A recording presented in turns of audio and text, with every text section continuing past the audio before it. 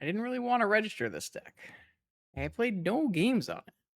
Sometimes MTGO has a mind of its own.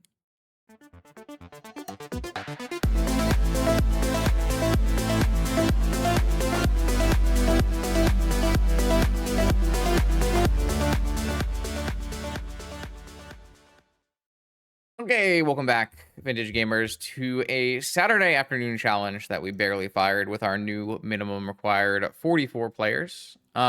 This is not the deck that I intended to enter the challenge with. This is not a deck that I've played any rounds of Magic with. This was a purely conceptual deck I was building for someone. But for whatever reason, this is the event that got entered into the challenge today. What this deck is a Bilbo FLS shelled Underworld Breach combo deck. The idea is that Bilbo adds another Lurrus style card to your Gifts Ungiven piles. And if we are playing less Gifts Ungiven, we are less beholden to play cards that incredibly warp our game plan, like Mana Drain. We have some cool cards like Suplex here as a ring answer that also functions as removal. And then I think this deck might be a little light on the interaction side because it's so heavily on the drawing cards flow state Lorien revealed side. We'll see if how that as it goes. Basically, this was I saw Not Me's lists and I made some changes, and that's where we ended up. Like I said, I haven't actually played any games with this deck. It's a purely theoretical deck. We'll see how it goes today in the event because I thought I had signed up with the top 8 Oswald list that I had done from last challenge, which I really, really like, and I want to keep iterating on. But yeah, instead we're playing some Breach today. So yeah, I mean, this is these are strong blue cards, so I expect this deck to be able to perform. Full Moxen plus even plus Lotus Petal gives us a great looking stock up flow state Lorien Shell, so we'll always have draw spells. Bilbo only adds to that. The thing I worry about with a list like this is it might be too reliant on breach comboing. And if you are too reliant on breach comboing, you open yourself up to be hated out with things like artifact hate and graveyard hate. Especially Bilbo and Flow State are both cards that are looking at your graveyard. So I could see this deck just suffering from the very classic problem that Lurrus Breach decks have of being weak to hate. I would hope that, like, theoretically, with the stock ups and flow states, then stock ups and gifts and stuff, you can maximize your ways to interact with hate pieces in the post board games and just overpower them. But that might not be feasible, or maybe you don't have enough removal spells in the main, or there's a bunch of things that could go wrong here with a deck like this. And it might really highlight a lot of the reasons I don't typically like playing Underworld Breach combo in Vintage. I typically prefer to play other combo decks. So that being said, like, this looks like a really strong, conceptual shell, lots of strong cards. We got a lot of one-ups in the sideboards to maximize our Gifts Ungiven piles, but a bunch of bizarre hate, a bunch of anti-blue cards with Squelchers and Blasts. I have a couple pieces of anti-artifact with Shattering Spree, Consign Commandeer, some removal with Dismember Longabai, and the Rushing River tech for mono white, which I think is pretty interesting. Definitely willing to try that out today. So I will see you in round 1 of this accidental vintage challenge. Did you know subscribing here on YouTube and following on Twitch are both free ways you can support my vintage content? Okay, welcome to round 1. I gotta figure out what deck we're playing because this is not the sideboard I expected to see when I entered with this Turbo Vault Key deck. I think it must be this list, which I've played exactly 0 games with. So that'll be fun. This looks like I'm gonna have to re-record my intro as well. Looks like just like a Bilbo FLS hybrid deck. Okay. I mean, this seems fine. This is probably not the best deck, but looks playable to me. So you never know, man. Sometimes if I just get a random deck from my sidebar, there's a chance it just isn't playable. So yeah, we fired a couple minutes past with 44.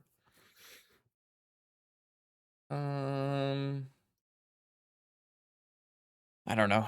Seems his hand's probably fine. How many brain freezes are in my deck? 1. Okay. Wasteland. Time Walk. Bobble. I do have 2 basics I can get. Bobble's pretty annoying.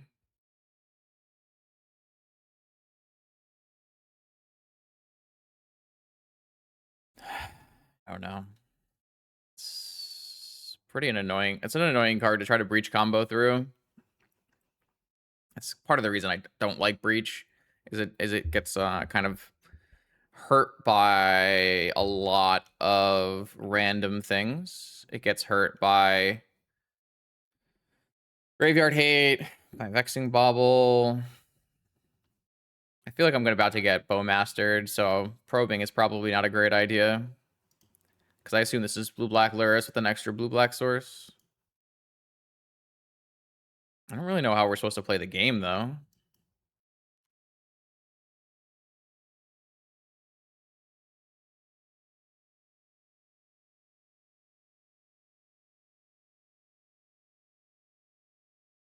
Like, what's our game plan? When you're playing Gifts Ungiven and your opponent plays a Vexing Bauble, what do you even do?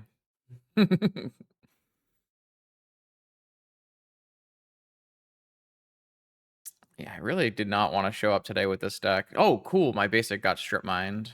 That'll be fun. uh,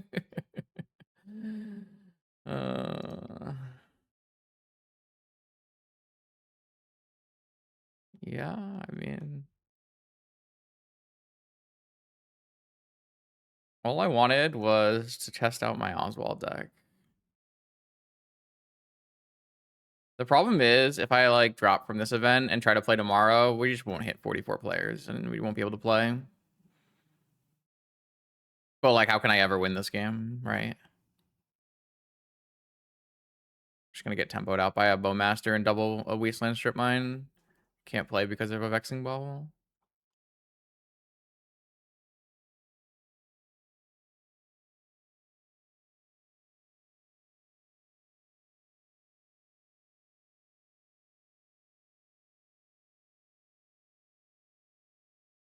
This card doesn't do anything.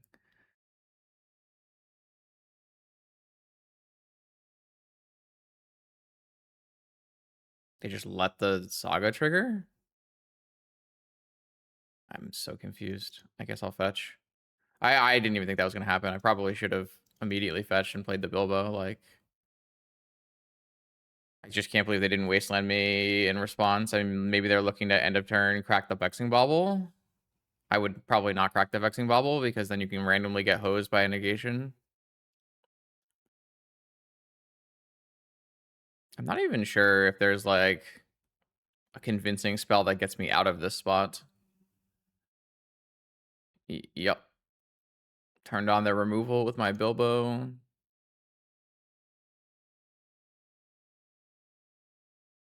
I don't think this matters. Can't imagine we have any chance of playing this game.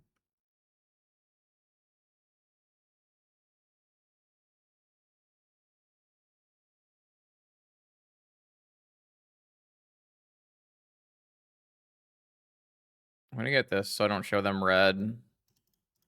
Though I'm sure he'll just go look up the list. Though I have the wrong list right now because I I accidentally entered with the wrong deck. I haven't put the right deck in Moxfield yet.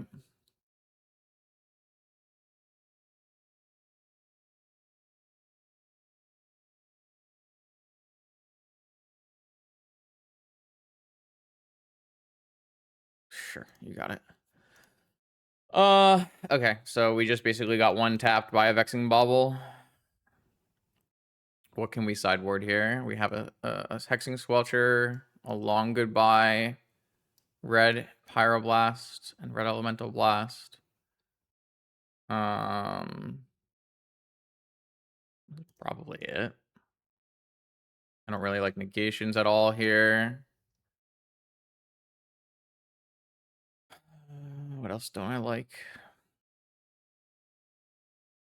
Can probably trim Emerald. Is there anything? I can probably trim Brainstorm as well. Seems fine. I guess I do need to try to get this deck into the thing for you guys. It just did not. I did not mean to play this deck today.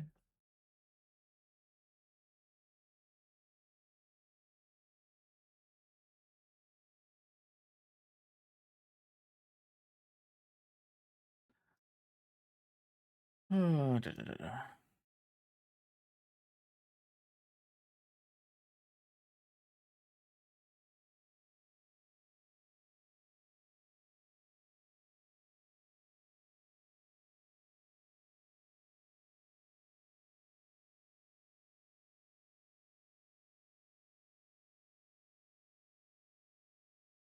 All right, try again.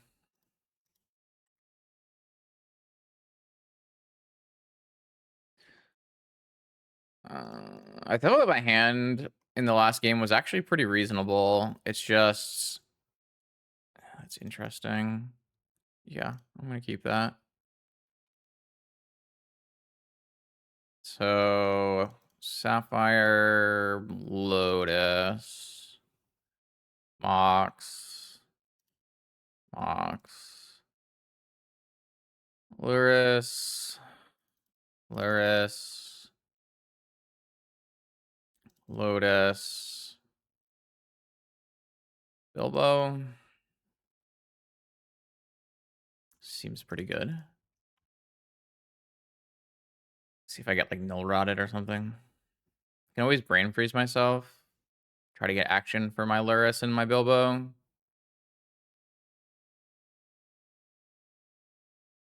I draw another blue card. That's not something I want to cast. So like another Bilbo maybe.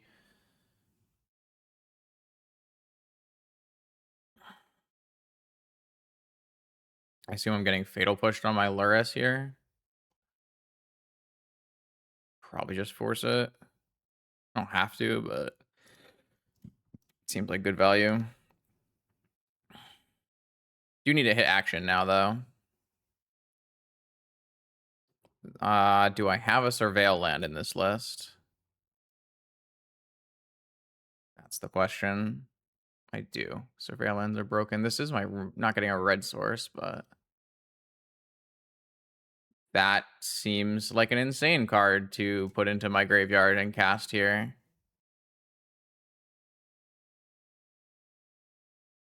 So I don't need to bring back Lotus right away, but I guess it plays around.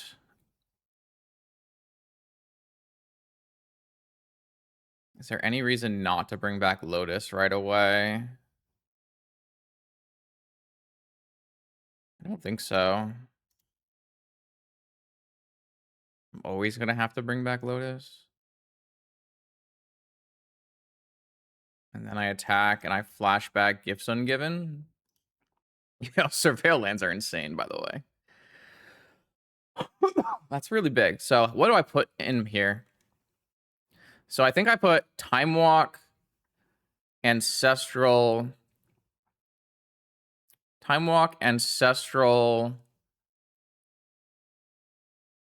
Saga Breach. Time Walk Ancestral Saga Breach. They don't even want me to do it. All right, I do want to know what I would do here, chat. What would we do here? Time Walk, DT, Squelcher, Breach, Academy. What about Ancestral? I already played my land drop. True. DT, Breach, Ancestral Petal. They give me Breach, DT. It's pretty bad for me. I mean, it's bad for me in the short term, right? I don't know. Some amount of like those good cards. It's not like I can make another blue mana to always time walk here. Yeah, I was thinking something like all blue spells so that I could always cast off of Lotus. So Ancestral, Time Walk, Stock Up, Flow State. Is there any way I wouldn't have... I'd likely have Flow State turned on, right? They would have to give... I guess they could give me... Yeah, I would have Flow State turned on there regardless. So it's probably reasonable. Something like that. Some kind of spells to like catch back up on cards. Seems like it makes no sense. Like, obviously you want to get a Breach and a TT, but they're kind of hard on the mana. And... not sure exactly, so...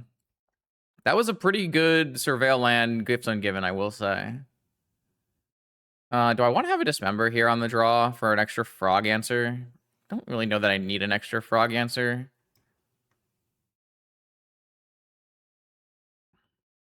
Another Gifts? Like, I don't think you need another Gifts, right? Like, surely we want to be able to play the spell immediately. So I feel like Stock Up and Flow State are both better than another Gifts there. But maybe I'm wrong. It's possible. I mean, Gifts is more powerful than those cards, but... I don't know that means you're supposed to put a Gifts in the pile there. I don't think I need this. I'm just going to run it back.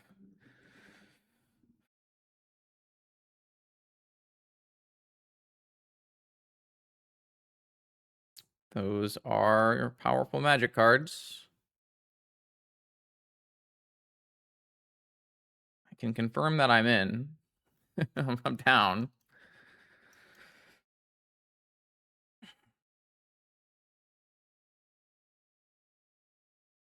Obviously, we high rolled the hell out of the game, but it was a pretty good example of what we can do. Yeah, it's true, but like having a Breach every turn is still pretty powerful. Okay, I'm gonna see if I can resolve this Mana Crypt. I don't think I'm supposed to wait. My opponent ends up with a Spell Pierce here, and my opponent ends up with a Spell Pierce here. I don't think I'm allowed to play that slower. Is this Stock Up? Oh, Null Rod. Sure. I mean, you countered my Mana Crypt, so I don't really care about your Null Rod. Oh, Time Twister. That is an insane play here.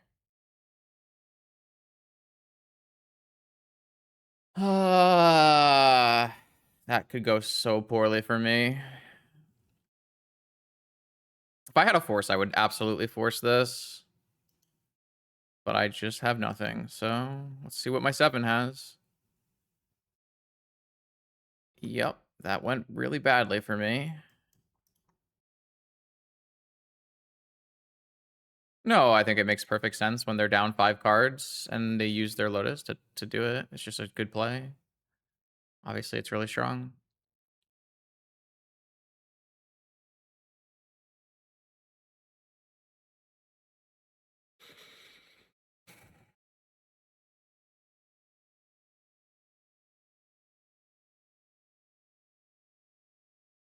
I mean, it can go badly for them too, but it's like much more likely for it to go badly for us because we have way more artifacts in our deck. I don't think I'm fighting over a Ponder. This Mental Misstep is almost assuredly going to be on a Fatal Push.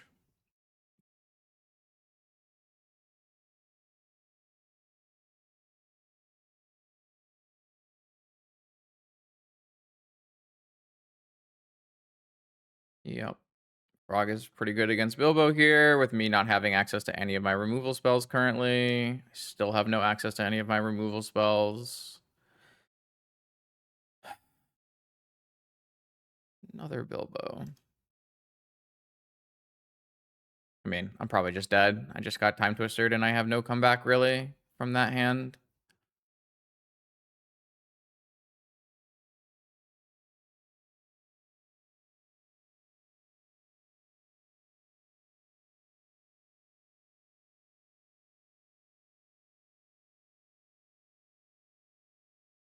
We actually had, I mean, having 2 blanks on their draws is probably above average in terms of luckiness for me, so.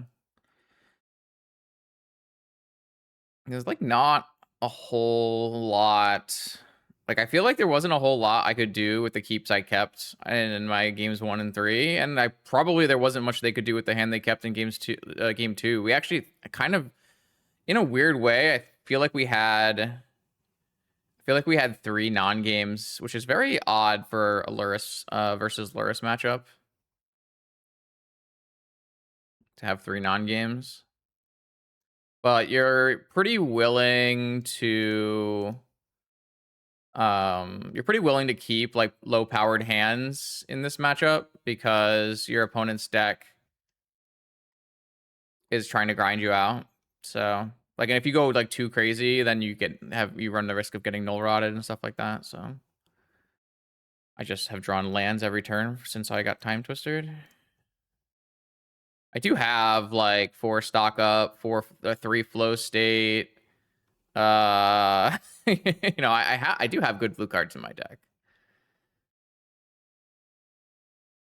Don't think it matters here though. We don't have Brainstorm in our deck anymore, so we can't actually like turn these into real cards either. So I just think we kind of just lost on that turn 2 twister. Ah, yeah, that'll do it.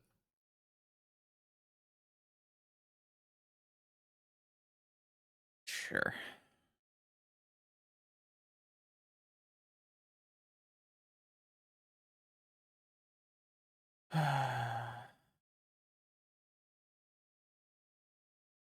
Sure.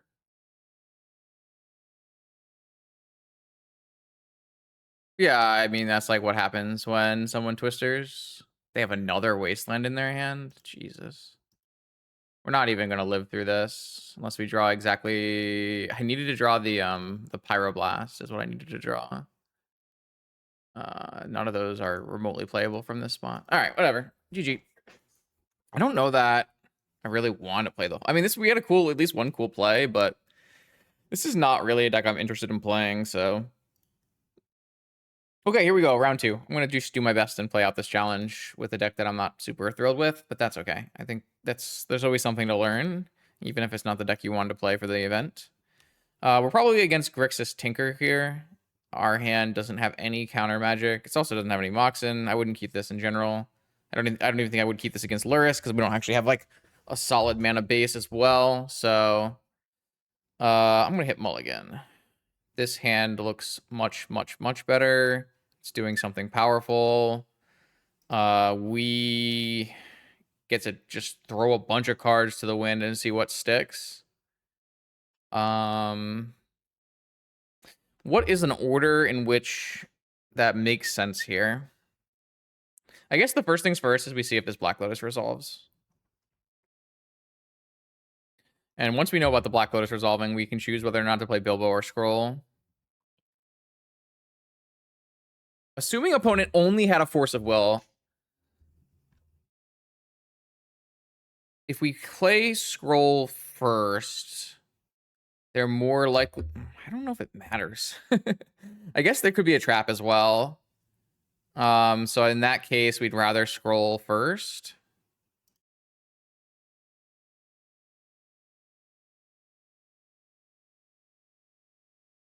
I'm just going to get Ancestral Recall. And then what I'll do is I'll play Bilbo. And then I'll Ancestral off of Petal.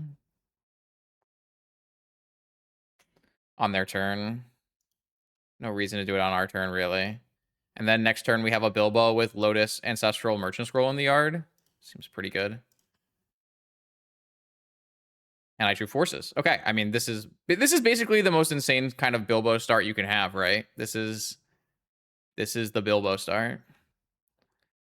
Opponent can obviously have Hexing Squelcher, which would be problematic for us.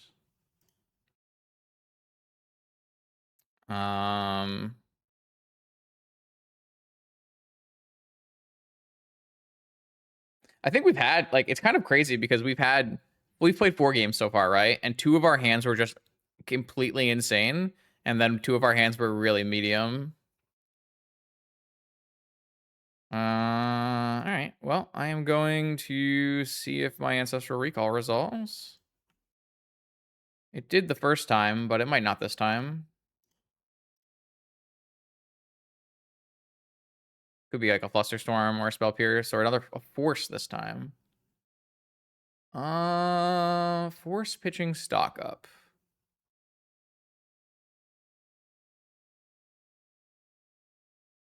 Does that mean they drew a force for turn? Or does that mean they weren't interested in countering it? I think this is just fine. I'm not particularly worried about this. I think we have stuff in our hand. I'm more worried about like getting randomly tinkered on my opponent's turn. Though, if I resolve an Ancestral Recall, then I'm probably going to have Force up anyways. So, but if my opponent's going to take their top card away to Mystical for a Tinker here, and then we tinker them on a counterspell on a Tinker, then we can Merchant Scroll for another blue card. I feel like that's fine.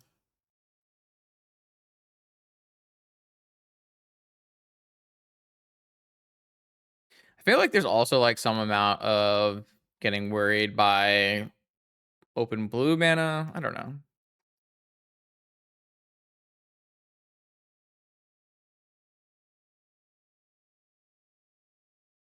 All right, my opponent has 2 unknowns. Flow state is not turned on. So we can flashback scroll for what? Just counter magic, right? I think we should flashback Lotus and get Lurrus. And then we can go for scroll for gifts on the next turn.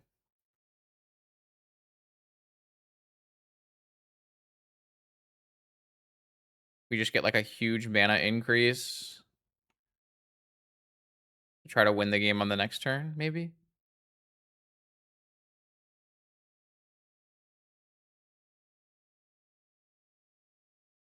Like next turn we'll have access to what? 9 mana?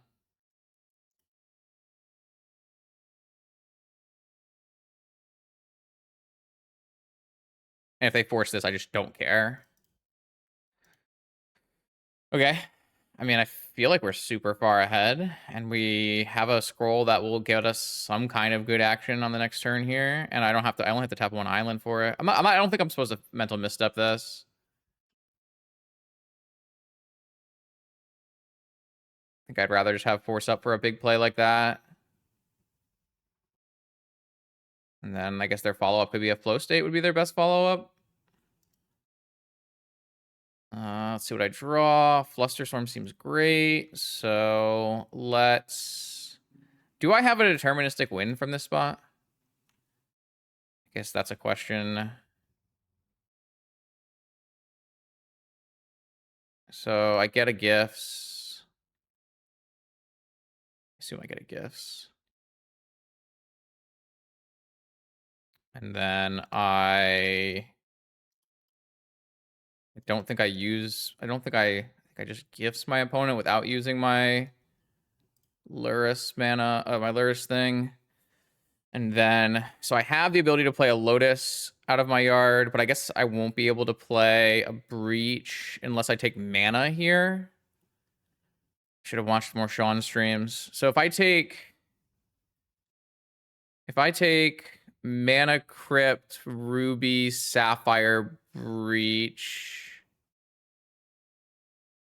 what does that do? I guess I would have to flashback gifts. Probably not enough. So what if I just take Breach, Time Walk, DT.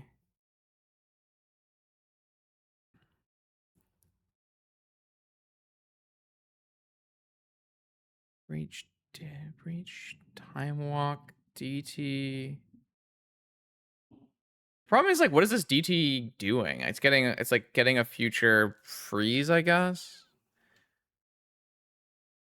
I guess I could put like a force in the pile, and if my opponent doesn't want to give me the good cards, then I just like have forces and stuff. So if I did like Time Walk, I was just hoping there was something like more deterministic than that.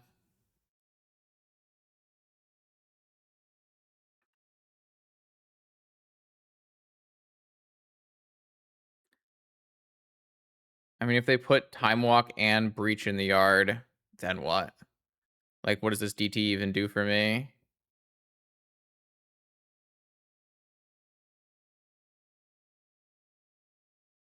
I guess I still have a gifts on the next turn regardless. I feel like I just take a force.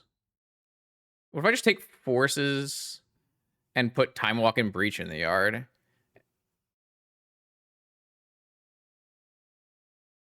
I don't know. Too hard, but I think everything wins, so.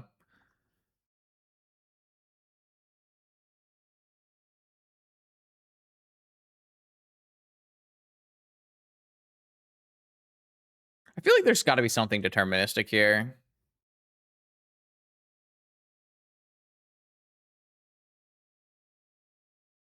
Like, if my opponent gives me Breach, Time Walk, I can't imagine we lose. And if my opponent gives me Force, I can't imagine we lose, right? And even if they don't give me Breach, Time Walk, we can still play Lotus from our yard, Breach, and then Time Walk, right? Because we have 3 extra things that we can Time Walk into. And then we can just gifts on the next turn again.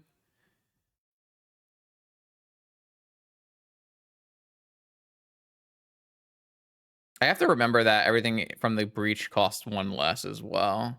So they gave me Breach, Time Walk. So I just go Lotus, Time Walk. And then next turn we can just win.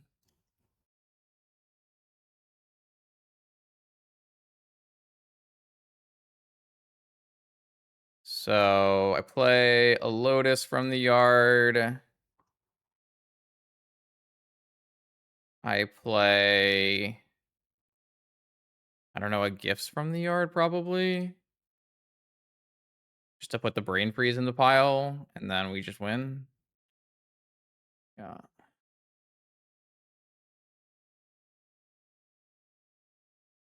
Wait, I just win with Time Walks. Why am I even doing this? I just like win on the spot with Time Walk. It's fine. I'm just like trying to think of like a deterministic Breach freeze pile when there's just no reason to, because I have 5 power and I can just cast Time Walk. I don't need to cast Time Walk. I can even cast Time Walk with my Breach like twice, 3 times or whatever. I can probably win from 20 there. All right, well that worked out pretty well, that game. But like I said, we ran pretty hot on our opener, I would say. So anti-blue cards are coming in. Would we bring in Commandeer? Would we bring in Commandeer? In general, I usually say no. But if I Commandeer Tinker, it's probably fine. Let's just put it here for now. I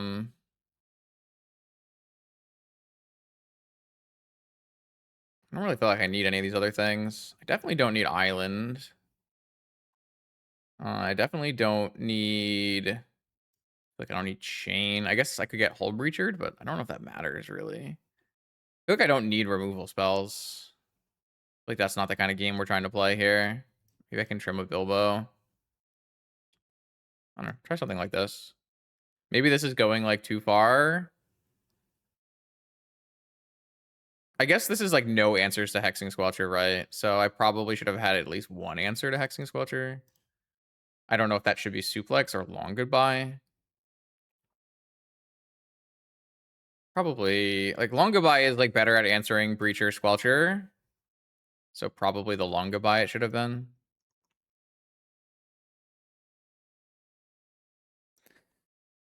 Oh, yeah, I was definitely wrong. I should definitely have an answer. Oh, I see.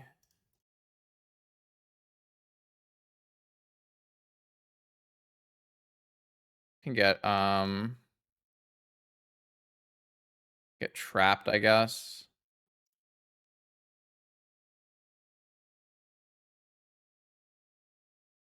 Wonder if I'm even supposed to do this.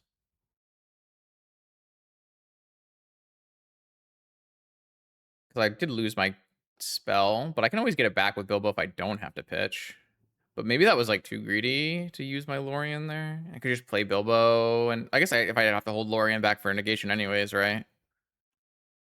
Not sure. They kept the card on top here. chat. If they play their own Squelcher, we'd have to start really ramping up. Hopefully they just like tinker in my negation and lose. It is nice to have a Squelcher in play in the blue matchup, so definitely not going to complain. Just wondering if it was worth it. All right, they're going to pass. That kind of signals Hull Breacher to me, which could be kind of annoying. Stock up. Yeah, I'm going to cast Stock up.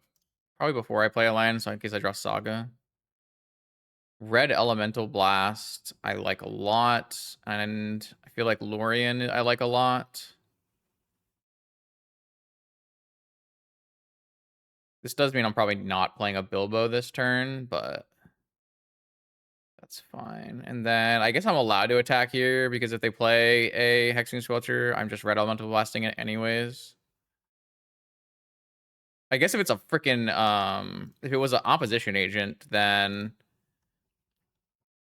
If it was an opposition agent, I would have gotten pretty blown out. So maybe I'm just not supposed to make that play. Does 2 damage matter? I mean, 2 damage can absolutely matter. We can attack. We have like Bilbo and Squelcher and Lurrus. We can definitely attack and win. So stock up. It's a Tinker. Okay, cool. I mean, this is working out basically perfectly. It's a really good example of Hexing Squelcher. Doing the Hexing Squelcher thing.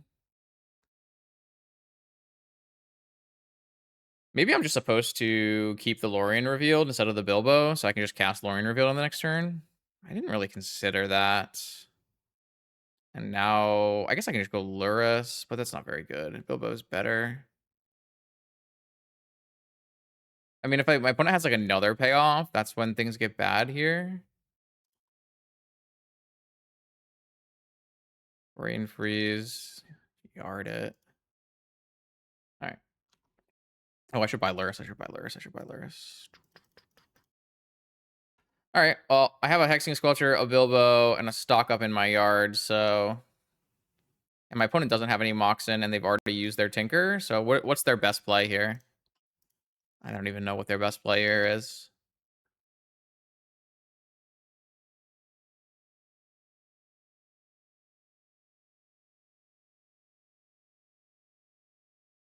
What is the best play at Tinker deck can do with no Tinker? And I mean, what kind of removal spell? Like, is a removal spell even that good here with a Lurrus coming and a Bilbo in play? Ancestral? Well, Brainstorm, Fetch, Ancestral? No, just Brainstorm, Ancestral. Brainstorm, Ancestral is a little bit less powerful. If it was Brainstorm, Fetch, Ancestral, it's quite good.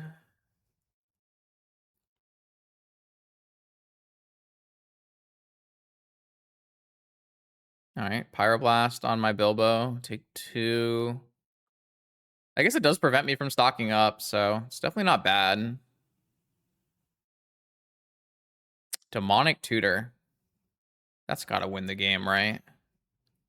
Just Breach probably wins the game from this spot. So I go DT, I go Breach, I have 2 mana left, I DT again, and then I get Lotus. Yeah, okay, cool. Yeah, I don't know. If you're playing Underworld Breach, you should probably just always play the Demonic Tutor.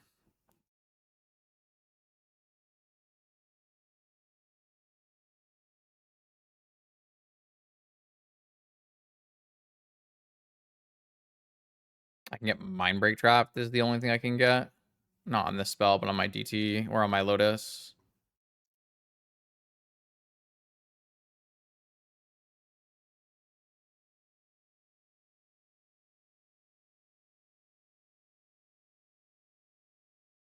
Should I play around Trap? GG's. Okay. I mean, we drew pretty well, but our deck did do exactly what the deck's supposed to do.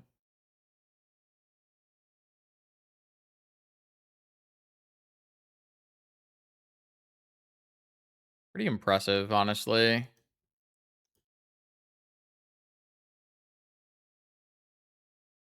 Okay, so we're just looking back over this gifts pile for what would have been deterministically winning, and I do think I found one. The thing is, I was like trying really hard to find a brain freeze pile that's deterministically winning, but what I should be looking for is time walk piles that are deterministically winning. So as long as I can play time walk on this turn, I will always win because I can time walk again with Bilbo on the next turn. So I don't even have to breach back time walk. So if I do my time walk breach pile here with enough mana that I can play breach from the yard and play time walk from the yard, I guess I can always do that. So no. I need to be able to play Lotus from the yard for breach from the yard. Or no. So to make it so that my Lurrus can be played the breach from the yard, I need to make sure that I have 4 mana in play. So what I can do is I can make Mana Crypt Sapphire as my other 2 cards. That way, if my opponent gives me anything with the breach in it, I just time walk. If my opponent gives me time walk, I just time walk. If my opponent gives me the other 2 cards, Mana Crypt Sapphire, then I can play breach from the yard and time walk from the yard. This actually only works because we have exactly Mana Crypt Sapphire. I guess if this was non-red, then I could do Ruby Mana Crypt. And I guess if we didn't have a Ruby, then we probably couldn't do that. So okay, so I think I like very much tunnel visioned on like trying to do brain freeze stuff when I should just be looking at deterministic time walk line because my opponent's at 10. Opponent is in chat. They did say they hit the wrong 2 cards on gifts. So if you read gifts, it says search for up to 4 cards and your opponent chooses the 2 to go into the yard, which is it flavorfully makes sense. But it is kind of the opposite of what you think of normally for Magic. So it gets a lot of people on Magic Online where you take the 2 cards you don't want you give your opponent the best 2 cards instead of the worst 2 cards. But yeah, definitely the wrong choices here for me. So that's good to know. That's stuff like that's gonna probably come up from time to time here. But the fact that you have multiple ways to recur means you have a very consistent engine. Again, the thing that I'm worried about is if I'm over indexed into the graveyard, then I might run into problems with graveyard hate, right? All right, welcome to round 3 of this vintage challenge. We're up against Arjun. Arjun is playing my Turbo Vault Key deck. We've got a turn 1 suplex or Bilbo. Seems fine. So now we'll get some, at least we'll get some Turbo Vault Key data in. Game seems totally reasonable.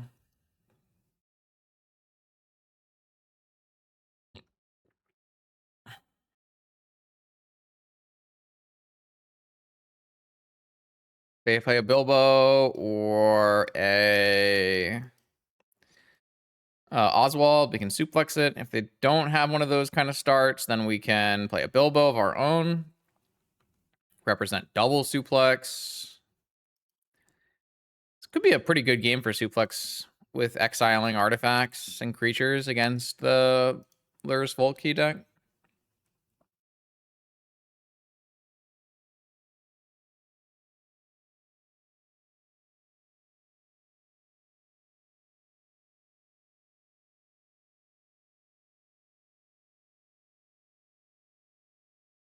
Opponent has currently mulliganed to 5 and kept on 5. And there's an island and a Soul Guide Lantern. Sure.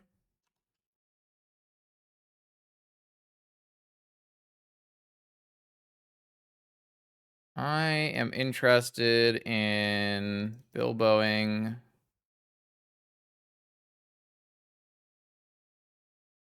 I think that establishes us the most. I guess we are going to be I mean, we can make an ancestral work if we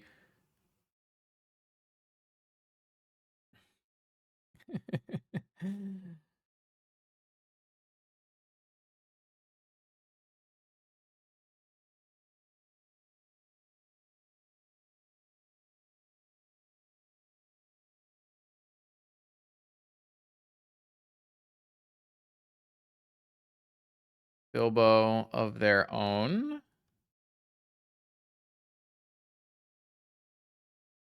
Love to see a mana here. Didn't hit the mana.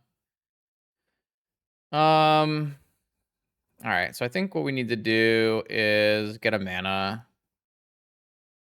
And then we're not going to be able to flash back a spell with Bilbo this turn because we're pretty incentivized to attack their Bilbo. Hopefully this doesn't get forced. If it gets forced, we could be in kind of an annoying spot with Lantern looping. All right, the Bilbo is exiled. At any point in time, we can flashback suplex on the Soul Guide Lantern so that we can open up our Ancestral for future turns. Arjun's providing commentary in the chat. He said Bilbo got suplexed out of the ring. So here, if like my opponent plays like an Oswald or something, right, and then we go to flashback suplex, they can exile it with Lantern, but the trigger will still be on the stack because it's not a targeting trigger. So we could then Ancestral and then cast back flashback Ancestral.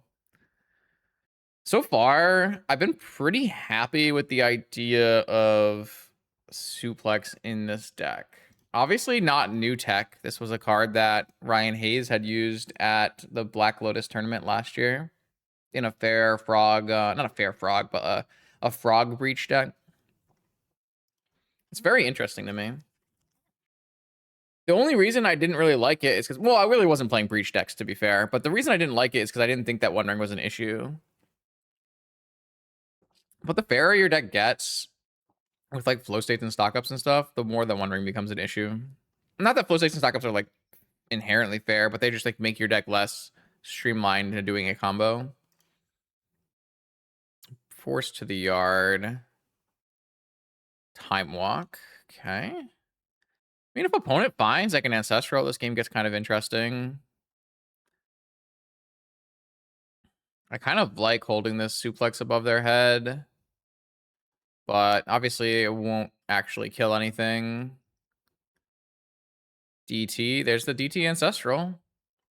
Don't have the counterspell for it, so.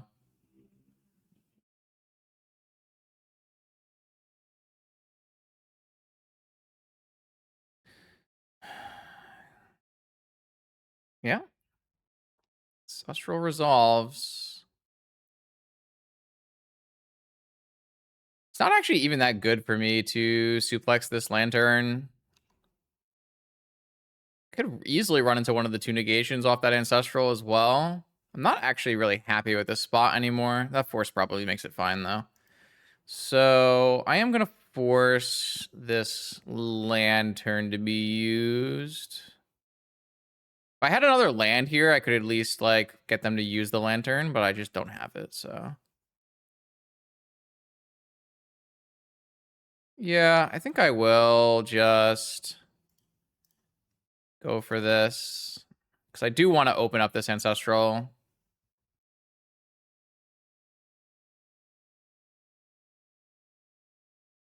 They'll just activate it and clear my Lorien revealed, which is fine. And I don't think I'm going to play around negation here. I have the force backup, so. Wow. All right. I am going to go get a land so that I can hold up Fluster if I want to, but I have double force. I have Ancestral feeding us on the next turn with Bilbo as long as like Lurrus Lotus doesn't happen. I guess the fact that like pretty much every Lurrus deck nowadays will play the one Lantern main because Dredge does make like interesting things happen in the Lurrus mirrors. All right, it's a lot of mana. By Lurrus, I assume. And then they can play Lurrus with Fluster, maybe.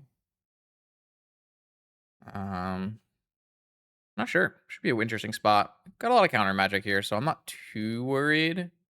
But I hate drawing Underworld Breach, man. This card. Like, if this card was Snapcaster, at least it pitches the force. I know that's not exactly a fair comparison, but it's the kind of the comparison I've been making a lot of my time when I played PO. Because you could either play Snapcaster and like 4th Airlingas, or you played Breach and Brain Freeze. Yeah, I don't care about a Bilbo. It's a hard cast Lorien revealed then. That's just a pretty easy Flusterstorm. So yeah, my opponent's done. We're gonna flashback Ancestral and be too far ahead, which is fair. Okay, so we're playing against my Oswald Turbo Vault Key deck. I like Pyroblast, Red Elemental Blast, Hexing Squelcher, Soul Guide, Lantern, and Needle are okay. Shattering Spree could be okay. Long Goodbye could be okay. Dismember could be okay. Those are all cards that seem like they'd be reasonable. Don't need an island. Don't really need a chain. Don't. I need to pick the cards I actually want here. Not actually sure. So, definitely want removal. I definitely want counter spells. I don't really think I want needles or anything like that. I could definitely live with a soul guide. So I don't want needle. I want counter spells. I don't know that I actually want dismember or spree. I do want long goodbye. I don't actually think I want negation. I think just like having blast is better than that. And then maybe I do want spree. I actually think I do want spree. Can I get rid of like both islands? That puts me at 13 lands with 6 fetchables. That's like still a lot, right? I feel like I can just get rid of both islands. And then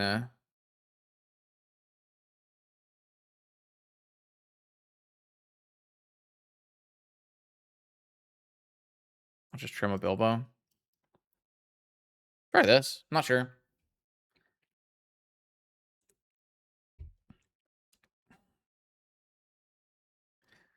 Pretty good showing for Suplex in that round.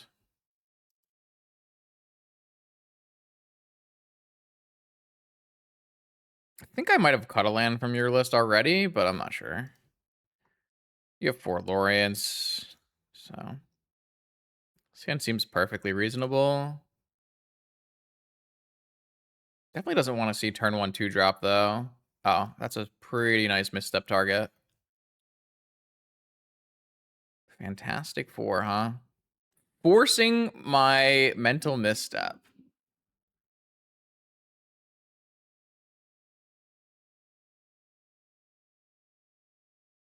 Forcing my mental misstep. I mean, I'm gonna force back. Wish I could pitch this Underworld Breach. This probably means they have stock up in their hand. It probably was like Soul Ring stock up.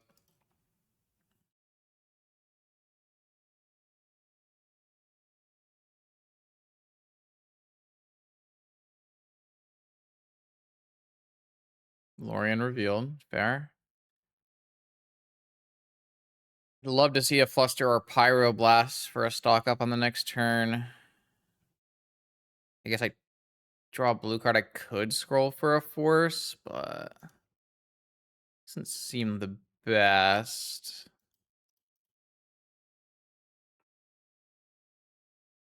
They just have Ancestral. That's not good.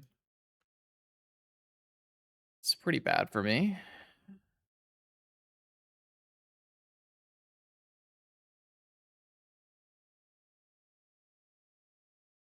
Pretty sure I have to scroll for Ancestral of my own, right?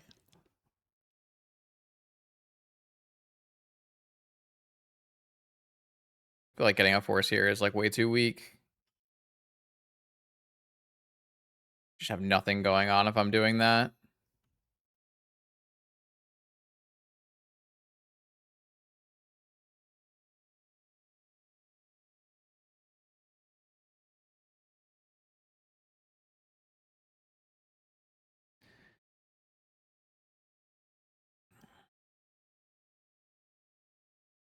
I think he must have ripped Ancestral for turn, yeah.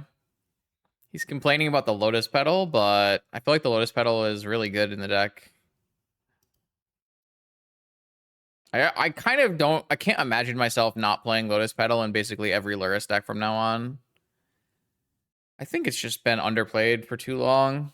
Like, when it was PO itself, it made a lot more sense to not have Petal. But if your deck plays Bilbo, it's really hard to justify not playing Petal. And I think the blue-black, like, Frog deck should have always been playing Petal because their only good turn 1 play is turn 1 Frog.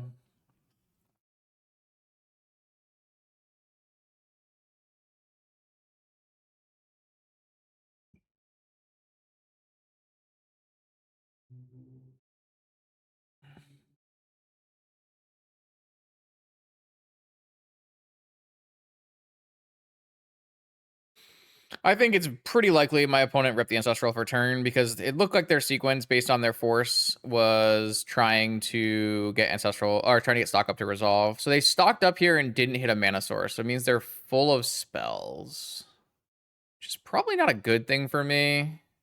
Probably not a terrible thing either. I really don't want to cast this Ancestral right now. I feel like it's pretty much doomed to be countered every time.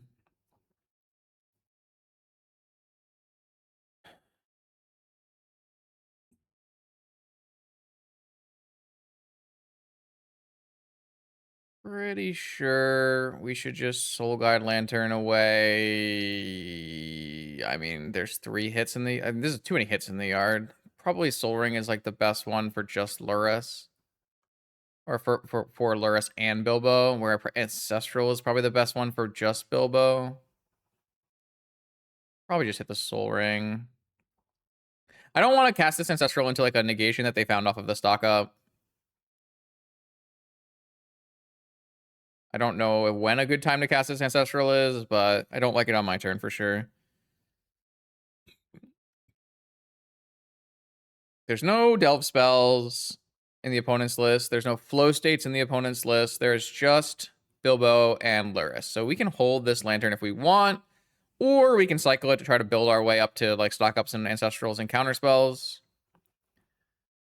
I think if my opponent's willing to tap out here, I am willing to cast Ancestral Recall on myself. This dodges Negation and Flusterstorm. They got... I think they took Mental Misstep off stock up. That makes a lot of sense. This is fine though. My opponent is still stuck on mana. Time Walk. I don't think I'm allowed to cast that. But I also don't know that like Long Goodbye is that good here. If my opponent turns this Pearl into a 1 mana card, is it even bad? Like, what 1 mana card can they take here that's bad for me? They would have to rip like...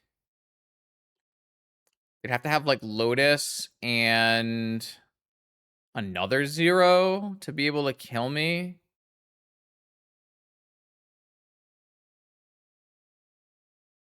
I'm gonna cast this Time Walk. I don't think it's like bad if this gets negated. I don't think I can die. So I kind of want to get to stock up here. I feel like stocking up here is more powerful than stopping this Oswald, which I don't feel like it's doing anything. Could be wrong, but...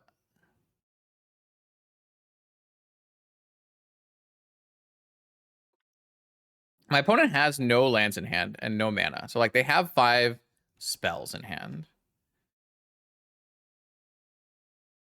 Guess we'll find out. We're almost at value breach for like double ancestral, so I guess the Oswald could turn this into a lantern, but then like you're losing your Pearl, which doesn't seem good. Like I don't think there are any good Oswald plays here.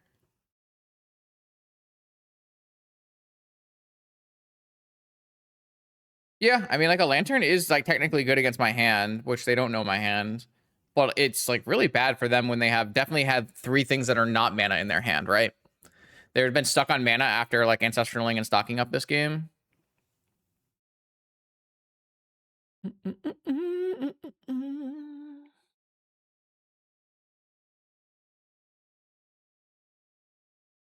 This Oswald doesn't look good.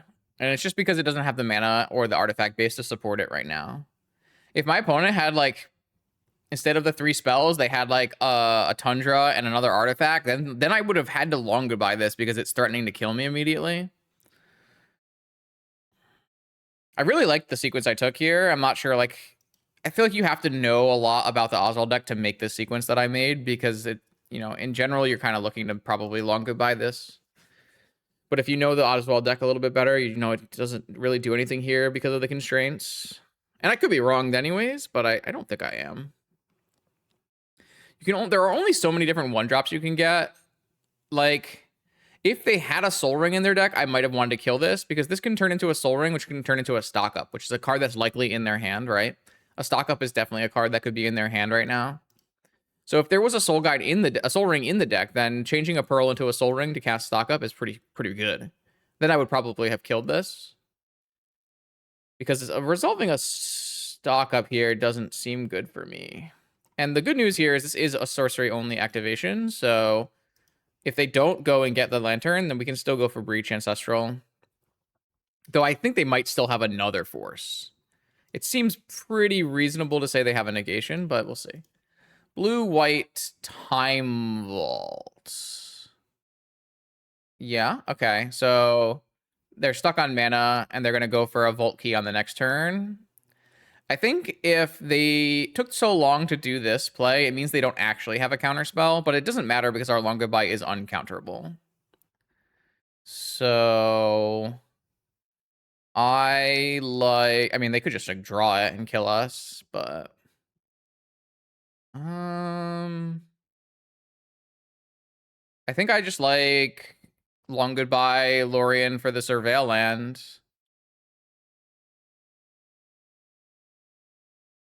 I guess I can do that first. I don't know that it matters very much. There's like no way I can't long goodbye here, right? Definitely don't need that. Okay. So next turn we have a breach that represents at least 2 ancestrals, probably 3 ancestrals. I just like, I don't know. I feel like this shouldn't resolve, but I also, because my opponent like took so long on this choice of, oh my god, they ripped the Soul Guide Lantern. Maybe they'll use it to draw. It's pretty bad for me. I hate Underworld Breach so much. Oh, I really, really dislike Underworld Breach. Brainstorm. Am I allowed to cast Brainstorm here?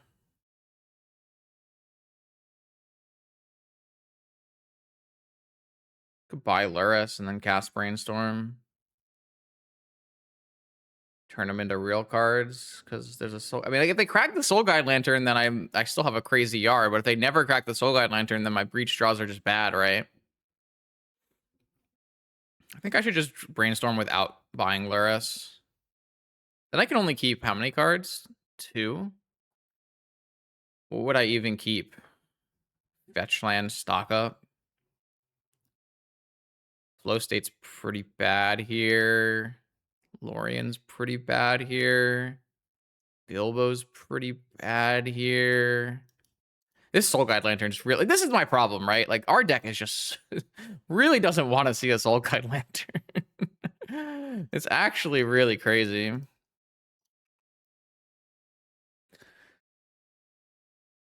We can't make a move until we know what opponent is planning to do with this Soul Guide Lantern. They chose not to untap Time Vault, which is probably fine. White. They ripped Key. That's probably bad for me.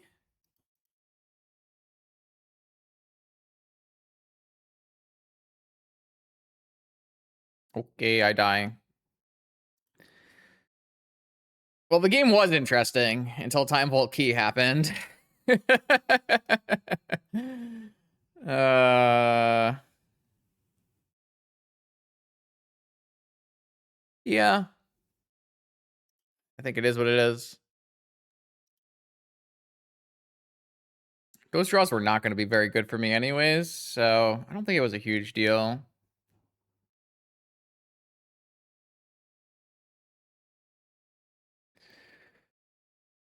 Oh, what a... So, I mean, that kind of makes some sense, right? If opponent doesn't have...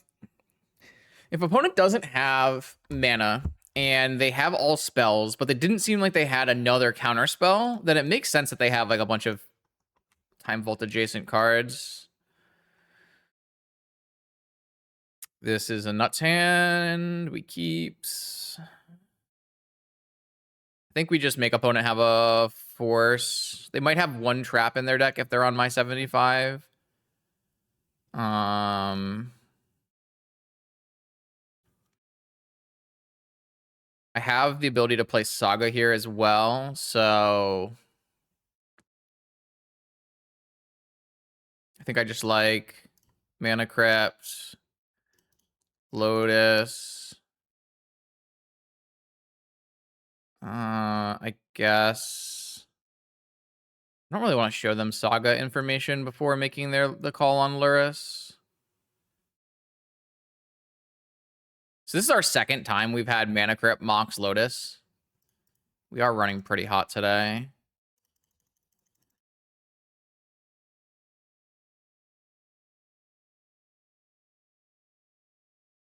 Opponent kept a 6 here. Okay. Recast Lotus. Is there any world where I'm casting Flow State before Bilbo? Does that do anything for me? What can casting Flow State do for me here? I mean, I should cast it anyways. Could cast it for an Ancestral Recall, maybe. So I think I should just use my Saga. Could hit Time Walk. Demonic Fluster. So this is the... So I can't hold up Fluster now. I can't cast... I can cast Demonic with my Lotus. I'm just taking the Demonic.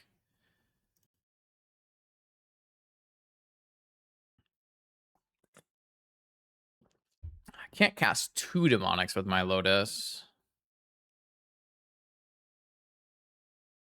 Guess I'm pretty close to a Breach combo.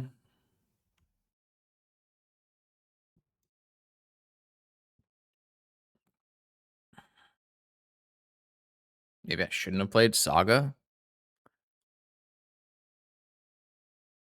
I mean, I wouldn't have played Volcanic, so... Vexing Bauble. All right. That stops Lotus from the yard. Stops my Demonic Tutor. Can still cast Flow State. Can cast Demonic Tutor. So I think we just Demonic Tutor for Time Walk. So if I cast Demonic Tutor...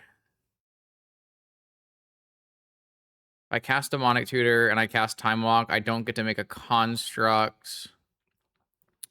I don't get to flash anything back this turn. Is that true? Does it matter? On the next turn, we cast Time Walk, and on the next turn, we cast DT. Like, that's just gotta be insane.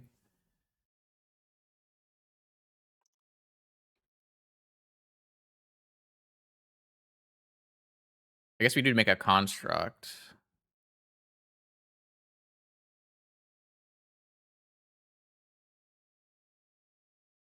I guess if they counter, if they crack Bobble and counter something, then we can Black Lotus out of our yard.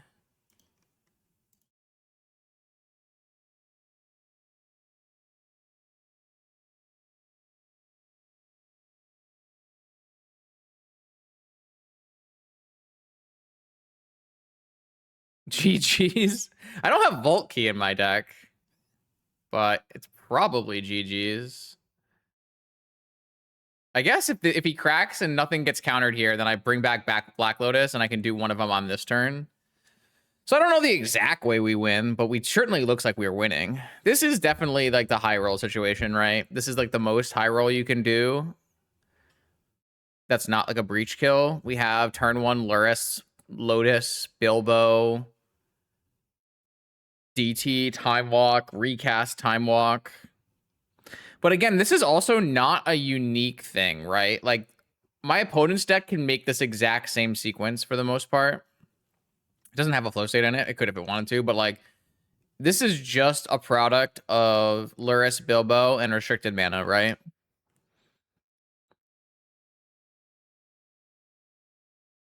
So what is like my determinist? Is it, do I have anything deterministic from here? I hit my opponent for 5. They crack the thing, so I can actually go Lotus. I guess I can just go Lotus DT on this turn and get Breach, and then on the next turn. No, see, DT from my yard means I can't get Breach. Kill.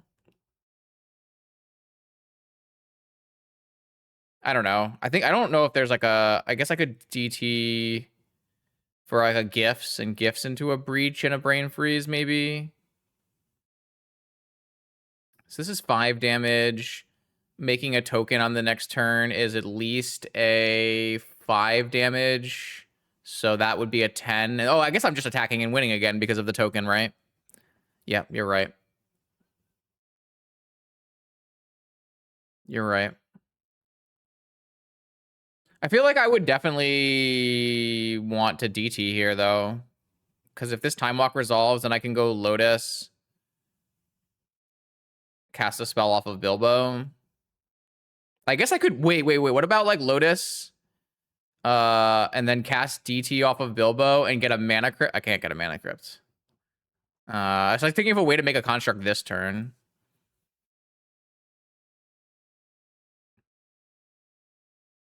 I guess I could just use Lotus to make a construct this turn. So I guess I could just do that. It just feels weird to not be casting a spell off of Bilbo, but I guess it just doesn't matter because Time Walk. Onboard lethal with just the construct with opponent not even cracking. So not being able to get back Lotus. We would get a construct here. We would get... Do we have a bauble of our own? We don't have a bauble of our own. We would go get Soul Ring or something. And then we're just winning with a... As long as our construct is attacking on the following turn for 5, it's winning. So... We would need one more artifact, right? Wouldn't we need one more artifact?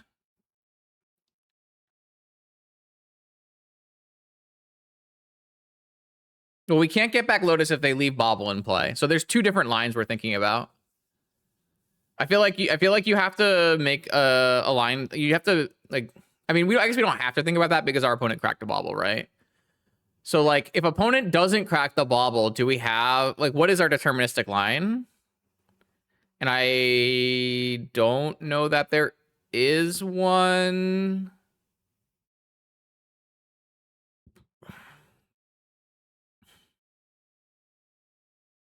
Which might not actually matter, to be fair. I think if opponent cracks the Bauble, then we have a bunch of deterministic attacking Time Walk lines. So I don't know, sure. Not again, it probably just doesn't matter because of how overwhelmingly powerful this opener was. But I do believe that this is a pretty clear example of why I have considered like DT Time Walk to be the most powerful thing you can do with Bilbo, right? Like, we're going to take at least another 2 turns after this, and we're going to get to DT another time. So it's like, you could almost always win given those parameters. And that's kind of what I'm looking to do with Bilbo most of the time, yeah. Okay, here we go. Round 4 up against the very powerful Duke 12. I have a cat. Looks like Duke also has a cat. What are we, 2-1 right now? We're making a nice little comeback here for our round 1 loss versus Max. So Lurrus Mirror seems fine. Yeah, I guess like I said, I'm just trying to avoid being too many colors. Playing all the basics is really nice. I'm not sure. Like, once we start splashing like white cards, then you start splashing a lot of white cards, right? Like the good white cards you want to play. 4 Swords, 2 to 3 portable holes, containment priest, then you start going like pretty heavy into white, and then you've lost your advantage of being like a kind of mono bluish deck. I don't think I'm allowed to mental miss up a probe here, so opponent's gonna see our 2 mana, 3 mana, 4 mana blue draw spells.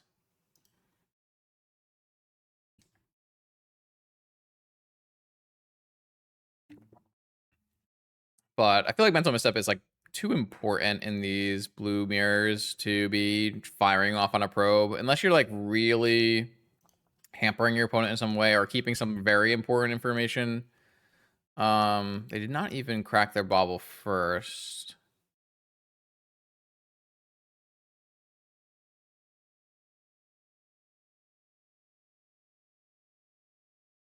Not in this deck. This deck's an Underworld Breach deck. The deck we're brewing did have a Yoggle. I think Yoggle's quite good. Don't think it needs to be reduced by Bilbo to matter.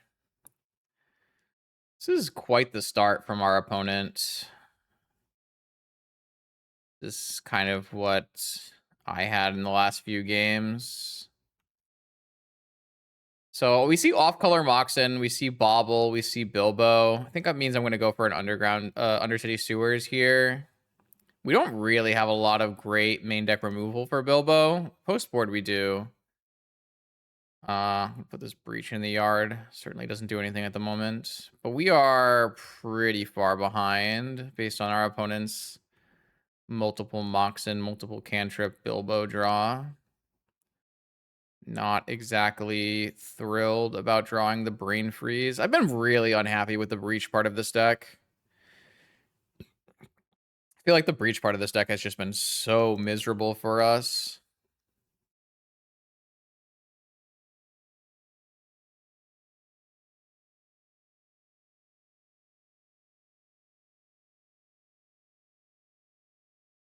Maybe I was supposed to mental misstep the Gataxian probe so that I had a flow state turned on. I just felt like I was probably not casting flow state for a little while. So my opponent gets to rebuy Gataxian probe or Bauble. They don't get to see anything from my hand, so it kind of makes sense to just rebuy Bauble. Drawing one card here, get to see my top card, some more info, or see their card if they want to see if they need to fetch or not. They went for my top card. So they have perfect info between turn 1, Mishra's Bauble, and Bilbo, and Gataxian Probe. Definitely Duke 12 is not a person I want to give perfect info to. I want to see a draw spell. Oh. So this is probably my 5-color questing druid deck. Okay.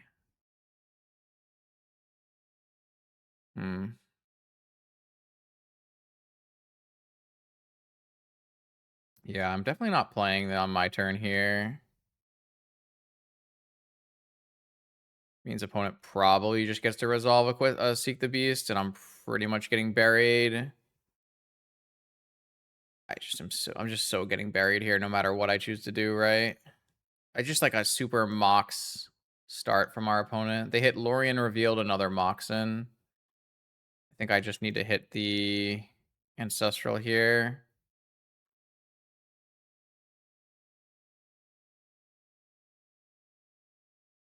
I mean, it resolved is nice. I think I'm also going to try to tempo this Bilbo as well.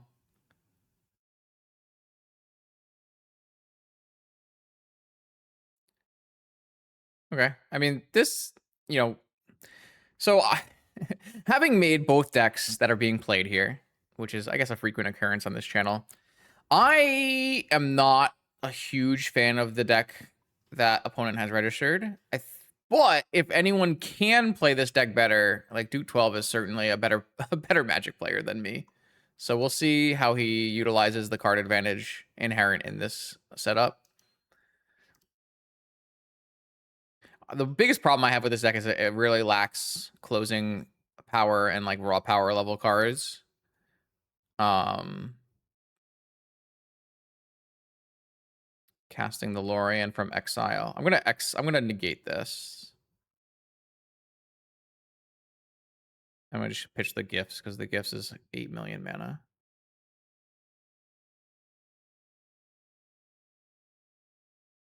So like one of the other problems is like this questing druid really dictates your play in a way that I don't like. Oh, force back, pitching another Lorien reveal. Okay, I mean that's fine with me. So the big win here for my opponent, not only are they drawing 3 cards, but they are getting 3 cards that can getting Lorien into the yard, and they have the mana to flash it back because they have such a heavy mox spread. So where does that leave us? I mean, another negation. We have a flow state that is turned on, but I don't have 1 mana counter spells in my deck, right? I have a Flusterstorm, which is like kind of not doing it at this point. So I think I just like fetch Volcanic, stock up.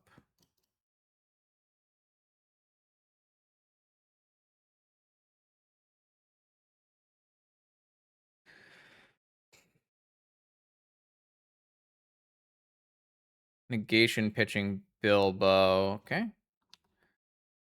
So my opponent's hand, we don't know anything about my opponent's hand, but we do know that they have a flashback Lorien coming. They know we have mental misstep and flow state and brain freeze. That's a bobble from hand. And we're still gonna get buried no matter what, right? This will be a there is a surveil land in the deck. Chose to get the Tundra. Plays the questing druid for 1. That'll put the clock on me. And then it's going to attack and flashback Lorien, which we will definitely negate. I feel like we're getting buried too much here. It's probably tapping this. Okay. That means he doesn't have another questing druid in hand. Can I afford to pitch Brain Freeze?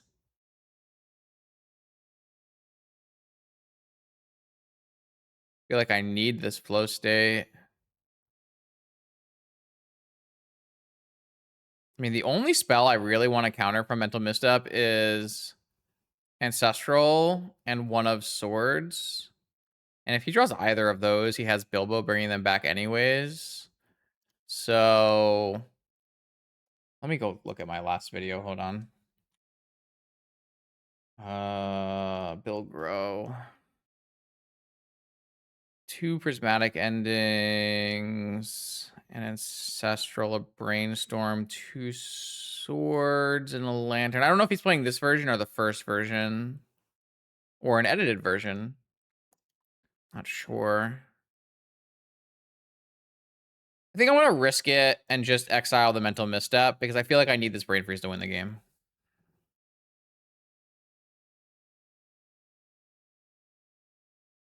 Two cards in my opponent's hand. We're down 4 mana. But if my opponent doesn't have like another really good draw spell coming, maybe we can pull it through.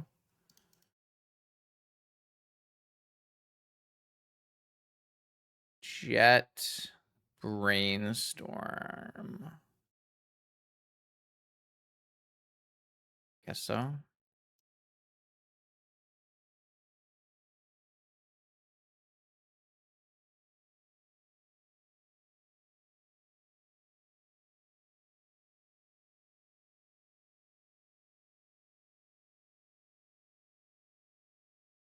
Just so far behind.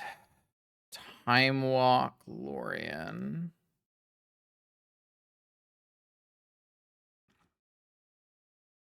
Is there a card we can draw here that would Time Walk? I guess a Black Lotus would do it. Would I Time Walk if I drew a Black Lotus from this spot? Maybe we have Time Walk Shuffle with Lorien. I would need to like I do want to try to win as soon as possible. Like every turn I wait, it's bad for me.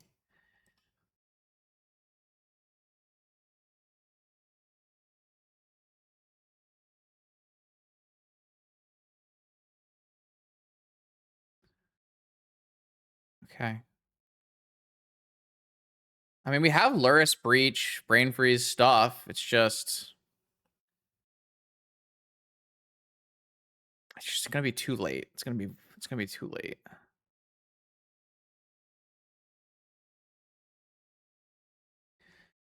Okay.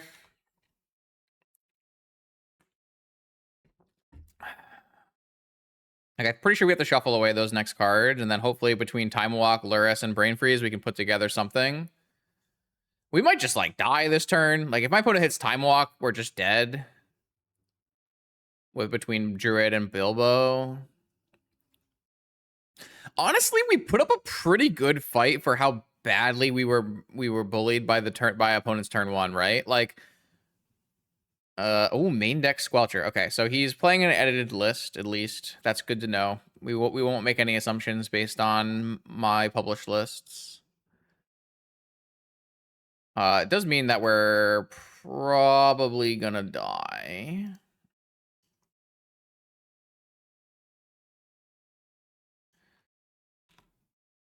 Okay, we're gonna lose both of our Moxen to prismatic endings, it looks like. And we're gonna also take 7 while we're at it.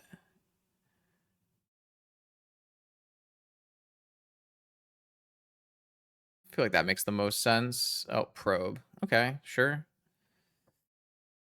All right, next turn is our last turn, and any counter spells opponent has are uncounterable. They have hardcast force. Oh, looks like they're going fishing with a Lorien. If they just miss on counter spells, we can win this game. They have to miss. They absolutely have to miss. So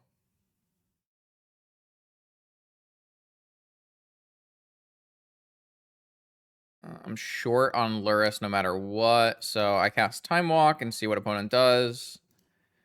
And then I buy Lurrus. I'm gonna hold this for a Brain Freeze. I guess it doesn't really matter. I don't think it matters. So we need, I mean, I don't know what we need. Low states. So I have 1, 2, 3, 4, 5, 6, 7 mana to work with. If they have no counters, all we need to do is Lurrus Breach Time Walk to reset our mana, and then we can definitely go on the next turn. I don't think flow stating helps us here at all, because if I were to draw my Flusterstorm, it doesn't actually beat the Squelcher. So I don't think there's any series of 2 cards that does anything. Like, if it was Flusterstorm Suplex, that would cost me too much mana, I think. So I think we just see if it resolves.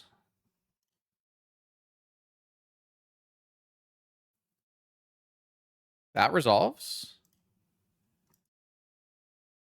And then Breach. And then Time Walk.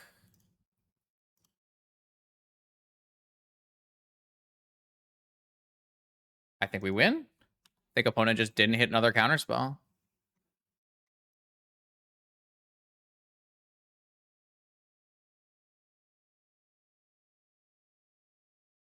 Breach.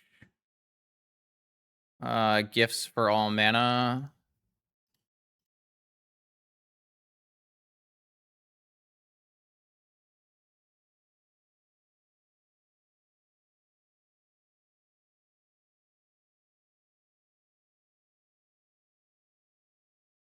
Did I play a land?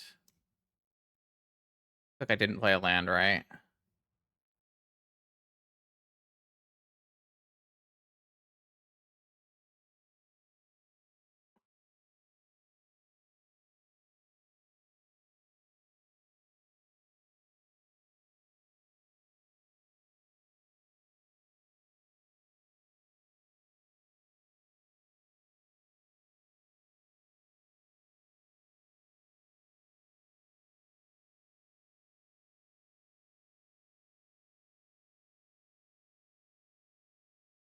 All right. I mean, I can't believe we won this game.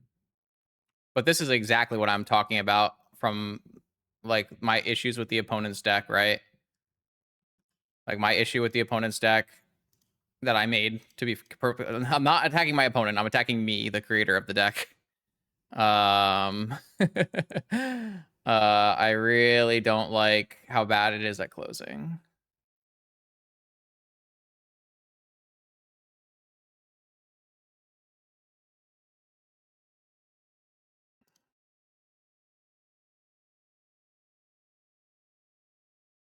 Yeah.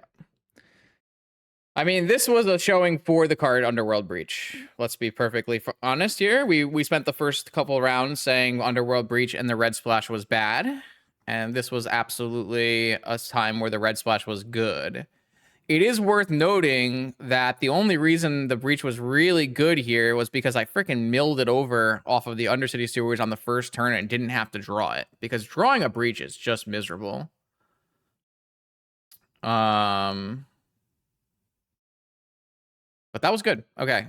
We snuck by, basically. Our opponent did not hit enough counterspells. We have a Squelcher coming in. We have Blasts coming in. We have Long Goodbye coming in for Bilbo Lurrus. Seems reasonable.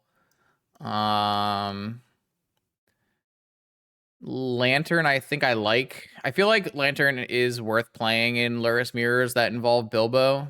That's my kind of judgment call. I don't think Dismember is what I want to be doing here, but I will keep Suplex. So I'm going to try going with the double islands out again. I think the chain is generally not going to be that good here, unless the chain is good at like getting rid of opposing lanterns, which it might be. I don't think negation is that good though. I gotta go look at my list. What did I make in my list here? So it's obviously it's an. Oh, I did have a Squelcher in my original list. Okay, so maybe it is the same list. So we saw Prismatic Ending. We saw. So there's a fourth Aerolinges. There's 7 Forces and a Braid, 3 Baubles, and a main deck Lantern. And then I put a sideboard Lantern, 3 Pyroblasts, another Hexing Squelcher. We might just get run the fuck over. Maybe I do need to Dismember if there's 2 Squelchers. Maybe I want Dismember, actually. Man. It's a lot of removal for a deck that I don't really want to be playing that much removal against. Brainstorm helped us a lot in that game as well. I think I'm going to go down 1 Bilbo. Let's try this. I'm not sure. It's always super weird playing these matchups with 2 decks that I put together.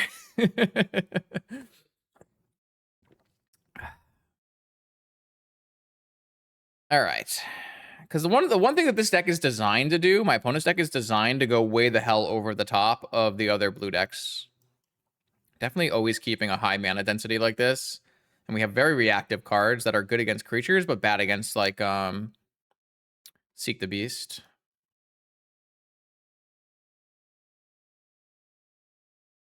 So this will be an interesting one to see play out. This is like the kind of hand you want to see a Bilbo.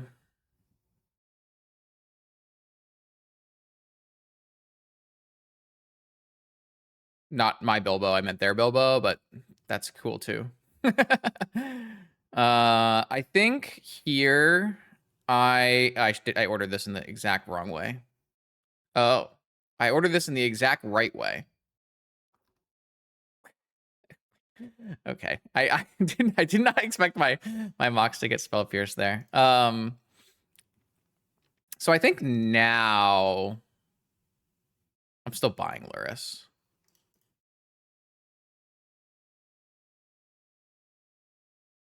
I guess I could play. I could just play Bilbo. I guess I should play Bilbo. We are the fast mana hobbit this game. Maybe fast mana hobbit's not the secret to success. We'll see. Emerald from the opponent. Bilbo of their own. Tapland. I think this is my Dismember target. I feel like these cards are better.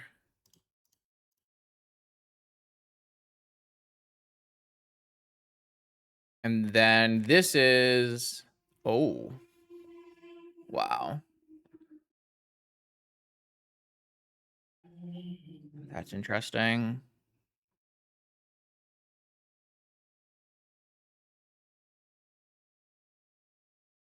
I think I want to go Emerald by Lurrus. Is that crazy? I don't think so. I think I want to go Emerald by Lurrus here. It puts a lot of pressure on my opponent to start having real answers, really, like in the, and we still get to like hit a blue draw spell as well. And I don't think there's anything that like we care about lanterning right away because they don't have a Bilbo in play and they won't get a Lurrus in play. So like I don't think this lantern's necessary right now. What are we worried about from this spot, really? There's no stock ups in the opponent's deck. That's the one. That's the card. Hard cast negation. Not the end of the world. I'm glad I at least played this out correctly. All right, so down to 1, back up to 4. Pass. Don't have any way to protect our Lurrus anymore, though. I don't know that it matters. Is there a way this could matter? So what could I do? I could theoretically play Lantern, crack Lantern to try to draw. There's nothing I can draw though, right? Because I can't draw a 1-mana counterspell. So maybe I shouldn't play Lurrus. But I feel like my opponent has to have exactly a Force of Will now. And then we get to like do a bunch of lanterning.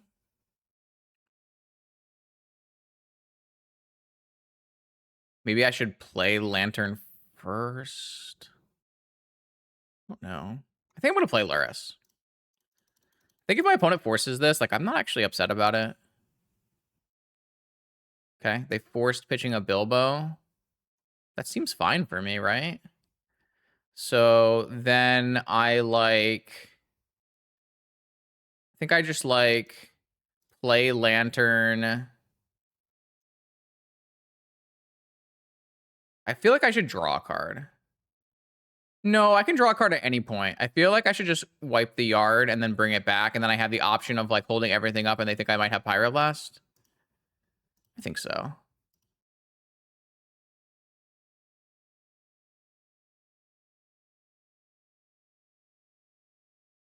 Because this costs 0 from the yard.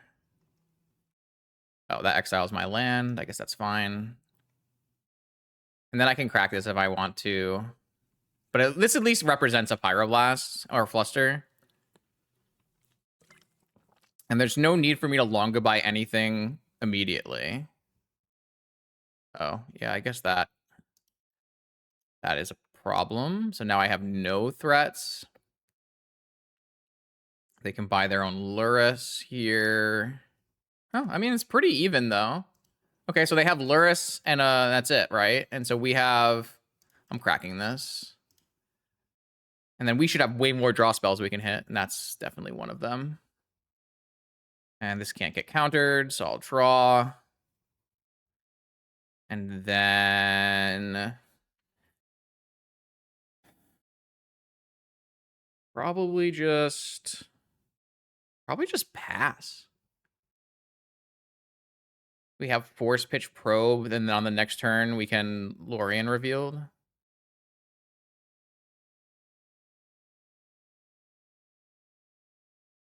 I personally think that Universes Beyond has been like pretty good for Eternal formats because the Universes Beyond sets typically have like these really cool power level cards. Obviously, the stupid Fantastic card was a bit of an outlier, but that's mostly because it was a commander card.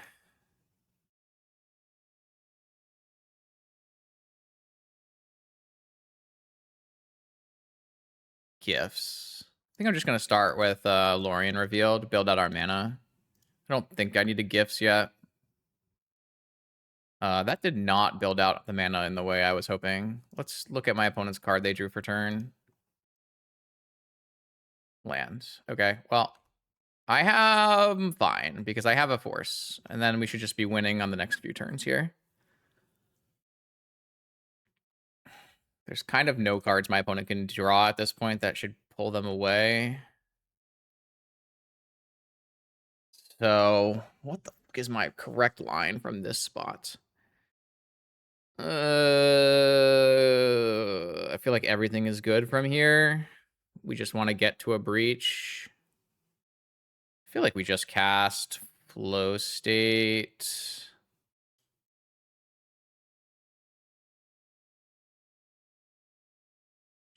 Yeah.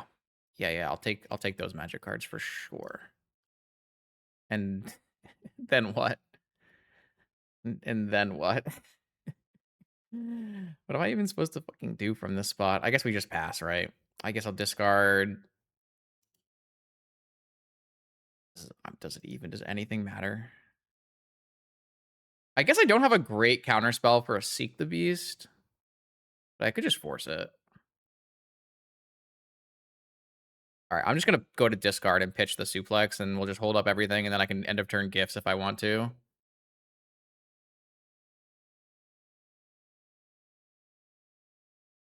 These FLS decks, like the top deck draw spell war, like if you get the first resolve after the top deck war starts, like you just really, really go crazy.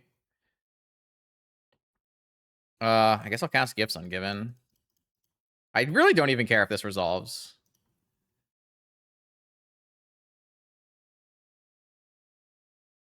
That's fine. I just don't care. I just absolutely don't want to do the that process necessary for that card here. I will take DT Time Walk. Those cards seem pretty good.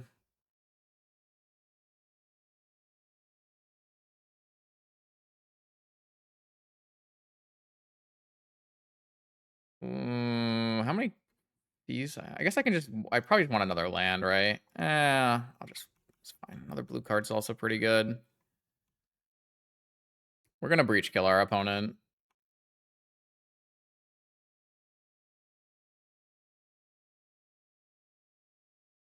Oh, I don't have another red source. Whatever. I don't care, man. All right. Yeah. So yeah, that was another problem I had with the deck that we're playing against across the table is I didn't put enough draw spells in it. I thought I did, but I didn't. And I just like don't think the questing druid draw spell is the same level as the flow state and the stock ups.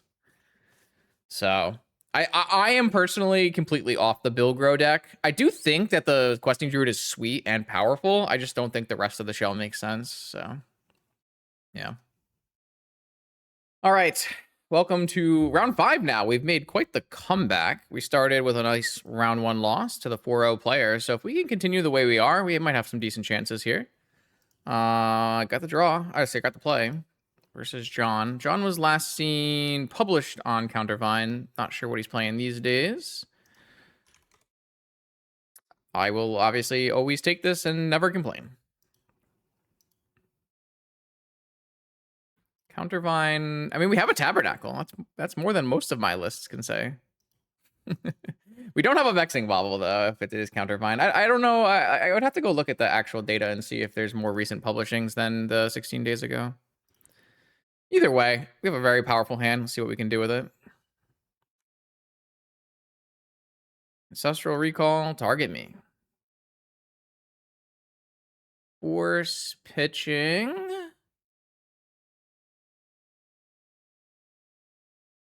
Oko. Okay, so it's Oath.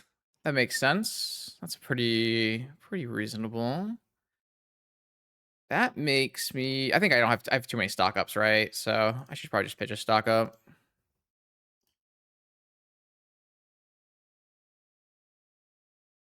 Okay, I like this. Bilbo, not the best card against Oath, but if I have, they put a force into the yard. Interesting. I mean, I'm definitely still playing this Bilbo because I have an Ancestral in my yard. And I have a negation for an Oath, so.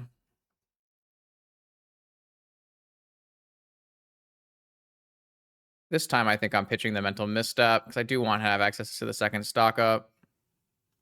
If I needed to here, I could flashback Ancestral and then still like kill my own Bilbo with Suplex.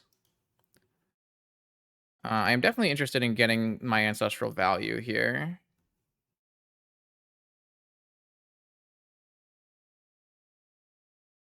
Oh, mana prep means we can just get going here.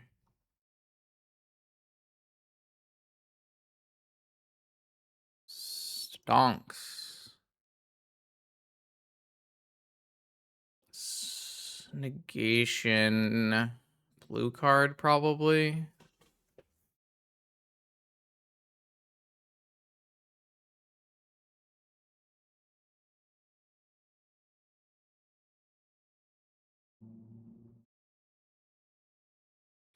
Hold up, Brainstorm Chain.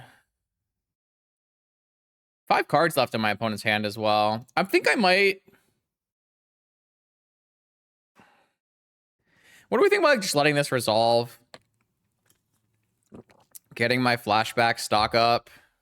Chaining back my Bilbo. I mean, they could have a Forbidden Orchard as their last card. It's probably too risky. It's probably just too risky. I feel like we're so far ahead that, like, there's just no reason to risk that. All right, I like playing a flow state first while it's still turned on. I guess there's, like, no really good sequencing mana-wise here. Merchant Scroll gets what? Gifts? Hmm.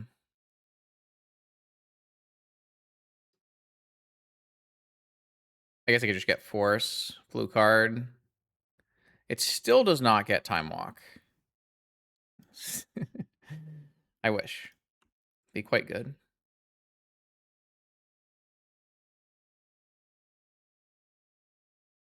Ah. Let's see. Alright. I mean... Seems good.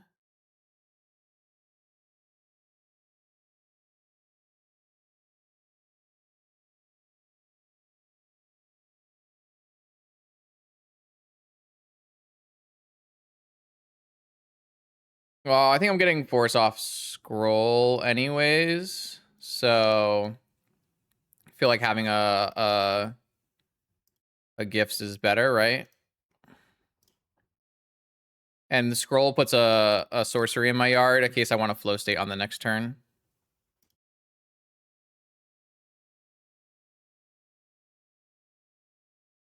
We have drawn so many cards this game.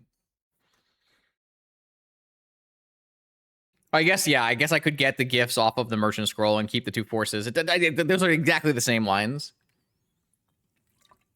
That was the most upgraded Dreadhorde Arcanist showing I've ever seen in my life. Just like a complete and utter card advantage burial.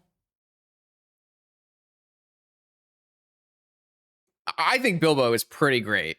I know there are some haters out there, but in Vintage, like, flashing back anything that's 2 mana or more, that's a card advantage spell that's played in Vintage, it's just unbelievable. Flashing back Stock Up, flashing back Flow State, flashing back Scroll, Time Walk, Demonic Tutor. Obviously, Ancestral has no, like, cost reduction, but just flashing back Ancestral. Even Lorien reveals and Gifts Ungiven have been cast, so it's really, really impressive. Now becomes the hard part, because I don't think I have, like, any good cards to bring in for this matchup. I guess that's not true. I have Blasts. I guess we have Blasts. We really just, like, don't have cards for the Oath matchup, right? I guess we could play Rushing River. Could technically play Consign. Could technically play Squelcher.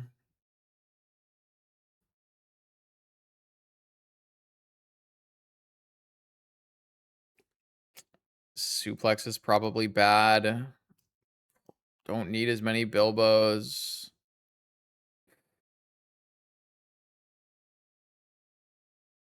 Maybe we don't want Rushing River. Maybe we don't want Consign.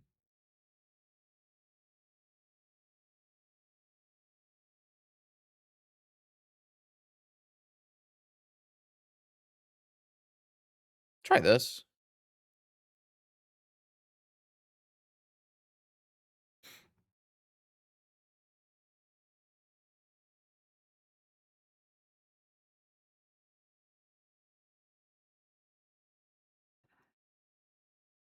This looks good.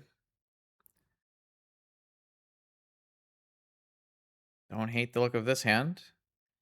We'll see what our opponent gives us, though. Opponent's deck is like a really volatile deck. It has a kind of a narrow range of like ways it can happen. And some of them will definitely not. Some of them I will not be happy about this sequence, but we'll see. Oh, wow. This is going to be a Thoughtseize? Yeah. Okay.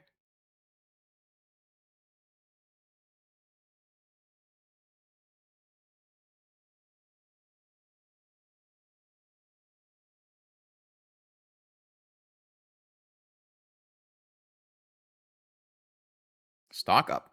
Okay. Kind of makes sense. Scroll. I mean, we can go Lotus, Underground Sea, Time Walk, Scroll. It's probably not even good, though.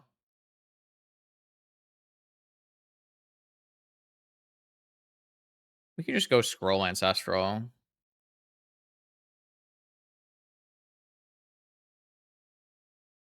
I don't think I actually said the word Ancestral in the line that I wanted to go. Scroll Ancestral, Time Walk.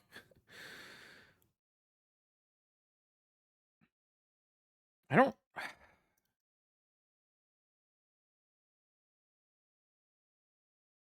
Seems like they're F6'd. I'm just going to cast this. Feel like you're not allowed to F6 in a vintage challenge playing a blue mirror. That doesn't feel right.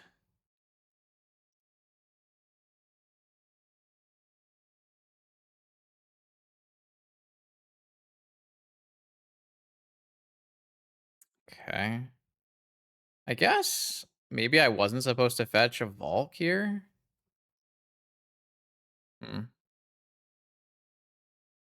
Definitely do want to Lurrus. Drawing the sewers hasn't been good for me.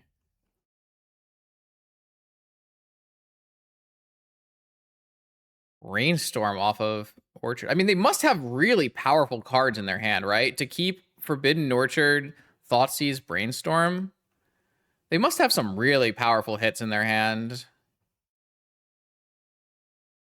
This sewers is actually really bad right here. No Oath.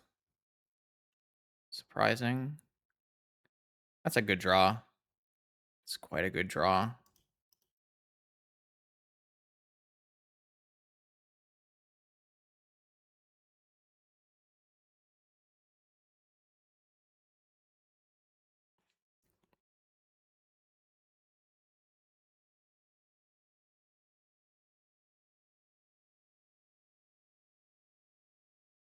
I definitely am taking Pyroblast. I think I'm just taking Pyroblast Jet.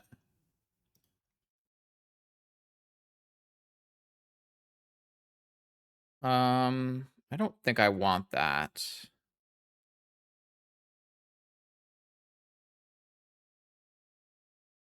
So I have 2 forces, a Pyro, and a Lurrus Lotus coming. Should be good. This will be show and tell. 100%. Oh, stock up. I mean, we're still just this is just the best things we can be Pyroblasting. Do we have like a lethal here with this gifts or I mean, I feel like we just play a Lotus and pass and hold everything up. I don't think there's a deterministic gifts pile from this spot because I used my Lurrus already, right? This also gives me an additional force by having hard cast.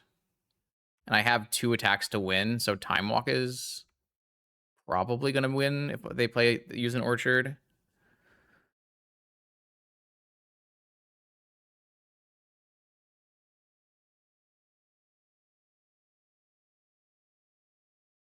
Stock up again?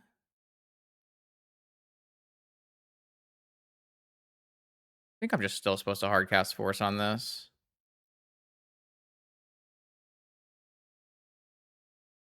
So Time Walk is winning. Oh. So if I go Lotus Gifts, Time Walk Breach,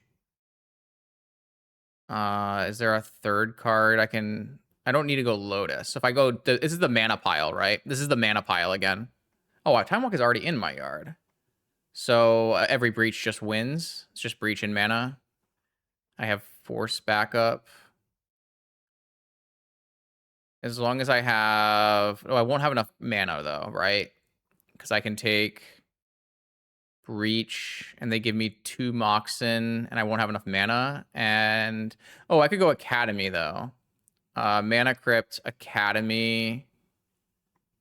Yeah, I think I have it. So I think it's just gifts my opponent, breach, Tolarian, Mana Crypt, Sapphire, and then if they give me a breach, it means I get Sapphire +2, and I can breach Time Walk. And if they, yeah, okay, that should just do it.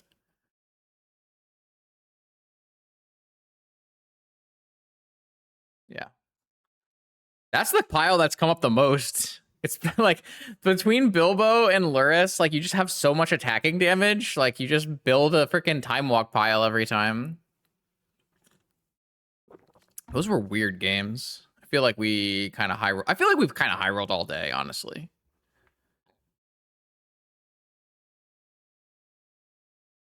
Like I'm not convinced I played like amazing or anything today.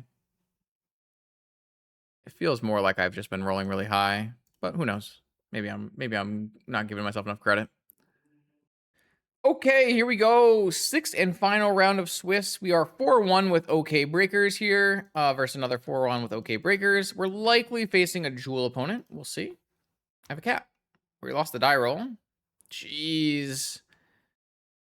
Oh, no. The classic. No force good cards hand. Are we allowed to keep turn 1 stock up? Or even turn 1 DT for force? I have no idea. I want to keep this hand. But am I allowed to keep this hand versus an opponent who is very likely going to be playing Workshop? Well, we don't have a Needle in our deck, so I played a Suplex instead of Needle.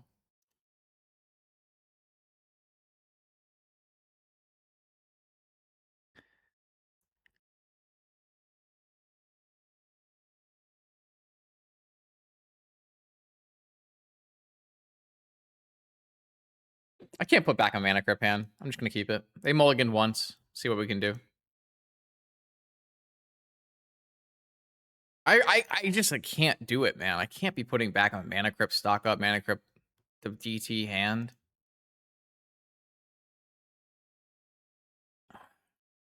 If they hadn't mulligan, if they had kept 7, maybe. That's a weak opener. I guess I could just get Vexing Bobbled, and then I'll just be like an idiot. Mana Vault. Okay, fair enough, I guess. I said weak opener, and then they dropped 6 mana on me.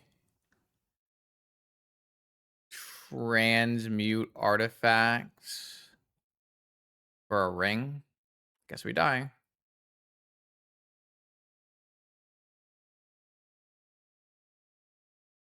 For a Vexing Bubble? And a ring. Okay, I guess we die. Had to mull. It's so dumb. Like, if I don't know my opponent is on this, like, am I like, I just keep my hand of like reasonably strong magic cards and I just lose every time? Like, I don't know, man. Was force blue card even beating this? I guess it wasn't, right? I would force the transmute artifact, and then they would go vexing Popple, or then they would go just one ring me. Yeah, I don't know, man. I'm kind of over these. Like, I really think Tony Jewell is just so broken. Is there any world I can win this? I guess there's a world where I can bait him into a brain freeze, probably. So I guess that's where we play to.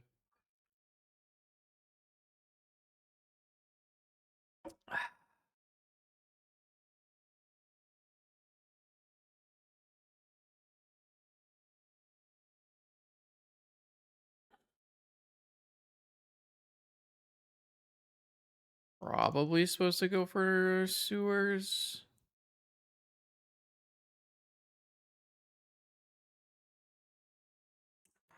Probably not.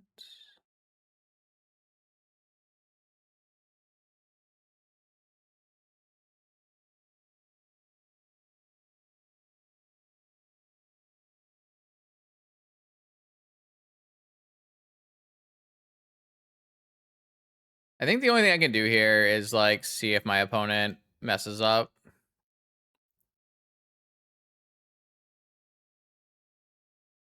Fortunately, I think this is the turn my opponent will start comboing, and I won't have brain freeze open. But if I get a turn off here and my opponent like wants to keep this ring for a while or something, then maybe there's a chance there.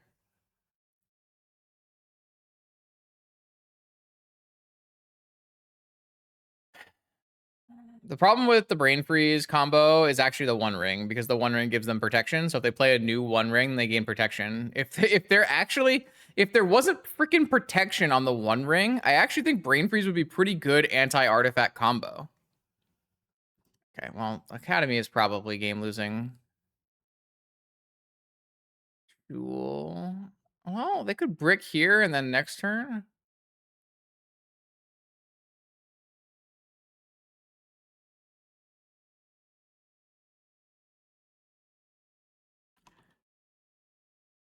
I mean, I kind of don't expect our opponent to make the mistake, but we'll see. See what happens.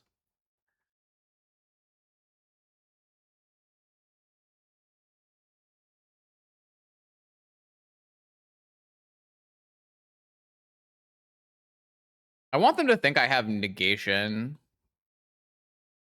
I don't know how I'm gonna do that exactly. I'm just gonna, okay. I want them to think I have negation.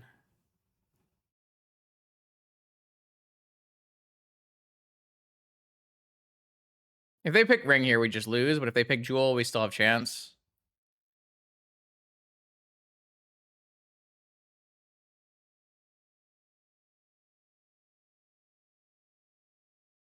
Actually, this volcanic island was really rough. Maybe I should not have played it, because the volcanic island signals breach, and I don't want them to think I'm on breach.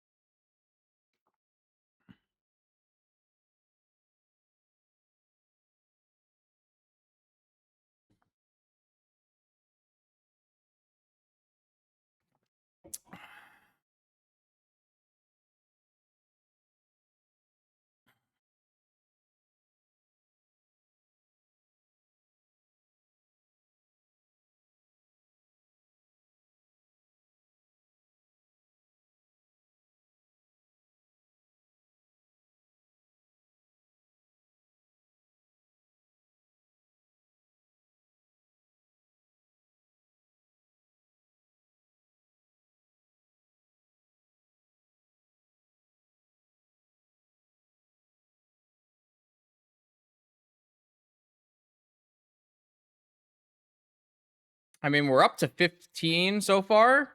We might already have it.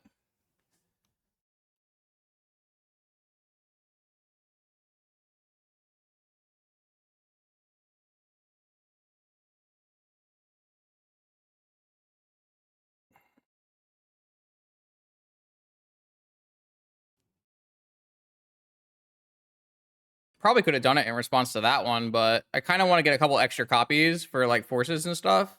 I think we win this game. They don't play Fluster.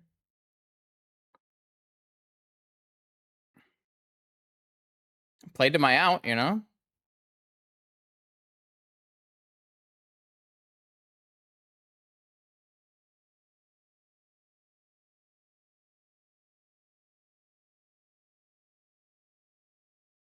Does this card matter at all?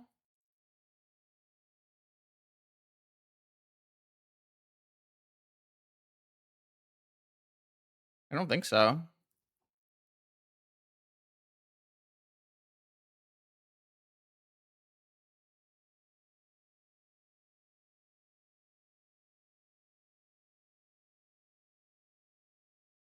I mean, this is gonna work.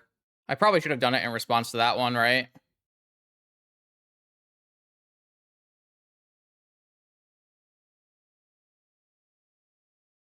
I think I should have done it in response to that activation.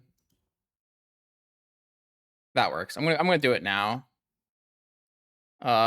28 copies is 21, and my opponent can have a max of 4 forces.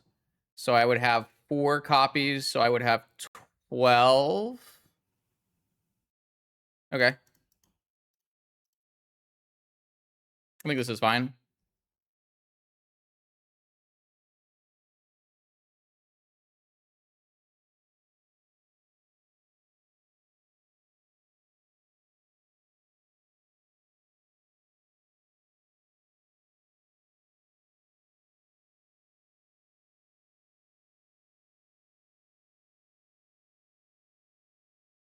It's nice to like get a draw trigger on the stack so that I can they have consign or something in their main.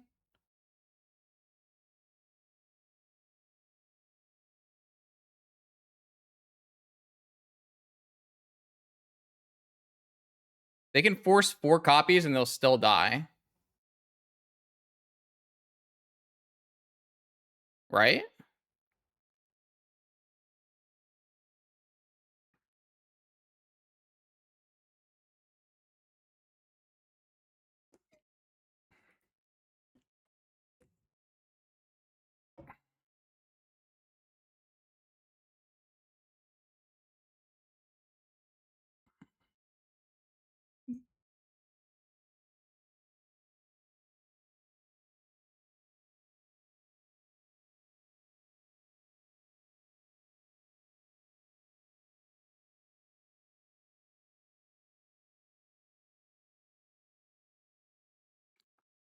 I don't know. I don't think I'm missing anything. Am I missing anything?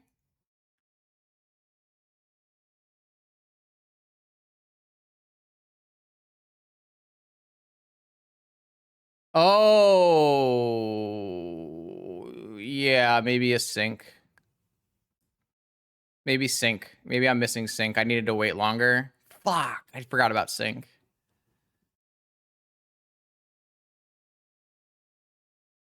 I mean, they still have to kill me in 2 turns. Can they do that?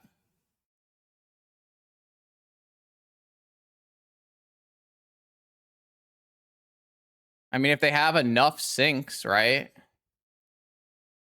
They put the original back in my hand? I don't know. I think I messed up. I think I needed to go later. But I don't know that it matters still. They can draw with their ring to draw more counter spells, I guess.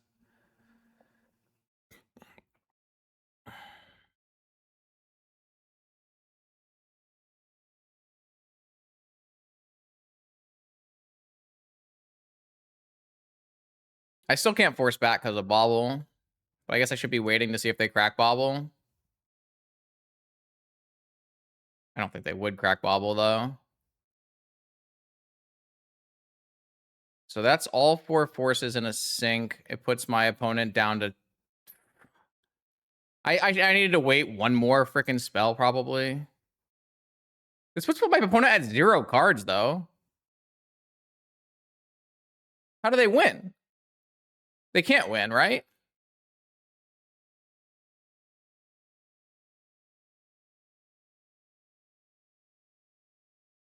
Did we just... I think we successfully played to our out. Yo, Canister, thanks for the raid. Hope you had a good stream.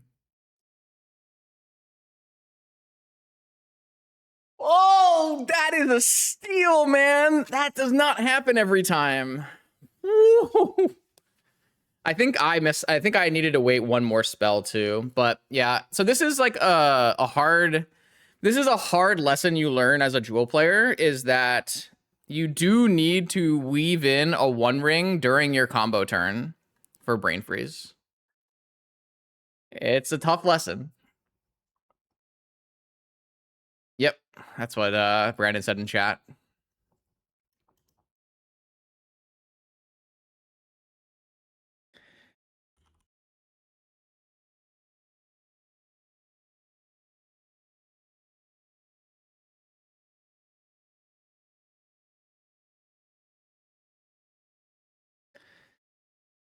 All right. That was sweet. Okay, so we are playing against Tony Jewel. We just won game one in an unwinnable situation. We have a Commandeer, which is good. A Needle, which is good. Blasts are definitely good. Shattering Spree might be playable. Squelcher is probably very bad against Metamorphs. Yeah, my opponent's a great guy for sure. Consign is good. Island. I actually think like Flusters and Rebs and stuff get better because my opponent's playing like the Transmute stuff. We've got the Suplex to exile the ring. Maybe we can trim one Bilbo, one Gifts, one Lorien, one Chain? Does that make sense? Do we think Mental Misstep is good against his deck? I guess that's a question, isn't it?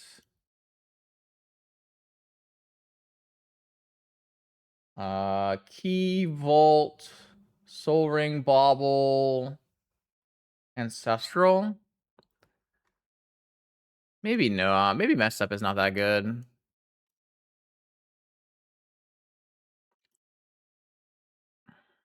Let's try this. This looks fine.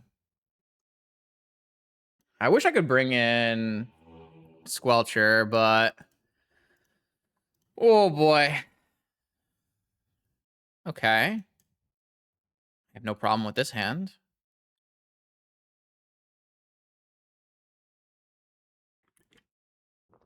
I really don't want my opponent to Metamorph a Squelcher, but maybe that's not like a play pattern that actually happens a lot. I don't know.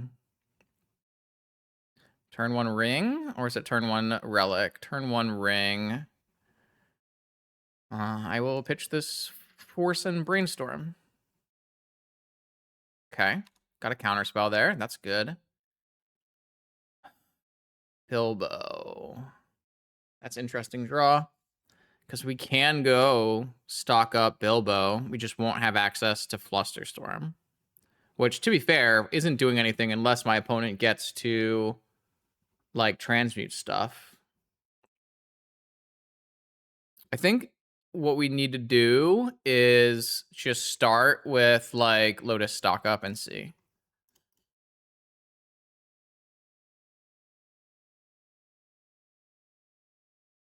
And I think we're supposed to do it before getting trapped mana. Yeah, before getting trapped. Commandeer.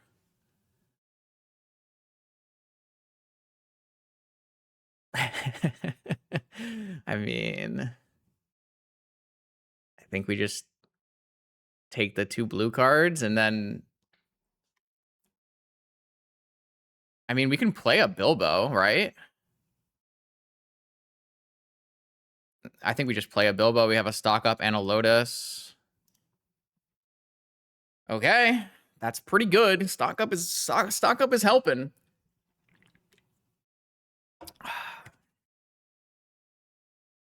What do you got for us? Anything good? Metamorph on Bilbo? That's fine. It blocks, so it's not bad. They have one card left. Okay, they have nothing left. I mean, we have a Commandeer and they have nothing left, and we're about to cast stock up, right? So...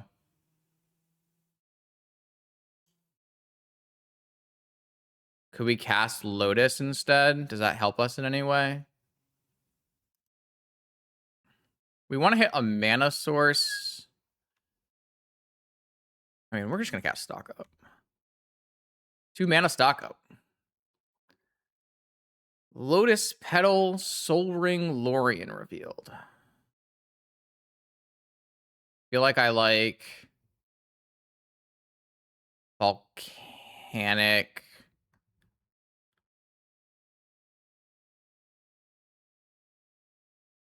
If my opponent blocks, am I playing a new Bilbo off of Petal? My opponent blocks. I have 3 cards still. I can still commandeer anything. Except for a creature, but he can't play a red-black Defiler. Could play a new Metamorph. Well, opponent has no cards. Oh, opponent can play the ring. You're right. Well, I want the ring. So I guess they're not blocking, in which case, I mean, this seems fine. I kind of forgot that they could play the ring. I don't know why I forgot they could play the ring. I mean, this is a pretty insane... I guess we just keep Consign. Only costs 3. Commandeer, pitching, Flusterstorm, Bilbo.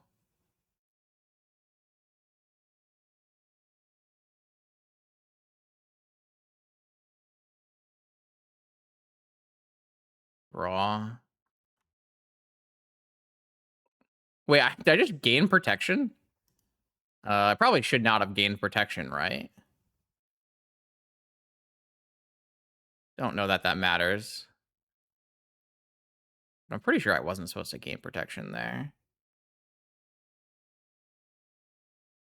When the ring enters, if it was cast. I guess I didn't cast it, though. Huh, that's weird. I'm not sure how that exactly works. I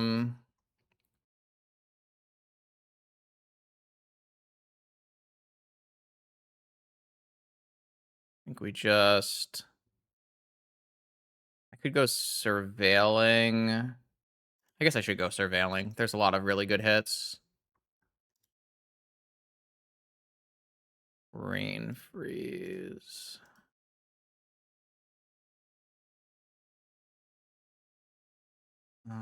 Just cast Lotus. I don't even think I'm supposed to play Lurrus, right? Because I can hold up Force and Consign. I think I'll just wait.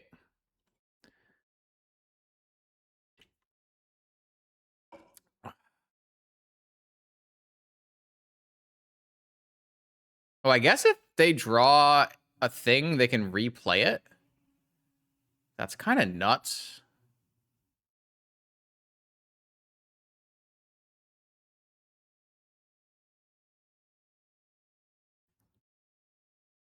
I don't know. Am I supposed to just counter both parts of this anyways? Like, that just seems fine, right?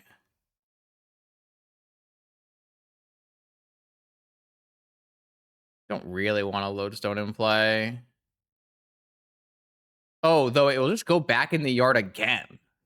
Jesus Christ, this is so annoying. That's fine. I just want to not be restricted on my next turn, right? I guess, like, the payoff here is if my opponent slams a ring after.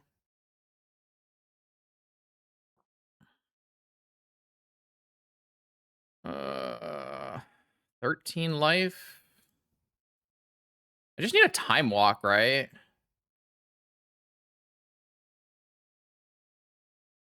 Do I have a sorcery in my yard? I don't have a sorcery in my yard. So I could Lorien Revealed for a land and then cast Flow State. These cards are, like, not that good, right? Maybe I was supposed to just hold Bilbo back.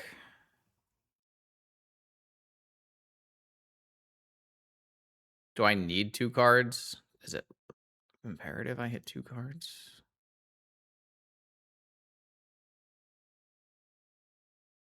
Actually, don't know if I have a land to search for. I have a Volk. I'm not even sure this is good for me. I need to hit a Time Walk. Mana Crypt, Soul Ring, Negation.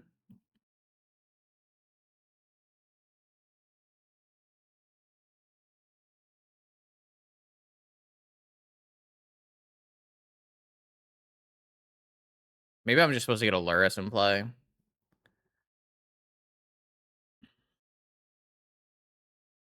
I think I can get a Lurrus in play here because I can. So if I play a Soul Ring, I play back a Lotus, I buy Lurrus, I play Lurrus, I play Lotus, I hold up Negation. Yeah, that seems better. They will resolve a Lodestone, but that's okay.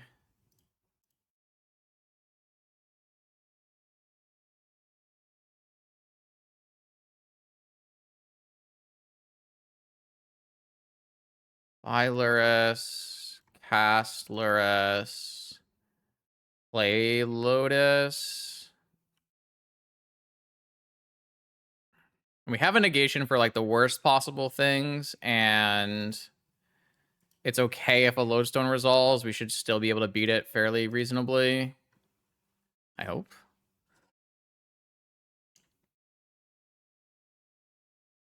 Am I killing Bilbo to gain 3 life? I feel like killing Bilbo here is fine.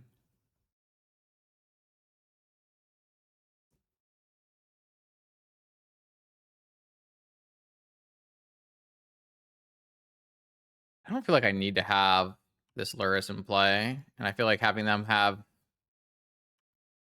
that gone. Maybe it's like doesn't matter anymore because I have a negation, right? They drew another Metamorph? Ah, shit. Okay. I am not closing this game well.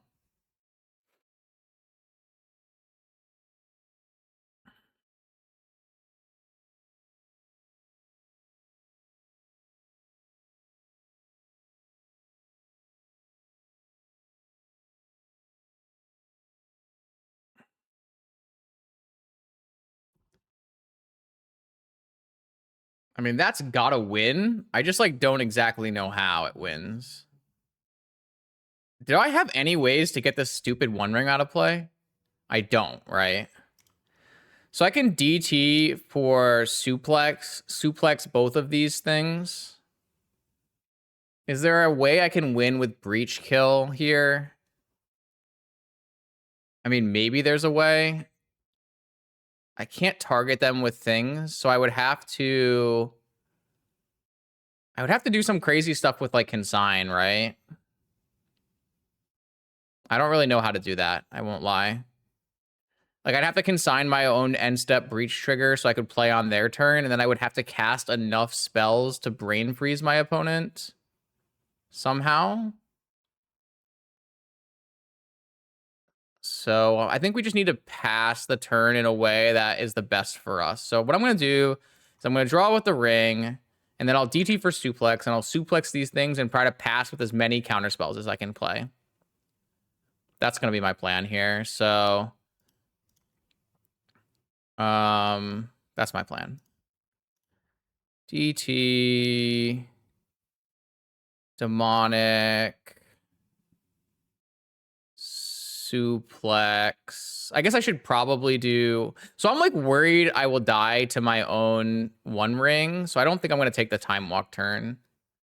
I don't think I need to take the Time Walk turn. I think I can just do 2 suplexes and pass with 2 counters. And then on the next turn, I can flashback DT. That's kind of my read here. So let's see what happens. Suplex, exile this.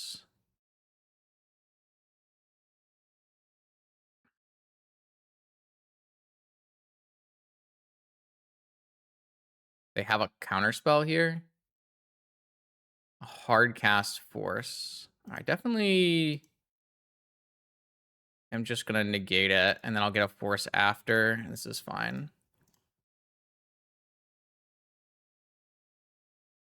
All right, so that goes away. I attack with Bilbo. I suplex this one ring. And I'm at 13.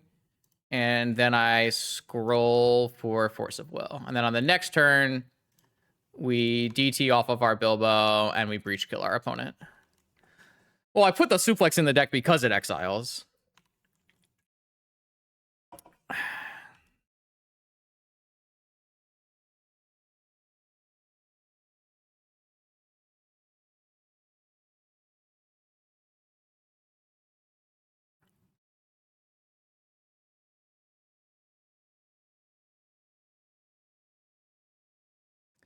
Ooh, man, that was way harder than I thought that game was going to be. I must have played badly at some point here.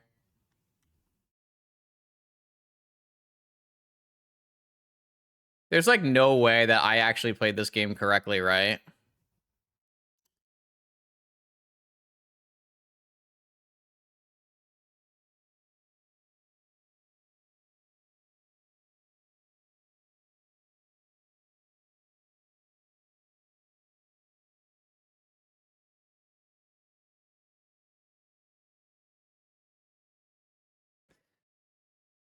Oh, what a mess. That was a good commandeer, though. I feel like I must have played the in-between turns of that game wrong, but I don't exactly know how. Like, maybe I didn't evaluate, like, their Bilbo in the right way, and I could have maybe, like, gone for something that did something about the Bilbo earlier. I don't really know. I have to go back and look at it, but we got the top 8 with this deck I've never played before, so that's not bad. All right, we're looking back at our game to see if we can have maybe played it better. I felt like I let it get away from me for a little bit. So I definitely like Force One Ring. I like stalking up first. I like taking blue, and I like playing Bilbo. My opponent gets to copy this. We have no counterplay, and then they are at 0 cards. So I'm at this point. Can I make a play that's better than the play I made? The play I made was attack stock up because I'm going to commandeer. I'm going to commandeer the One Ring.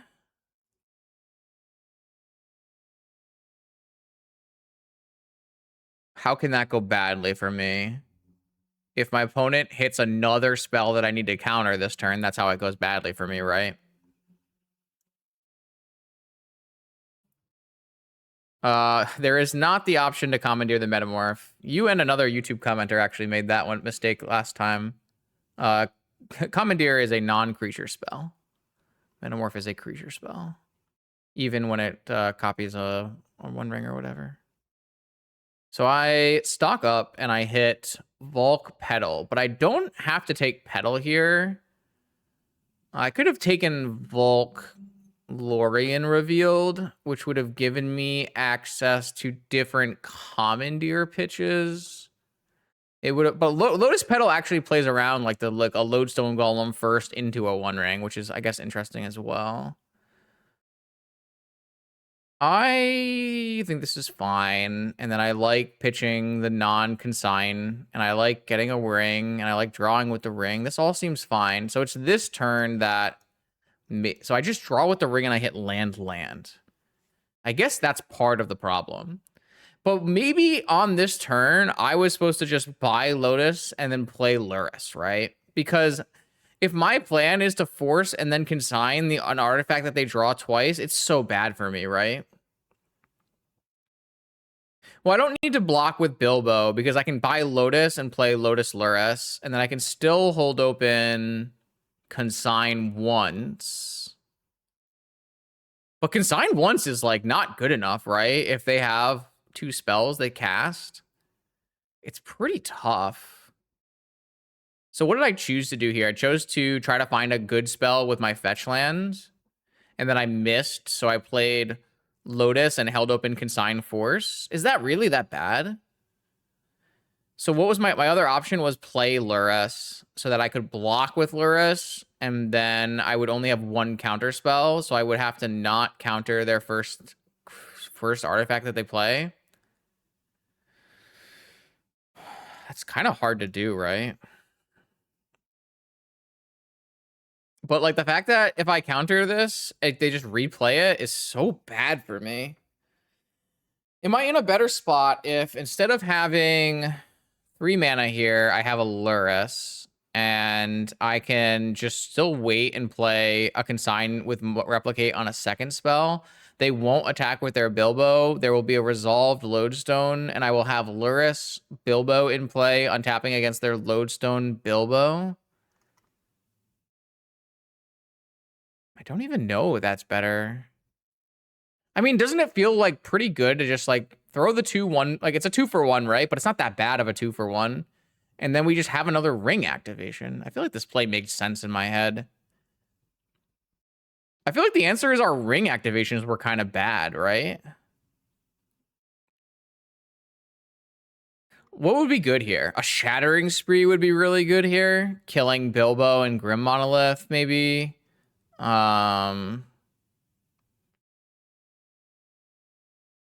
So what did I choose to do here? I chose to cycle my Lorien to get a sorcery so I could play Flow State. We drew 6 cards with a ring, and we drew 2 Loriens, 3 lands, a Flow State, and no, 4 lands.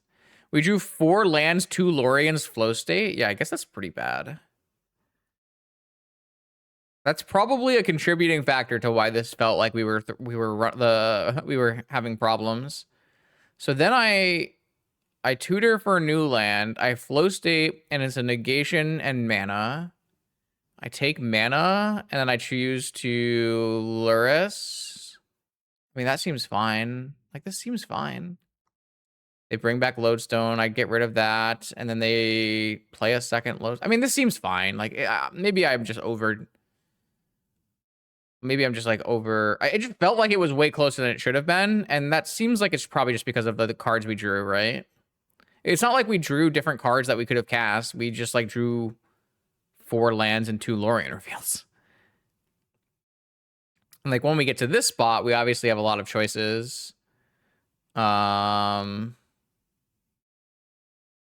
And they also like didn't draw a ring, right? They drew a Metamorph instead of a ring so that we couldn't negate their ring. We could only let the Metamorph resolve. But we still found a way through. So I actually think we probably played this fine. And it's just these were the cards we were dealt, right? I don't really see anything. You guys see anything? Kind of weird. Okay. Welcome, Vintage Gamers, to another challenge top 8 back to back. This time a 5-1. Sneaking on the play here versus Zip Zip, also 5-1. I would like to play, and I would like to reveal my cat. And opponent has last seen 8 days ago playing Raker, so probably last seen playing Raker. Against Raker, it's tough because you do want to have a force, but you don't want to overload on force, and you do want action because the longer, if they have an explosive opening hand, that's where the problems arise. If we play like a super longer game, then obviously we have the draw engines to win. But so opponent last week played a Raker to a 3-3 finish and an Esper Bilbo to a 3-3 finish, and then had a lot of Raker during Fantasticar and Sphere Shops before that. I think this hand is bad. It doesn't really do anything powerful fast, and it doesn't have the interaction we're looking for.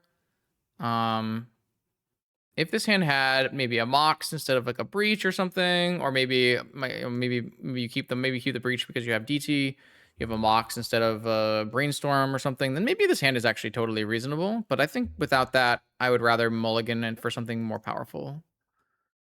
That does qualify as something more powerful. This is another hand that is turn 1 Lurrus, Lotus, Bilbo.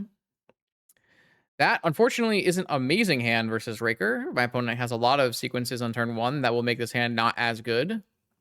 But we have the top of our library for a draw spell, as well as the ability to fetch for a Surveil land to find something good. I would probably never put this one back in the blind on the play. Unless maybe I knew my opponent was on Dredge. But even then, I guess if I knew my opponent was on Jewel, I might put this one back on the play. It's really tough. Like, this is doing a powerful and proactive thing, but it is not going to interact well with a powerful draw of my opponents. So it's really tough. It's a tough, one of the hardest things in Vintage is to properly evaluate mulligans. The mulligans and basically your decisions in Vintage are all front loaded in the first couple turns of the game for the most part. And so you have very high impact decisions in the beginning of the game. Yeah, I mean, I agree. I don't think this is like amazing versus any of the great Raker draws, but I don't think we can go to 5 when our hand is turn 1 Lurrus, Lotus, Bilbo with 3 looks on the next, or 2 looks on the next turn where we have a draw step and we have a Surveil land. Surveil land for a spell actually works because we have Bilbo. So, but yeah, you don't really want to go to like 5 and have a forced blue card hand unless you have an Ancestral. So that's really tough. It's kind of something that Raker and Jewel force you to do is not derp around.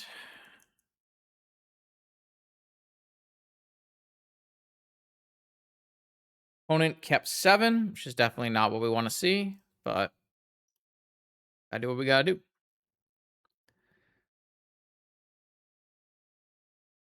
Looks like my opponent might be playing another game at the same time.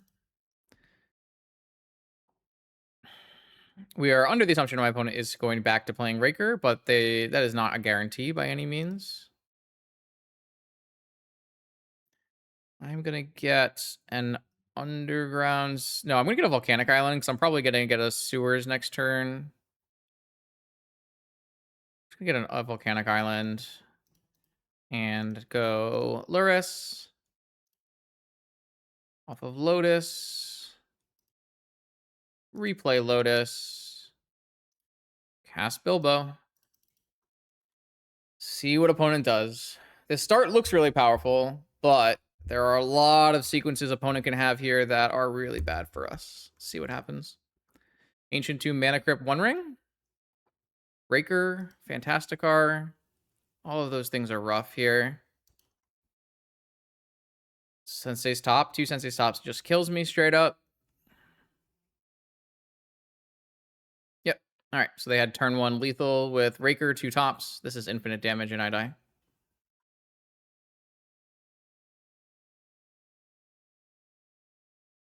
I mean, that's the risk we run. All right.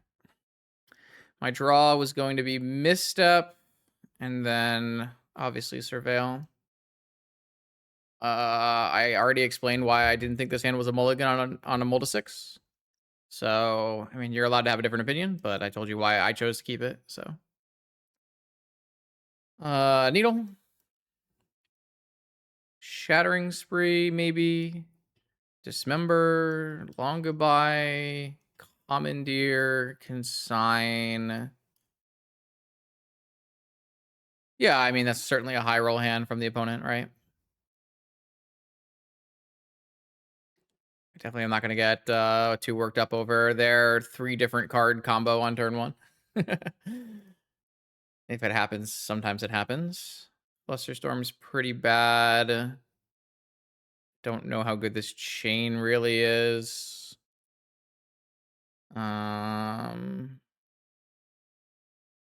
Probably one of the slower cards is not great. Maybe one of the breaches is not that good. This kind of seems pretty reasonable to me.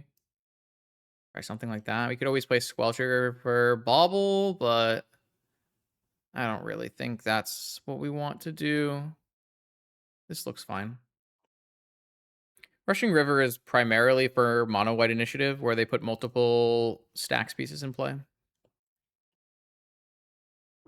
It gives you a way to bounce two stacks pieces in the same spell that are of different types. So a creature and a void mirror is like the main use case.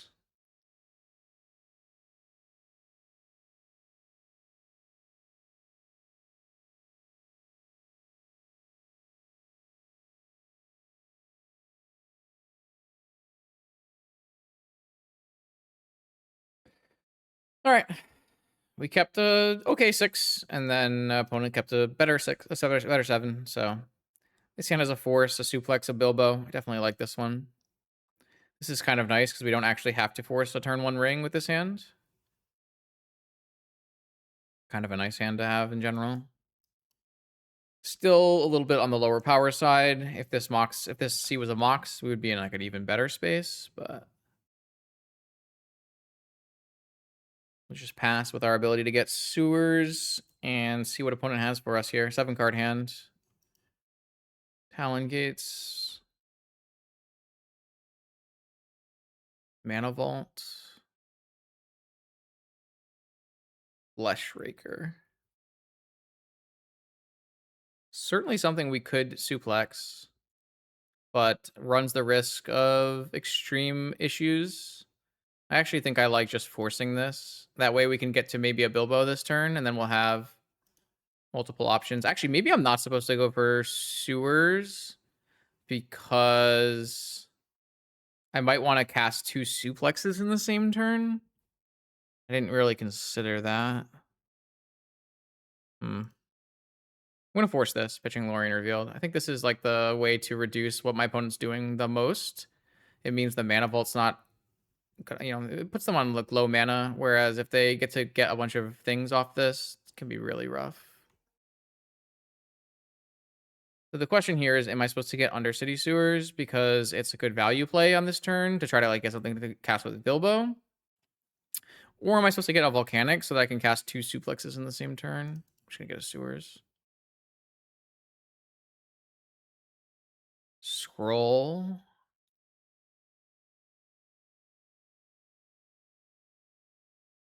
I think we just bin scroll so that we always have a Bilbo target.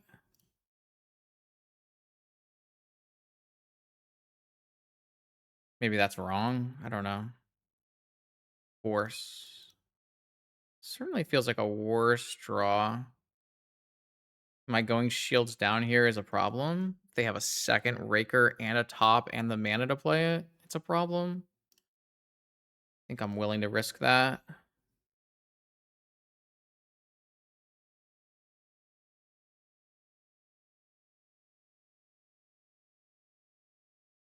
This is a risky turn for me. If something bad happens, I don't really have great recourse, but if they just go like the 1 ring, then we can suplex and merchant scroll. So this is kind of the pivotal turn of the game. If we can come out of this unscathed, we can generate a lot of advantage. Merchant scroll for Ancestral, recast Ancestral with Bilbo. Monolith.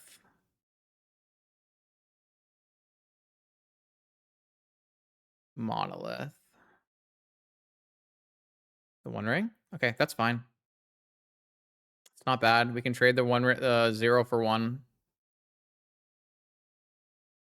That's okay. They do have a top spinning here. Wow. Dismember, really? That's very surprising.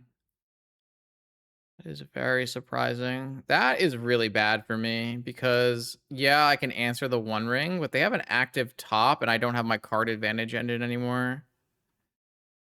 So that's not good. We probably need to draw a blue card. That was not what I expected to come off them. That's really rough for us. I don't know if we're coming back from that. I'm going to exile this one ring, but they get to look at cards. I guess they only have 3 mana right now. Everything else is tapped. So we have that. So it's kind of hard for them to spin and play a good card this turn.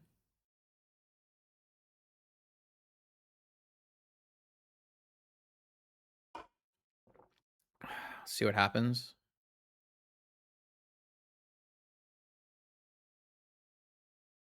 Spin again after drawing. And play a bauble. Okay. Needle. I think needling a top here sounds fantastic. Don't think it should be anything else.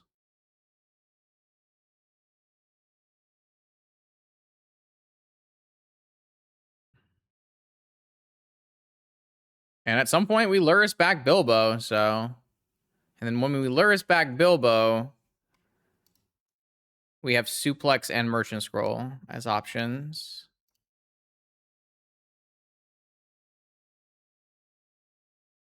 We would need to draw a land to do it on the next turn.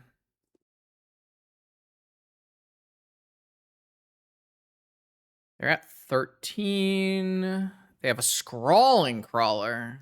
Okay. I drew a Brainstorm after my opponent played Scrawling Crawler. Average just an outing.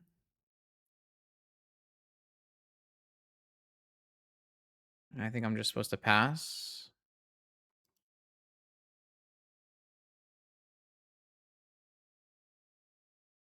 Mental Misstep is probably not that good, actually. Let's say draw like a key. I was gonna play Portable Hole off of Talon Gates? Holy hell. Okay. I'll mental misstep it. Yeah, I was gonna play Oswald Vault Key today. They can't attack because then I attack back and lifelink. So we really need this bauble gone. I have the Bilbo coming back now. I could brainstorm still. It's just the same list that I top 8'd with last week. You can find it on Goldfish. What do we think about like maybe brainstorming here? I take 3 damage, but tomorrow's is 24 minimum. That's news to me. Is that true? No. Tomorrow at 3 a.m. is 24 minimum. Tomorrow afternoon, we're trying to hit 44.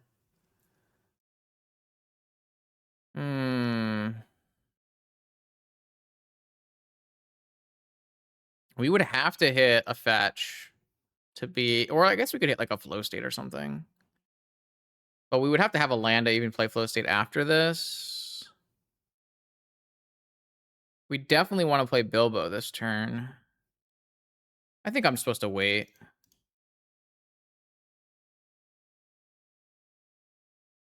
We're going to get an extra card off the Scrawling Crawler, so the Brainstorm does get better on the next turn as well. So this Vexing Bauble is really hampering our game plan, turning off our Force, turning off our Mox, but if this Bilbo lives, we have Suplex on Crawler, Suplex on Bauble, we have Scroll. So we have a lot of options. This is a pretty cool game as far as Raker games go. We were able to stymie like the broken thing, and then now we have kind of a grindy matchup here. I can't believe my opponent had a Portable Hole off of Talon Gates. That's so crazy. Classic colorless deck.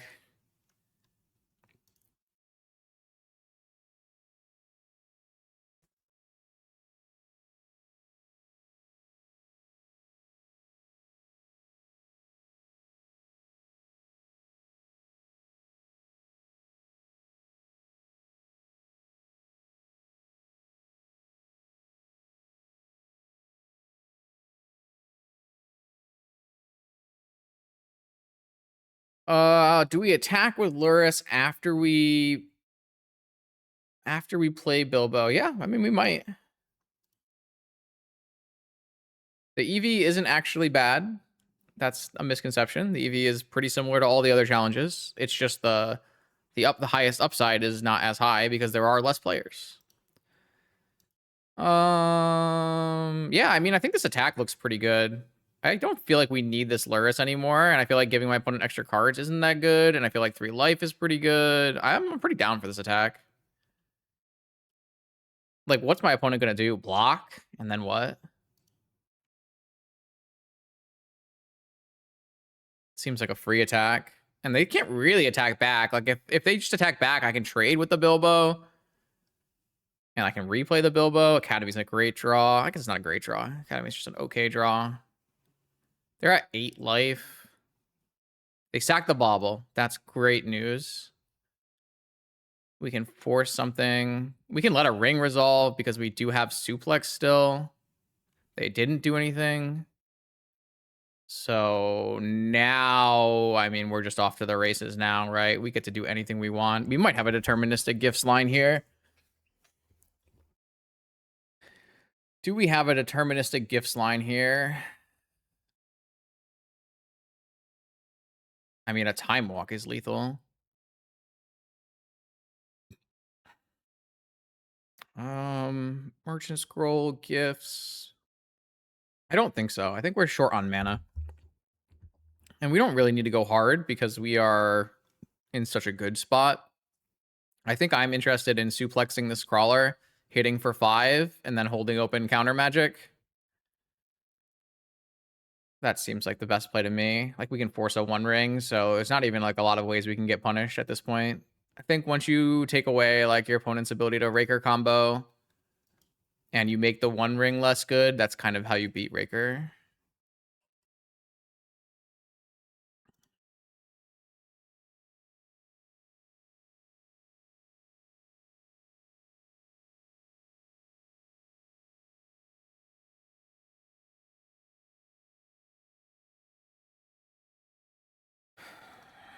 I'm pretty happy with this game. It was a little scary, but I guess opponent kind of got punished a bit for these like one-time use artifacts and then not having any keys or any Tezzerets. Another mana. Okay, I think I am just going to suplex this. I mean, I don't think it's even risky at this point, so I'm just going to suplex the Scrawling Crawler. I actually might be supposed to deal 3 damage to it. I guess it exiles either way, so it doesn't really matter. I was gonna say if I could kill it, they can't Karn it back, but both ways exile, so I guess exile target artifact is better. I guess pre-damage here, I can still cast Brainstorm because I will have 1, 2, 3, 4, 5. I guess I should just do that after. Is there? Yeah, I'm looking to see if I can find like a time walk, right? I just want to be able to make sure I can hard cast a force as well. Is there any reason I can't? I guess there could be a dismember, but they would have already cast it, so I think I can just cast this without any worry. Brain freeze gifts. I'll just take the blue cards, I guess. And we'll play everything out here.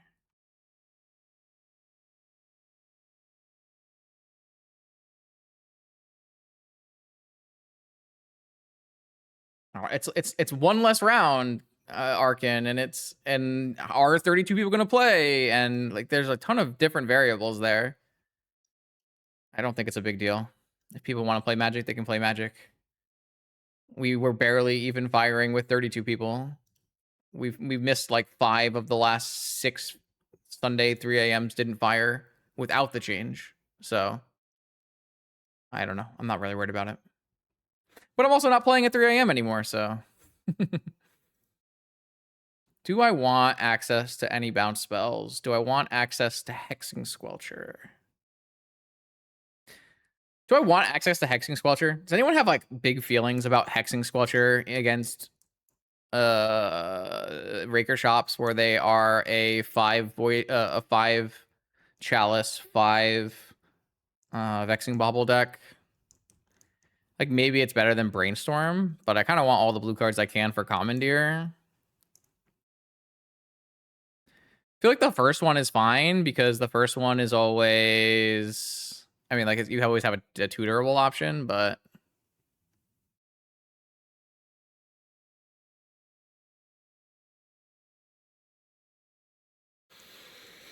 I'm not really like partial either way.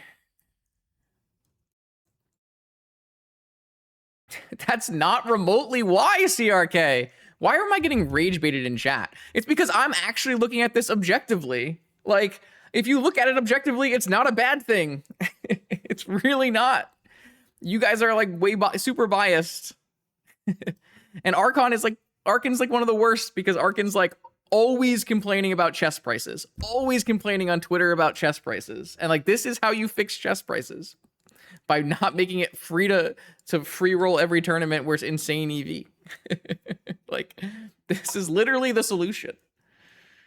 All right, no more talk about challenge changes in my chat. You get timed out if you talk about challenge changes in my chat. Instead, we can talk about top 8 and dying to Raker here on the draw. I don't think I want to bring in this Hexing Squelcher. It just doesn't feel right. If anything, I could take the Brainstorm out, right? Because they are playing Scrawling Crawler, and that can be annoying, but it's not a huge annoyance. There's also like, do I want to have any of these bounce spells in my deck? Like having access to a chain might be nice. Kind of don't really want to though. Show me opponent turn 1 ring, Justin turn 1 commandeer. That's what I want to see.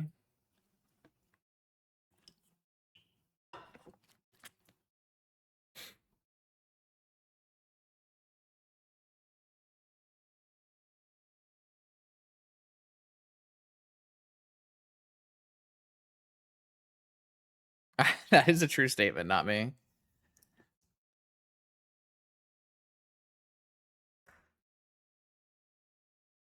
You're always able to minimize chat, I'm pretty sure. I don't know how it works. I have a cat. What do I got? I have a negation, no Moxen, stock up. God, these hands, I feel like I had so many broken hands over the course of today where like I ran so hot today that every time I open a top 8 hand, it just looks awful. You know? This kind of reminds me of last week's challenge too, where we had like a really great Swiss and then we got into top 8 and we just got completely run over. My opponent mulligan to 6. I mean, am I allowed to mulligan this? Am I allowed to mulligan a force? Like, this force does not counter Raker or a Crawler. And if it's a Raker or a Crawler, we're probably just dead. But if it's a Run Ring or a Tezzeret, this hand is pretty reasonable. Probably exiling Lorien Revealed, though we can technically exile Brain Freeze. I'm going to keep it, but I'm not really sure. Opponent mull to 6, that helps as well.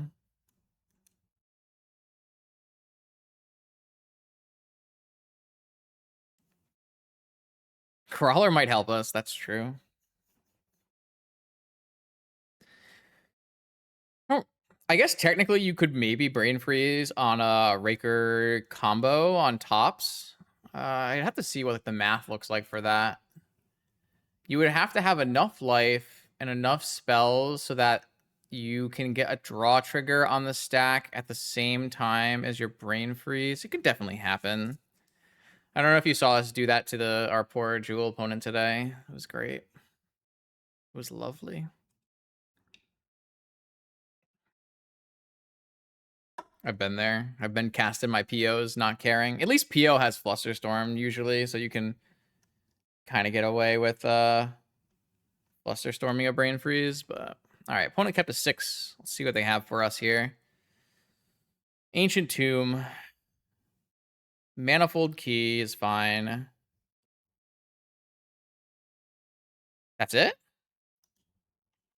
Okay. It does, like, true, it does generally break up the combo if we want to do that. That's true. All right. Are they just gonna slam like a time vault here, like bobble time vault or something?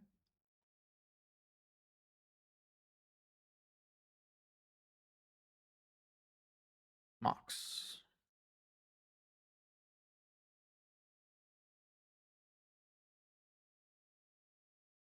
Tezzy? Trinisphere. Unfortunately, I think this Trinisphere is a must counter.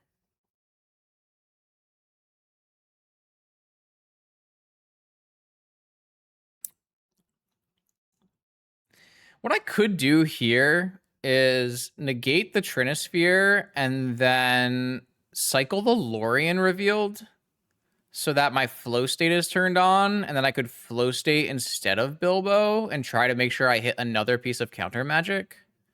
Because I'm pretty worried about my opponent like Vault Keying me based on this keep. So I think at that point, I'm pitching Brain Freeze, or am I pitching Stock Up? Or am I pitching Bilbo? I guess I'm going to always hit my third land. So I think it's just Bilbo because I'm going to go flow state into Stock Up. I'm going to negate this pitching Bilbo, which is really weird. I don't think we've ever done that with a one Bilbo hand. This is their turn 2, right? They still have a land to play. That's pretty bad for me.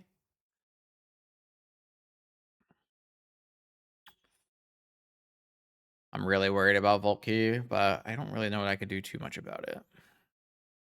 I assume this will be second Volcanic Island in case... I guess I'm getting one of each, but I'm going to get a Volcanic Island off of this one so that I could Shattering Spree if I draw Shattering Spree.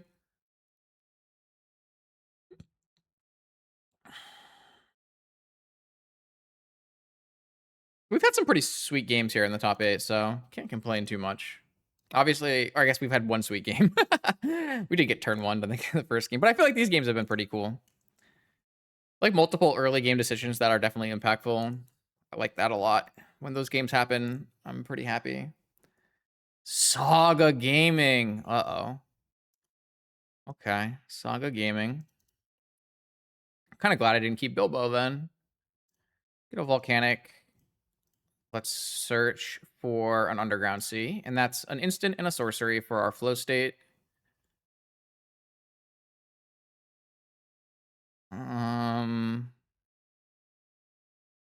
What is our favorite cards to hit from this spot? I still like Shattering Spree. I still like a Force. I still like a Needle. I guess combo elements are okay if we can get a combo going. You can't say Mox Ancestral, not me. You can't say Mox Ancestral. You can't say Lotus, chat. If you get too greedy, Magic Online hears you, and it sends you a Bilbo. you gotta ask for like mid-level good stuff. You can't just be asking for the best every time.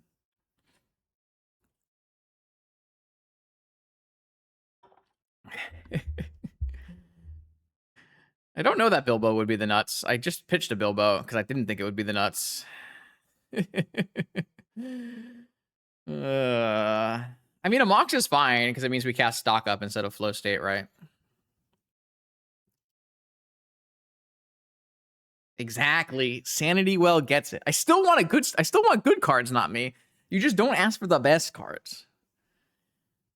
It's a very fine line that you have to walk when you're an MTGO premium user. Oh.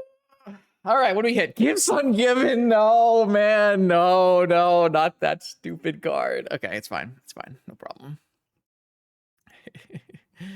No. All right, come on, flow state. Show me. Yeah, we're good. We're good, Cube. Oh. That's a Mox Needle, though. So what am I naming off Mox Needle? What am I naming off Mox Needle, though? Like, surely I'm not naming Saga or Key. But naming like Top or Ring or Tezzeret are all really hard. We could name Time Vault. That's like our biggest way we could lose.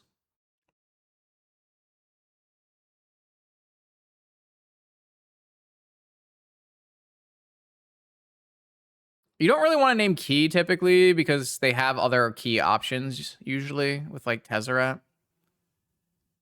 If we think Raker, we could take Dismember. I think the number one way we lose is a Time Vault, but I also don't think my opponent my opponent could definitely have a Time Vault from here.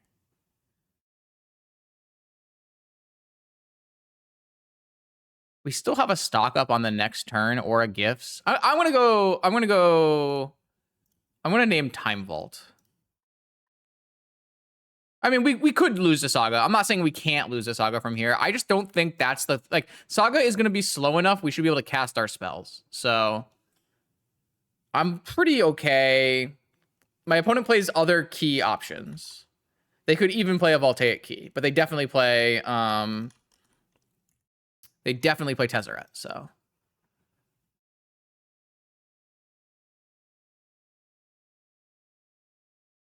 I think with a stock up and a gifts, we should be able to win through Saga. Well, they didn't have a Mox Pearl on turn 1, and they didn't have... See? Here's a Tezzeret. This can probably just get them a Vexing Bauble, though, which is quite good. It means they're not making a Construct, though. I think forcing them into a Construct game is usually beneficial for us. Construct game plans are not super good with only one Saga in the deck these days.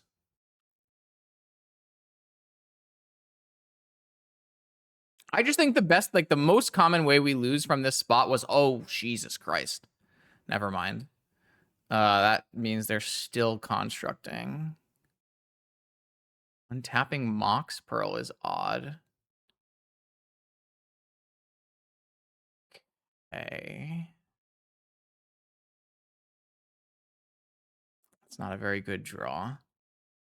So I have to choose between gifts and stock up.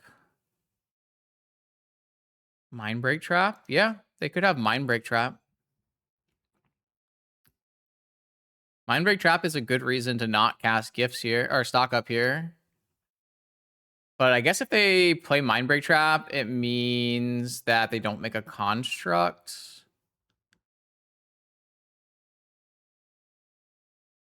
No, I think I agree with Not Me. I think this is representing Mindbreak Trap. If I wait and they make a construct and I gifts, I'm like pretty worried that when they get a Vexing Bauble, we won't be able to do something strong. Am I unhappy if my opponent Mindbreak Traps my stock up? I don't think so, because it means they don't make a construct and we get rid of their Mindbreak Trap, and then they're on, I guess they're on Tezzeret to get a, I mean, they're still on like, they could be on like double key Sensei's top. They could be on like double key Sensei's top.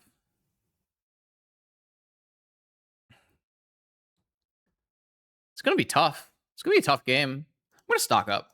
That's my gut instinct here. I just like don't see the best way this gifts goes. Whereas, okay, that resolves. Okay, that resolves. I think I like Ruby Walk.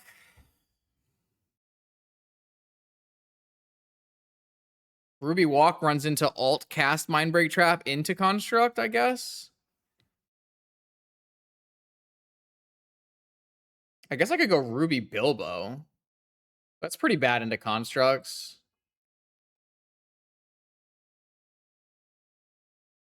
There's just like no way they would untap Pearl when they could just go bobble, make a construct, right? Like, there's just no way they held a Mindbreak Trap. I just can't see it, man. I just can't see it. I feel like hitting a stock up there is just too insane.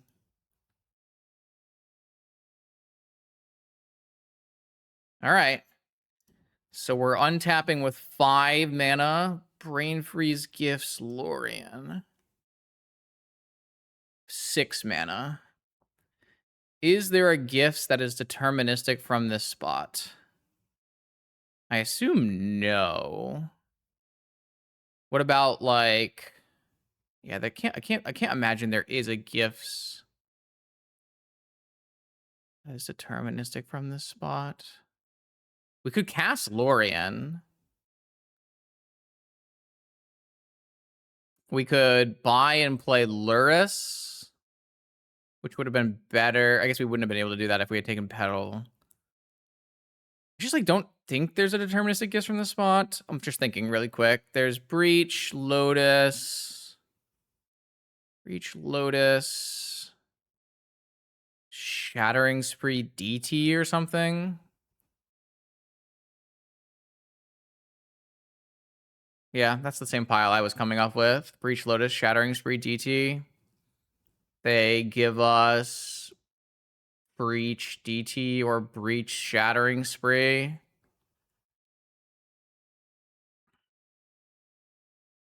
There's just like not a good DT target at that point though, right? There's just like no good DT targets.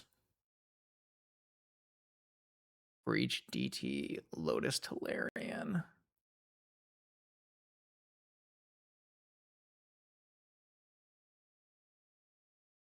We have one Breach in our deck.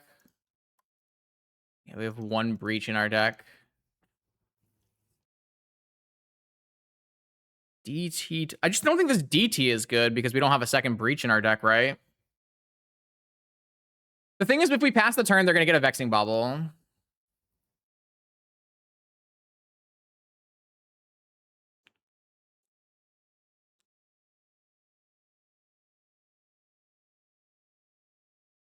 Is there a good DT target? Like, if my opponent gives me... They won't ever give me Breach. I don't have a Hercules Recall, huh? I think it'd be nice to have a Hercules Recall. I don't know why I didn't put a Hercules Recall on my board. I feel like a Hercules Recall would have been pretty good.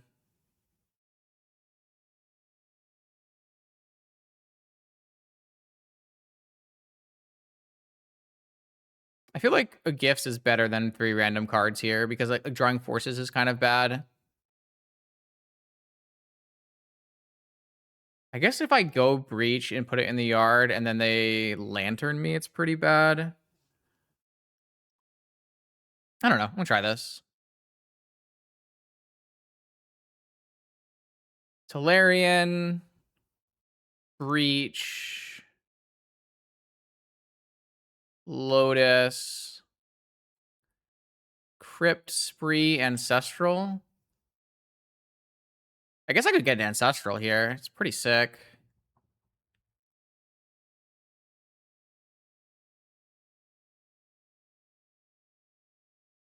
If they give me Lotus Lori, I might be able to win if they give me both mana. What if I get Mana Crypt here?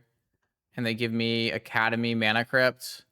Then I don't have enough black mana, right? I don't have enough black mana. Is Ancestral better than Shattering Spree here? I wish I had a Hercules Recall, because then I could do a lot of different things. I'm just gonna put the powerful cards in the pile and make them make a choice.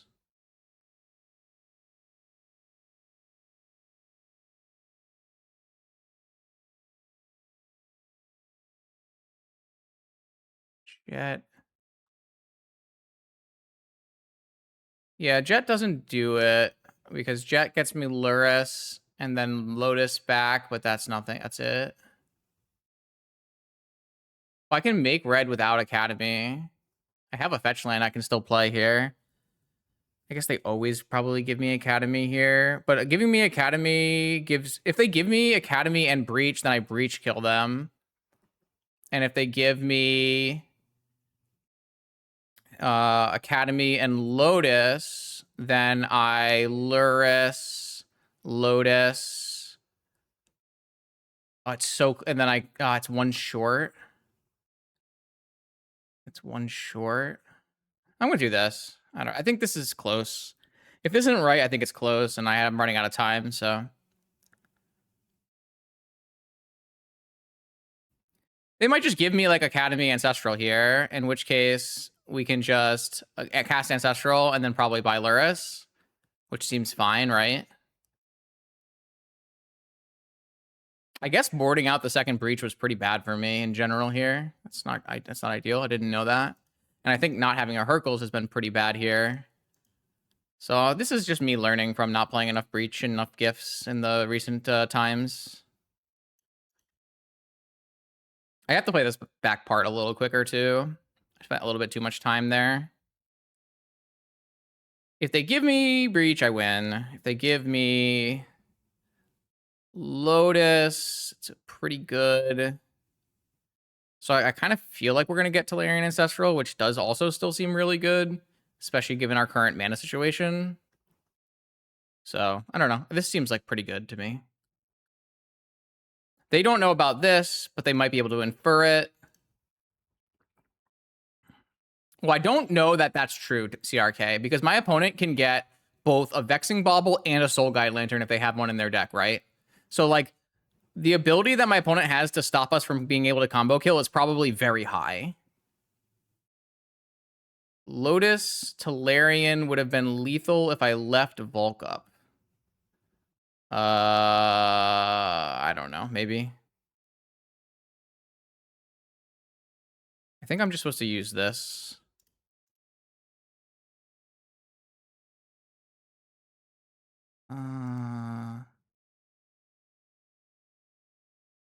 Is it better to flow state or to buy Lurrus? I also can hold up Hardcast Force. Jesus. I just draw 5. Guess I can do both. What the? This is so hard. Long goodbye, Bilbo negation.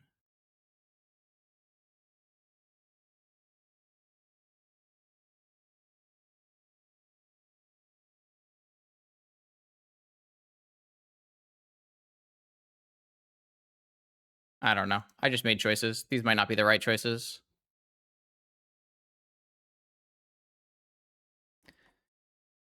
I'm not sure. There was a lot of choices there, and I don't know the best way to play through it. Oh, I guess, yeah, they can Tezzeret ulti, huh? Because they have all of these constructs.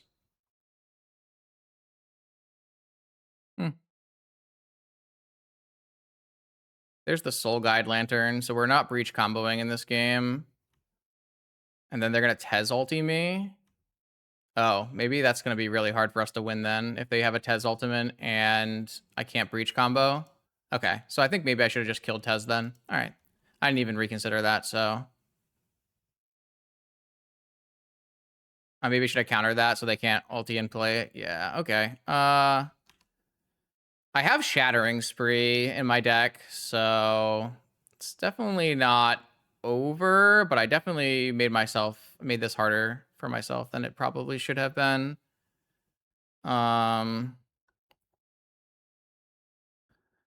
Okay, so let me just cast Lorien.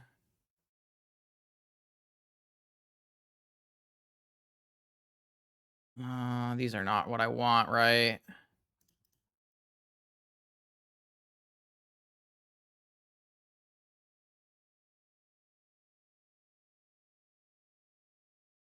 I guess they hit my yard now.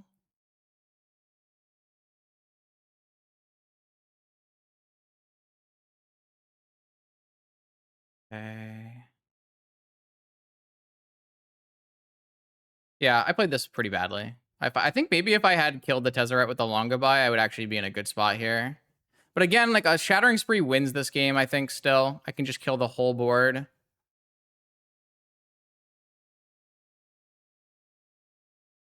And I have... oh, wait. I have to kill the Manifold Key. Okay, yeah, that's fine.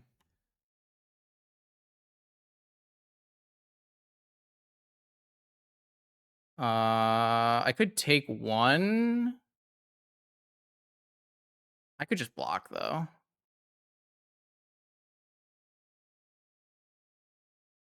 I don't have a Breach left.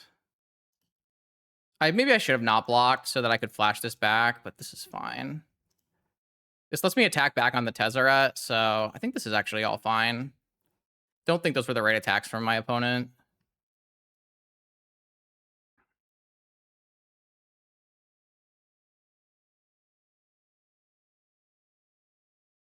Oh, they can make an unblockable. Oh, fuck. Untap. Yeah, that's really bad.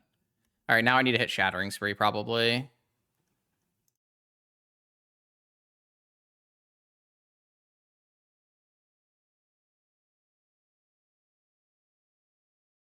Oh, man, I did not play this game well. 2 minutes.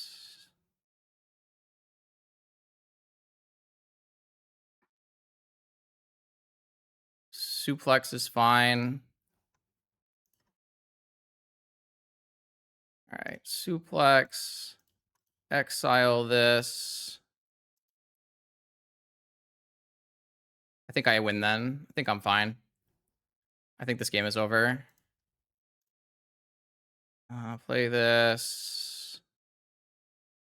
Play this. Saga Gaming, consigned to memory.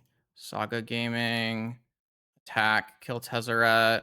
I have Force. I have Bilbo Suplex. I have Saga tokens, so I think I'm fine. Oh, God, man. I'm just so bad at this game.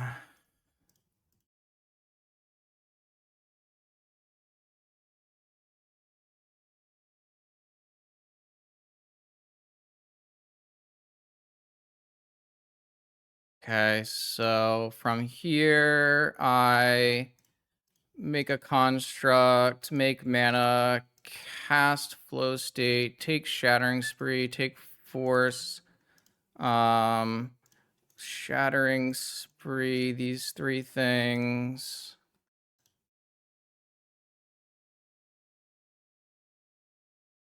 This thing and this thing.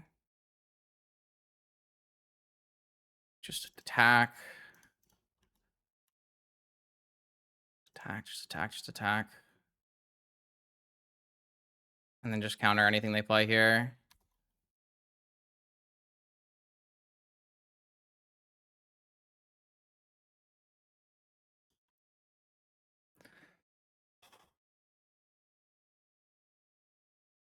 Oh, man.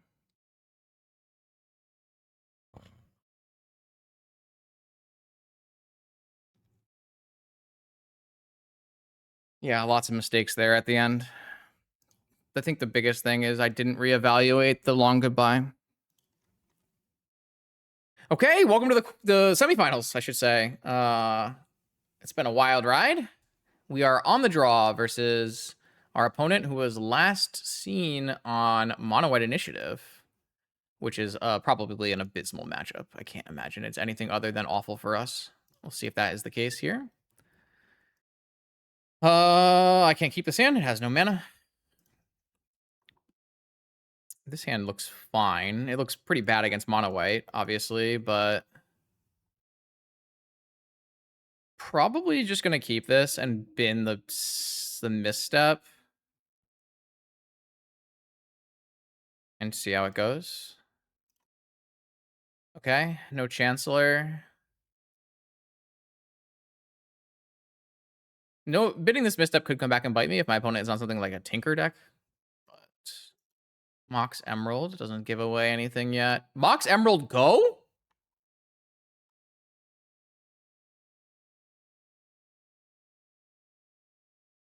Maybe a misclick? Mox Emerald go? I mean, I wish my hand did something. Mox Emerald go. Mox Emerald go. I don't know. Must be a misclick.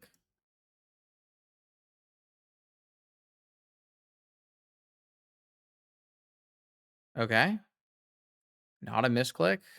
I'm punished immediately for my bottoming of misstep. So they're not on mono white.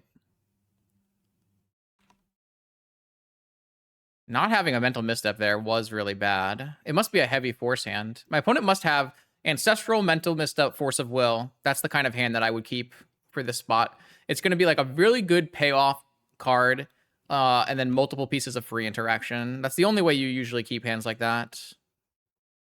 I mean, I'm in for that. What does this get? Ancestral?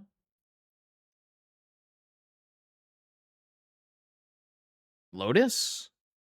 We might just get countered by a negation, let's be real here. We are in the semifinals at the moment. I should change the thing. 6-1, top 4 locked.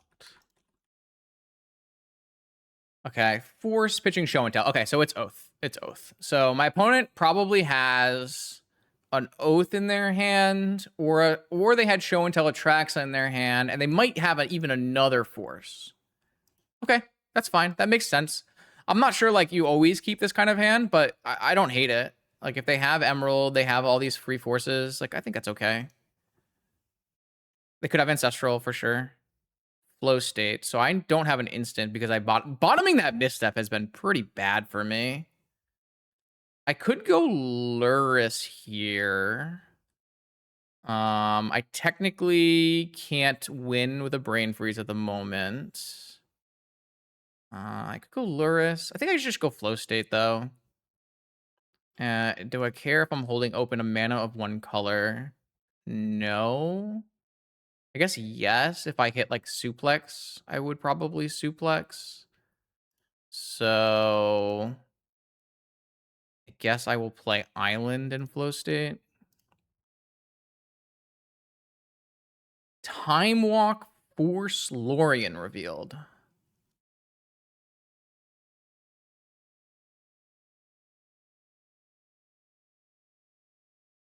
That is wild.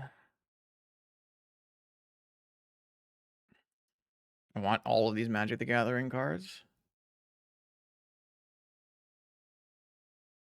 I think I'm going to take Force.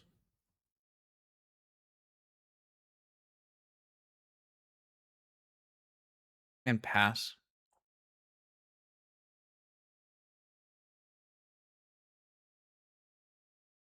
Yeah, none of them do anything right now, but they all help our game plan in meaningful ways.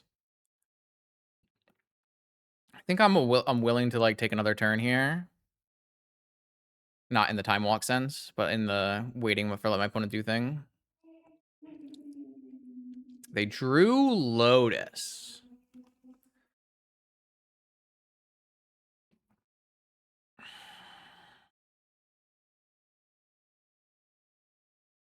We're getting pretty close to a breach kill.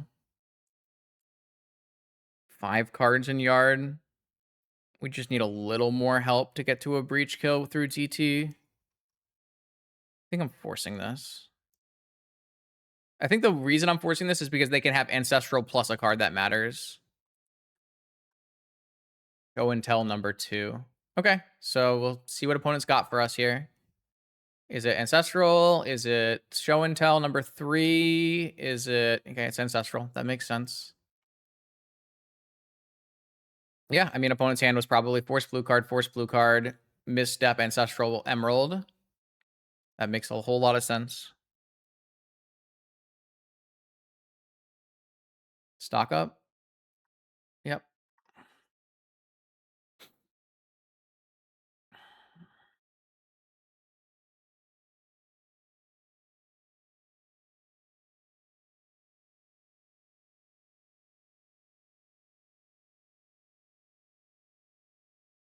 And Orchard and Oath.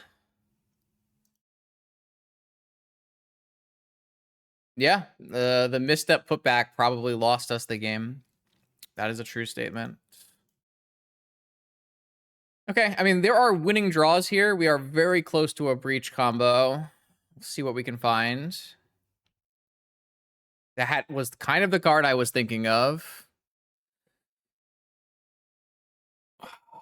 So if I bounce my spirit token, if I float all my mana, bounce my spirit token, bounce my petal, bounce the oath, and then, I mean, this all has to resolve, so I guess we lead on Breach and see if Breach resolves before we go all in, right?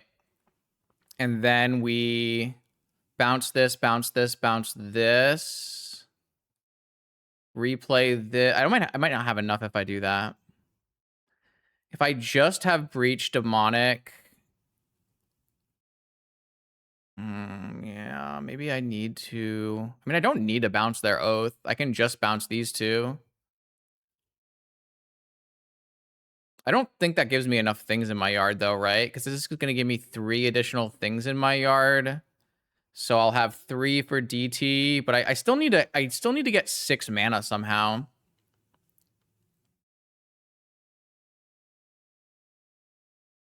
I don't think I have enough.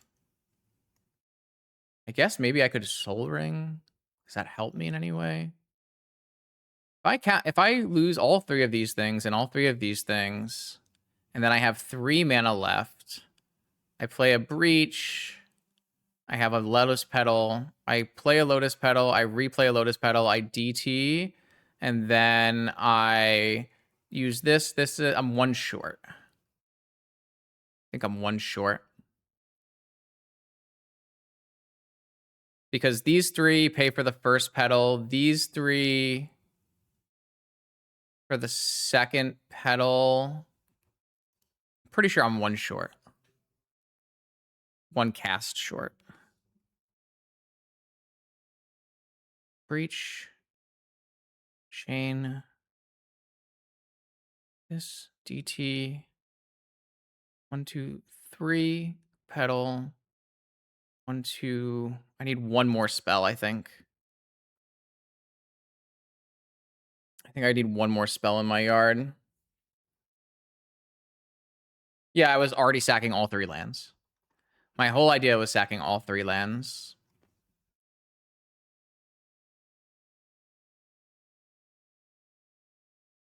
If I use the petal to cast the DT, and then it would be 1, 2, 3, 4. I mean, it's not that bad. So if I do this, I have 3 mana. I have 3 mana. I chain these 3 things and sack these 3 things. I do this to cast DT, and then I still have this exact yard. Sorry, I do this to cast Petal second time, and then I use this and I DT or freeze. Am I still short? I feel like I'm still short somehow. Because I need this to cast 1, and then I recast, and then I DT. No, I can't make the second mana. That's the problem. I can't make the other mana.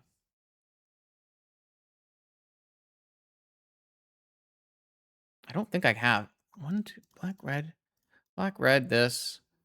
I have a blue floating. I have this pays for this. I sack all 3 of these things, and I have this, which makes black. But I need another mana, so I do this, and then I get rid of this, and this to make black. Yeah, I just doesn't work. This just does not work. So, what is my best play then? Is my best play to just bounce the spirit token and then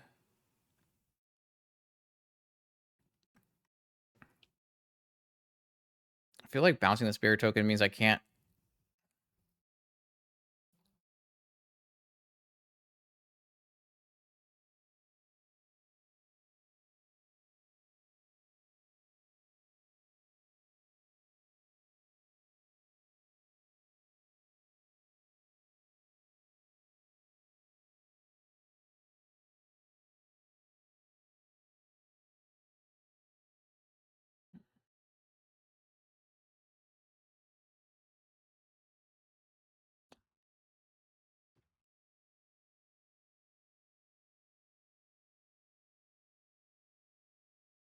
I think I'm just going to bounce this and attack.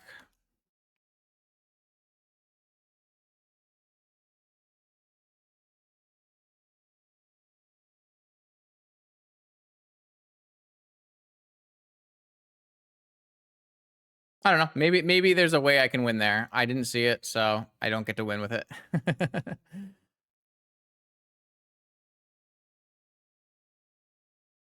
Pearl. All right, time to find out together if I have enough stuff here.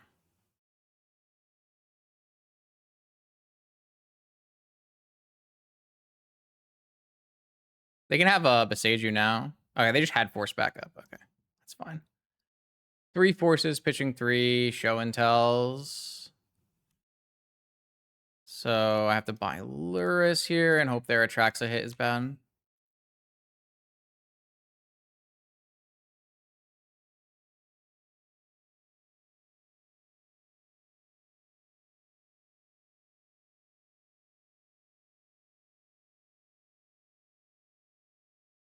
They hit Time Walk. They hit no forces. But they'll hit forces off the next one. They also hit Beseiju, so we're just dead. What we needed was kind of like a Vexing Bobble to make them like get pressured. I think we had a win this turn, right? With 5 mana, we go for this, then we go for DT, and then we go for Brain Freeze. Like we had the win, right?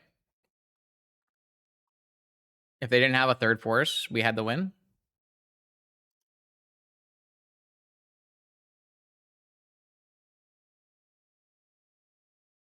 I didn't do the full math, but it seemed like we were there.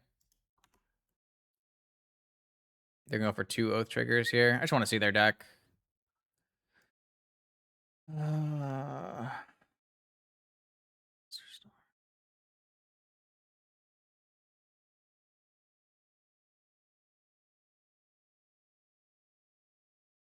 don't think we were short, right? We had a DT, so then we just need to cast one more thing. Yeah, I'm pretty sure we absolutely had a win there. Oh, they have a Gaia's Blessing. Okay, that's what I wanted to know about.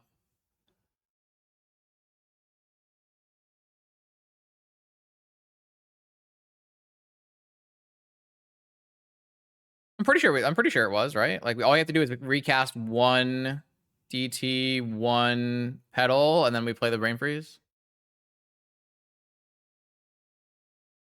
No, I'm pretty sure we didn't need to, right? 1, 2, 3. Oh, maybe we did. Maybe we are still on the risk of hitting Lotus. You might be right. Maybe there was a chain in there though. I could have done a chain, right? Chain my own. I guess I only had one chain target. It's not that good. This thing travels. Yeah.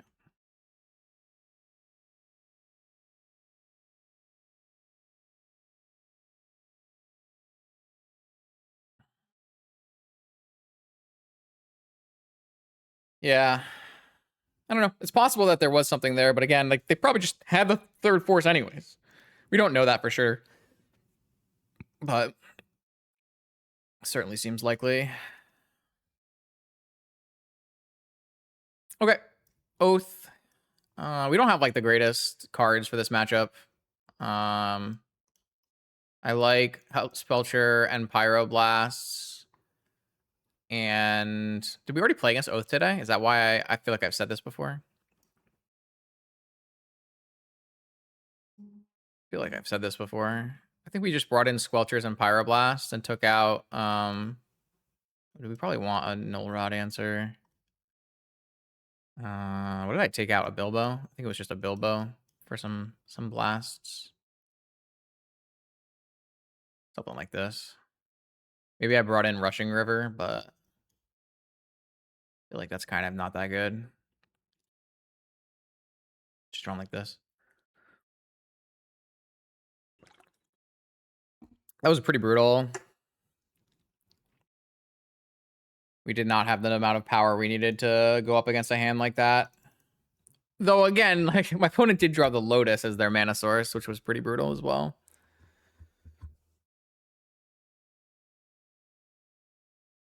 So it put the pressure on us to win fast.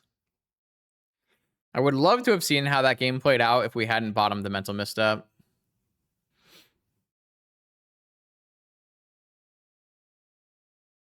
I mean, we would have used Mental Misstep on Mental Misstep for our Soul Ring, and then what does that gain us though? Do we really need the Soul Ring mana? I'm not sure. Imagine not playing Mental Misstep in your Gifts Ungiven Drain deck.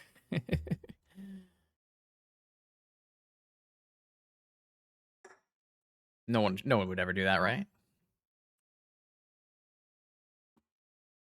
Yeah, I don't really like. I definitely am rusty on both Breach and Gifts. Not cards I cast too much. Usually try to stay away from them because I think they're most of the time just traps. But I really do like how the Gifts has been playing with Bilbo, so. My flow states would have been on. Yeah, that's true. That is very, very true. Looks fine. It's a hard cast negation on turn 2. What? Okay. That's fine with me. I guess it turns off Bilbo, so. I don't know. I'm pretty sure I can win the game with like stock ups and playing better magic cards, but we'll see. Pretty sure I'm supposed to time walk here.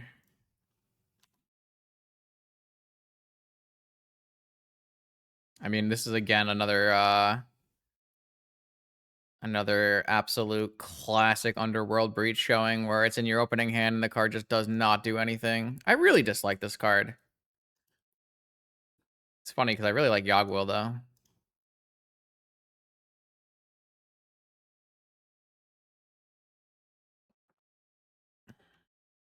I feel like the breaches look bad at every moment. Am I supposed to play Lorien here? Or I feel like running into Flusterstorm is pretty bad.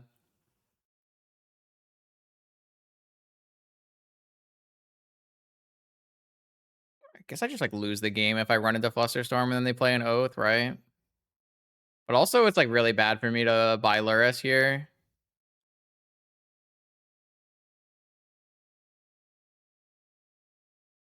I guess I'm just passing. Try to use just wait it out. Next turn I can buy Lurrus and hold up negation. I think it's just like way too bad for me if I like go in here and they have Flusterstorm. Probably just game losing.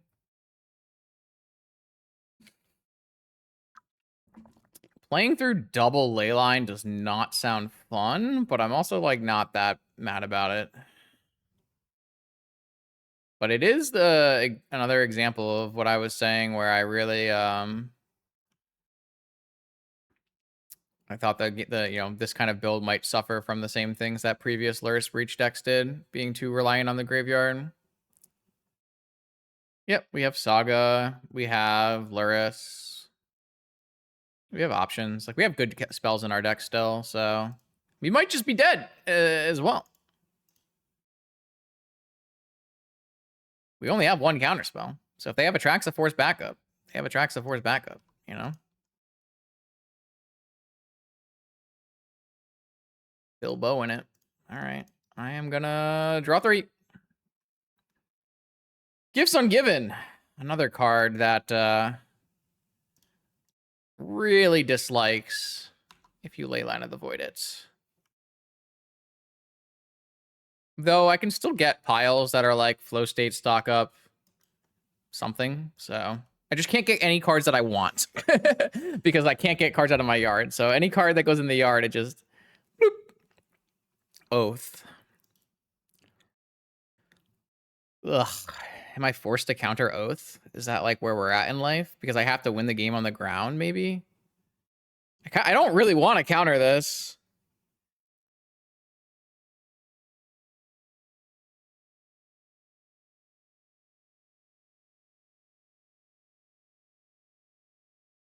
Like, if they don't have an orchard, it's like fine to give them an Oath until we get to a Saga, and then we like have to have like a time walk 10 damage Saga. Sucks, man. Feels bad. We kind of want to be able to play Lurrus and attack with Lurrus, right? So. Oh, I don't even have time walk. Jesus. I'm definitely casting stock up, though. Hexing Squelcher. I don't have a force, though. Probe Rainstorm. Well, gifts can turn into 2 draw spells if I have 4 different draw spells, so. It's not useless, but it's not good.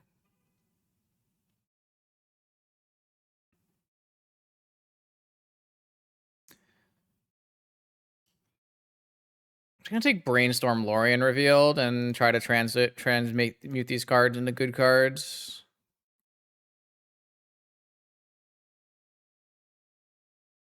Okay.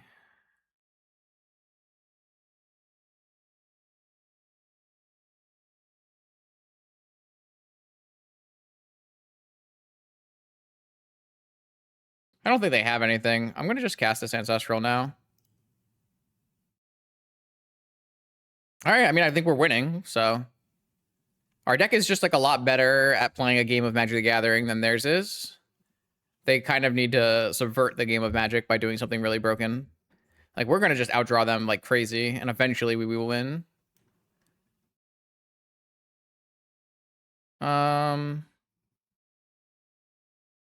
Yeah, I'm okay with this. I guess I can get rid of the flow state. I don't feel like... I mean, it's just an anticipate, right? Who cares a shit?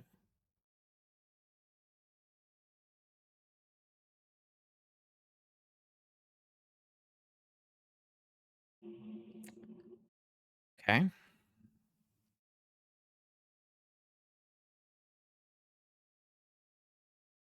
I have to hope they don't have Besage. But this is my easiest way to win. I mean, I could Chain of Vapor these ley lines, but it's just... I guess I can't because I need to have 2 Chain of Vapors. All right, I have to hope they don't have a Besage, but this is definitely my best plan to win, so...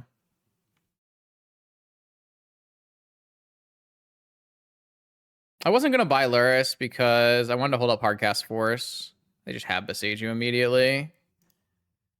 Okay. So now we're back on Lurrus. That's fine. We have an infinite mana here. We still have tons of draw spells in our deck.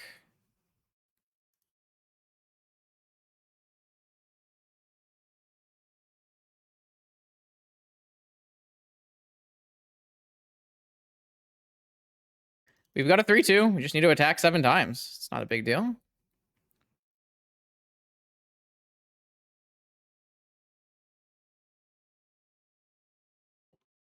Very doable. And it's not like this is our only threat either. We do have multiple attacking creatures we can play. It's kind of a funny way to win a game, but... Yep, don't care.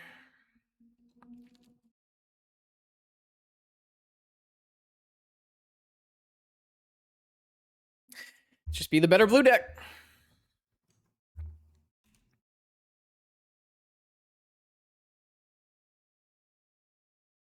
I am not figuring that out right now. I'll figure that out on end step. I don't want to spend too much time figuring it out either, so...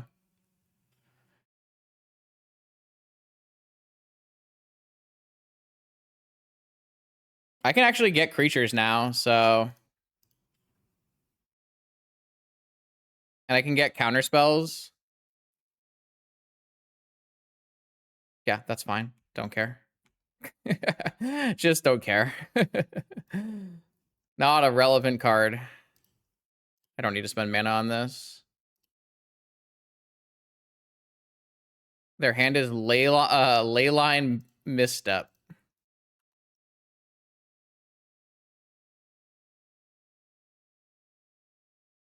That's the trick. Our breach is already bad. We don't need... breach is already bad. We don't care if you make our breach bad. Breach just sucks anyways. Shit card.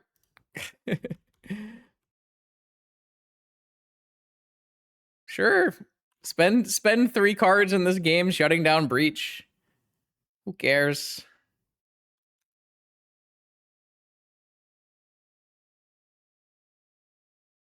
Hilarious game.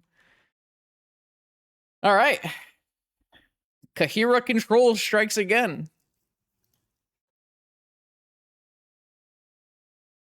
Do I need to do anything differently? I can play Rushing River if I want to. I could technically bounce both of them. And it's not like it's a bad card in the matchup. It still bounces Oath and stuff. I think I might bring in the Rushing River. Feel like it's okay.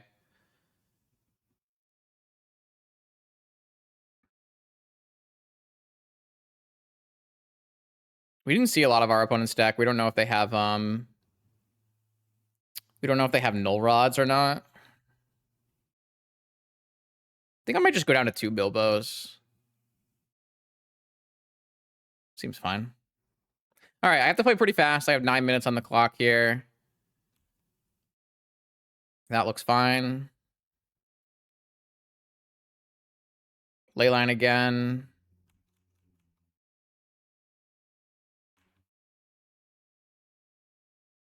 Okay. It's a ancestral. I have an ancestral. Okay. I think I'm gonna wait and just go on their turn, find a good spot. I have fluster. Hopefully they just like give me a creature and play a stock up or a show and tell or something and I can ancestral in response. No. I think I'll wait. I was really hoping to hit a mana there.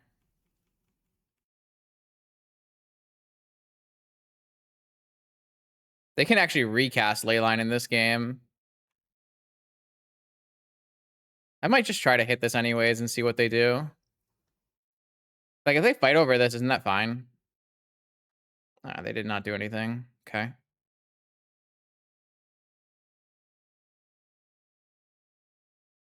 Yeah, I'm doing that.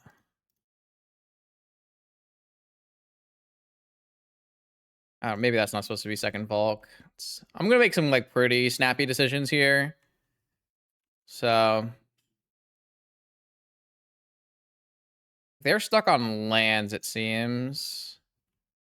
So I don't really think there's any good reason for me to go too hard. Just want to hit my mana sources. This is fine. Just try to play a disciplined game of Magic here. Okay, are you going to play Leyline? No.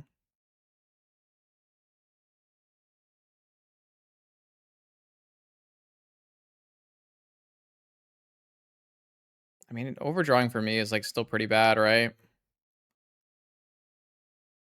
Bilbo. I think that's fine. I have Ancestral here, so, like, and they already have Orchard, so that's fine.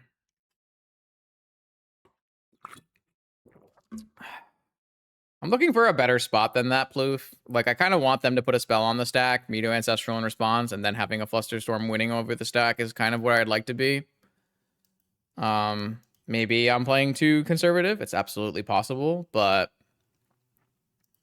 that's kind of the goal for me here, is to make them make them put mana on the stack, respond with Ancestral. If they try to counter Ancestral, then I get to fluster both parts. And then I still have lots of stuff going on, so. And then this is, like, really threatening now, so I'm pretty happy where we're at. Though this Brainstorm can make their hand a lot better because they had a dead Leyline. If they counter this, I'm okay with that. I don't care. One thing that could go badly here is, like, a Boseiju on my Lotus, I guess. That might not be great for me. Ancestral over the top. That's pretty annoying. I probably just have to let that go. This is not a great spot. They cast a bunch of really powerful spells and kind of fix their hand, so we'll see what happens. We shall see. The worst problem now is they can play, like, an Oath, and I have to, like, respond, and it's quite bad for me, but that's okay. We got to do something. We might just get overpowered here. It's absolutely possible. We kind of were looking to hit land drops there, and we didn't, so. But again, I do have to play pretty quickly from this spot. I spent a bit too much time in game one trying to find a way to win, so. I'm trying to make disciplined plays, and that are at least somewhat good. Oh, I think using the Lotus to stock up was just bad. I didn't really like that. This looks good for me. Let's just go Ancestral Recall.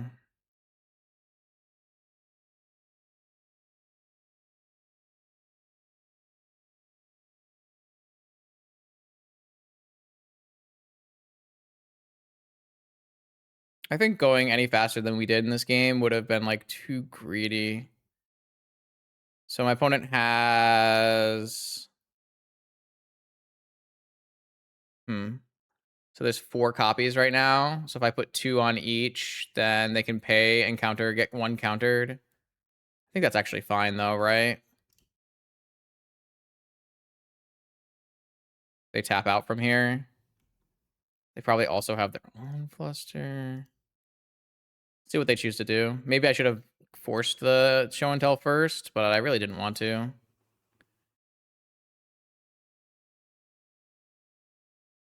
So it's 2 on each. Let's see what they choose. They got their own fluster here. So what are they going to do? They're just going to do all of them on Ancestral. That's fine.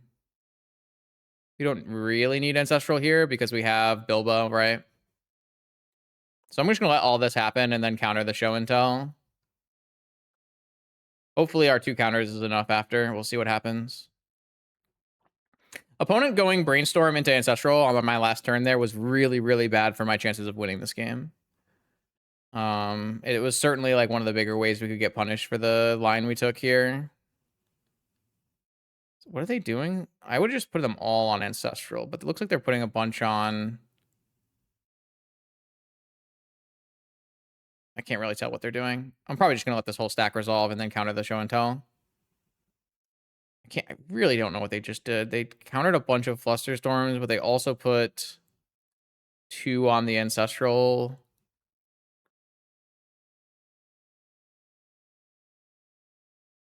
So I think I can just... Okay, that can get countered. No. Then... Okay. So I think I don't even need to pay anymore. I still have this one. Oh, I do need to pay on that one. Okay. So I pay for this one. And then this Flusterstorm still makes them pay for that.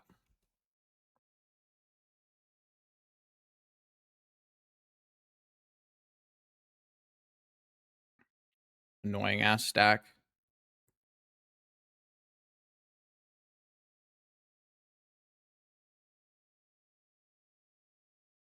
Are you paying? I have so many blue cards to pitch, so. All right, my opponent pays, and then I negate their show and tell. And then I go to my turn and I Ancestral.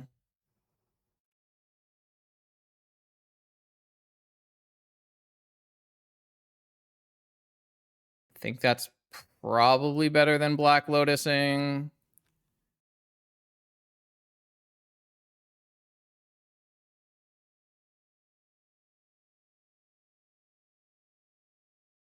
Got negated. That's fine.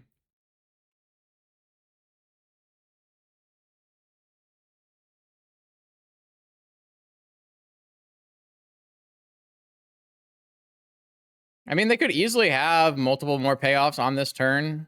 We do have a chain for an oath at least. Of course. Okay. You have an oath. I guess I shouldn't have been the land. That's unfortunate. If I didn't bin the land... Okay, I can chain and get maybe a time walk here. Oh, maybe I can just get Lotus and then time walk and then maybe that wins. I guess this is like a little risky, but...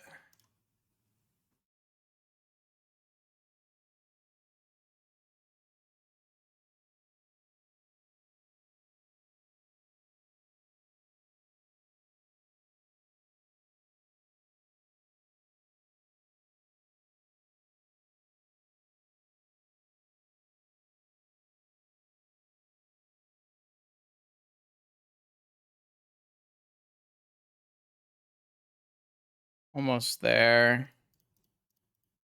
And then I can chain on this last one. Or Rushing River probably works. I can... If I draw a blue card, I could DT for a force. I don't need to DT for a... I do need a DT for a force. DT for a blue card, maybe.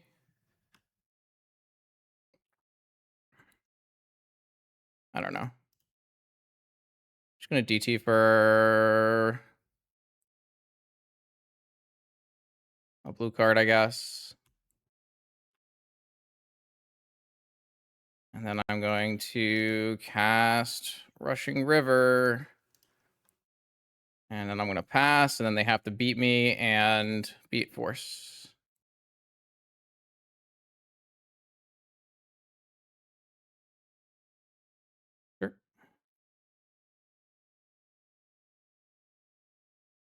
Nope, none of that.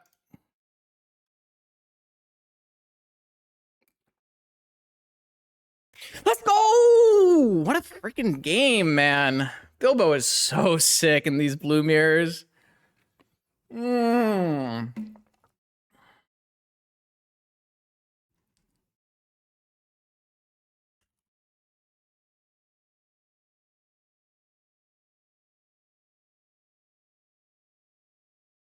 Wow. Welcome to the Vintage Finals. We've got a rematch versus our round one opponent, Mac, on blue-black Lurrus Frog. Mac beat us pretty handedly in round one. See what we can do here. His hand's pretty reasonable. Down.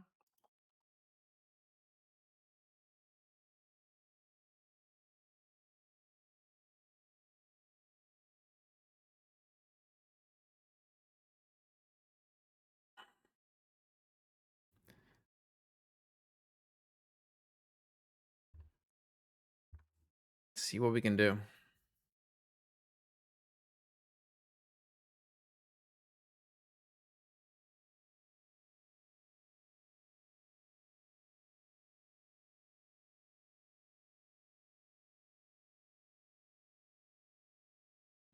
Opponent is at least on a mold of 6.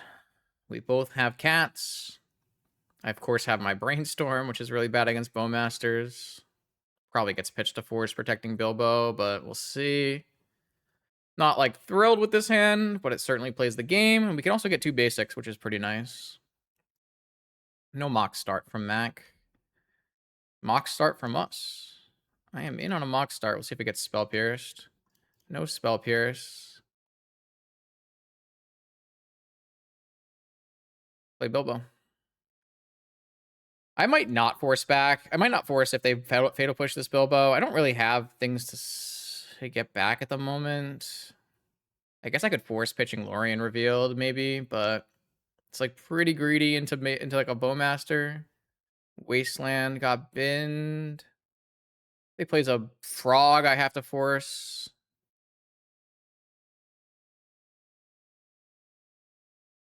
Force, pitch Lorien revealed. Force back. That means this thing can block profitably, which is definitely not good for us. They pitched another frog. What do we have for answers here? We don't have very many good answers from what I remember. Let's cast Brainstorm.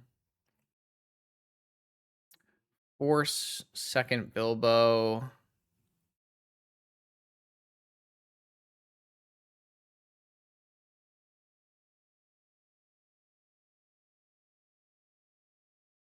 Okay. Don't think I'm casting another force into this attack. Costs too little for them to eat. I don't think another Brainstorm is a good play here.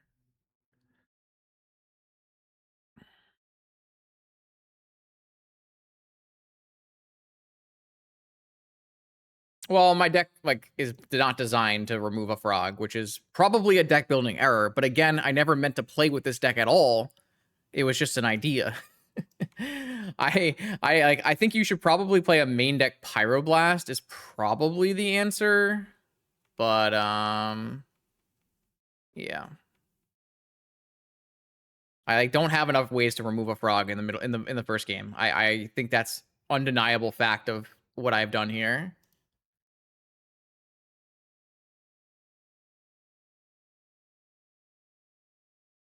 It's annoying. Because I can't get a surveil land anymore.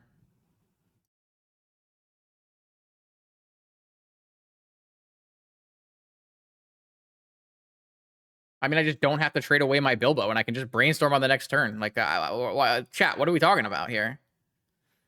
Like, I don't have to, you know? This is fine.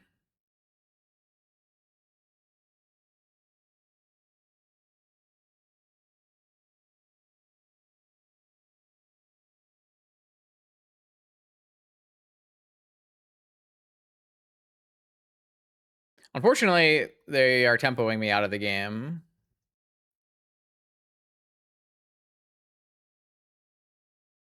And I don't really have great recourse here. I think I misbuilt my deck for this matchup, which is unfortunate, but not unexpected.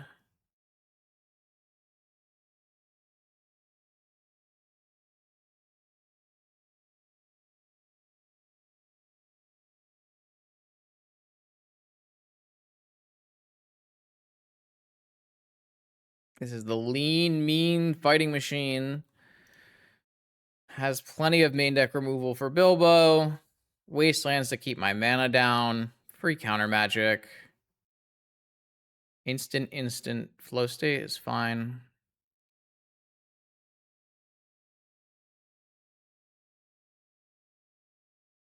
Could have pitched a sorcery to Frog. Probe. Sure.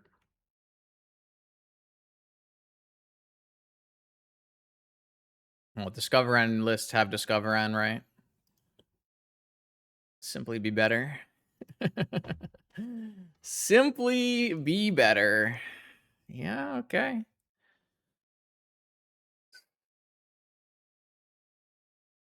I'm casting this Brainstorm, so we'll see what happens.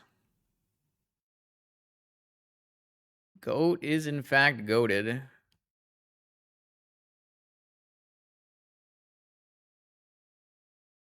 Double Bowmaster? Bowmaster Fluster? Hardcast Negation? Bowmaster? Hardcast Force on Brainstorm.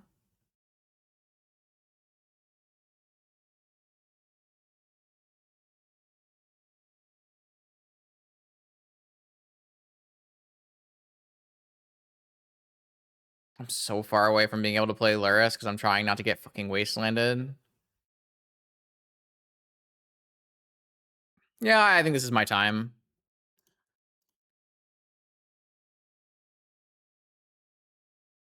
Breach.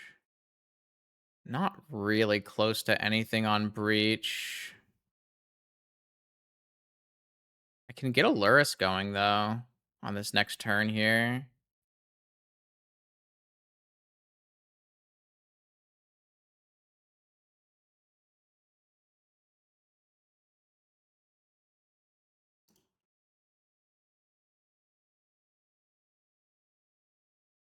Because I drew a Pearl. Oh, what order did I do? Did I put the... What cards are on top? Shit. I should probably have gotten rid of this Breach and kept the Saga.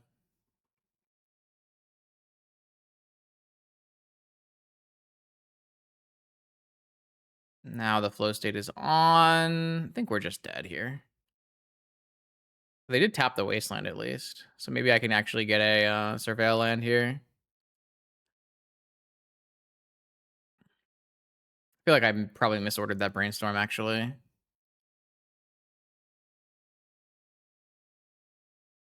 All right, I'm going to fetch.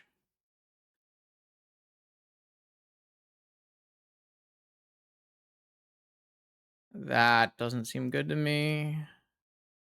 I don't even have anything to get back with this Lurrus anyways. I actually don't even have a... I need kind of need the Lorien to draw the Lorien so I can cast something. I think I just, like, threw away this game. Like, what am I even... I'm not even doing anything here.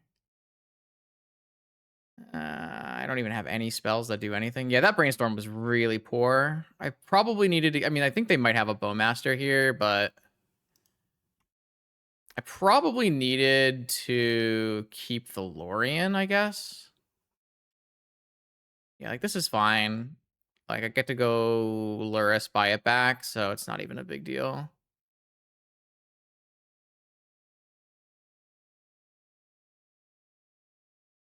Problem is I just don't have, like, a real spell to cast anymore. I haven't hit any stock ups or flow states, which is... I mean, I guess my opponent could have Force here. Okay. I mean, I'm down. I am down. I'm almost dead to this frog. Yeah, I don't know. My deck just doesn't feel like it's correctly, like it's not correctly assembled to beat a frog, right? It just feels like how it is.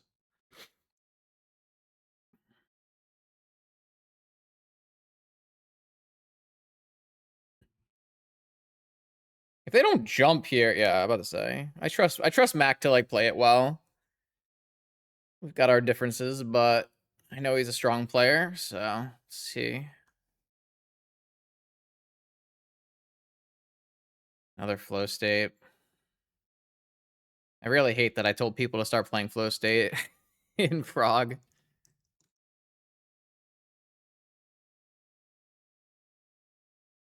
It's very unlikely. Well, like my opponent hasn't even played any negations, right? Like it's very unlikely we ever resolve anything for the rest of the game.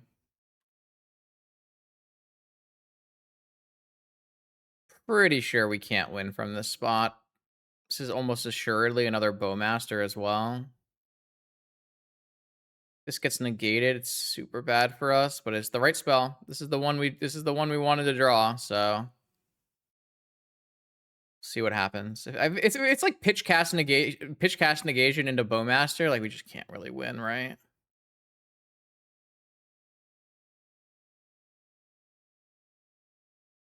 No, you just like don't really draw. You don't really discard. Yeah, pitch cast negation, pitching negation, and then this is almost certainly another Bowmaster.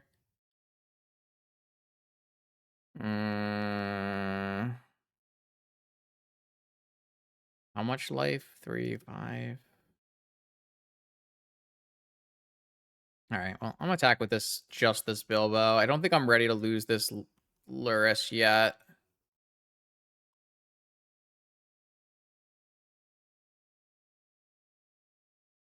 No. Yeah. Okay. Well, played around that. Like I said, like 3 turns ago, I don't think we have like any winning chances here. I think those went away quite a few turns ago. Oh, I think the Tony Jewel deck is like completely broken, but that's another time, another tale.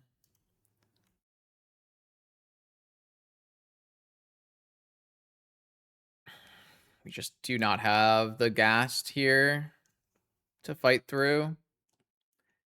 Maybe I did have to force like the first fatal push on the first Bilbo, like tempo wise, right? Like if we go back to the very first turn where they killed our Bilbo, maybe I had to just like fight for that because the tempo was too bad to replay a new Bilbo.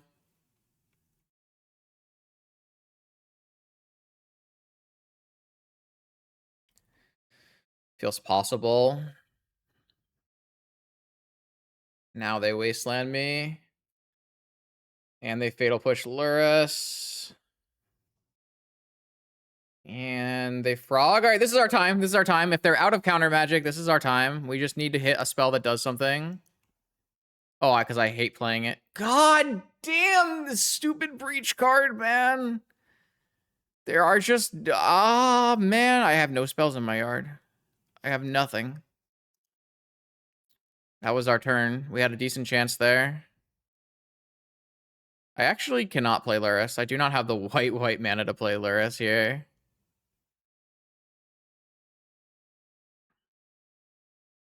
I don't think there's a next turn, chat. I think that was our opportunity. And we had one, maybe a possible open window there.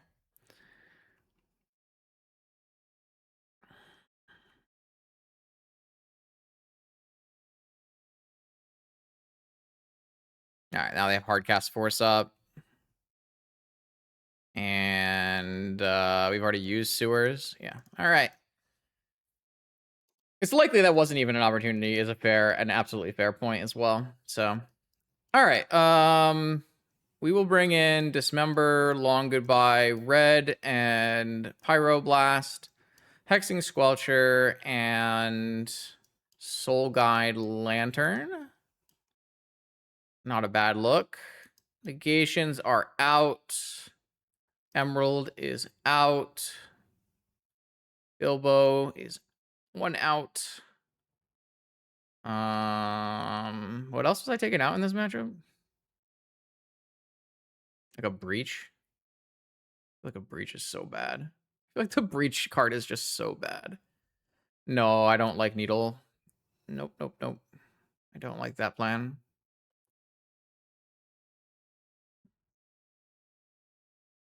One gifts. Hard to resolve. Oh, brainstorm is the one I was taking out. I was probably doing this. That's probably what I was doing. Okay. I mean, we have some removal now, so we have some game against Frog. We just need to see if we can get a mana advantage and press our mana advantage is basically the key here. Not a great looking hand. I keep drawing this stupid Breach card. It's so bad. Strongly dislike that.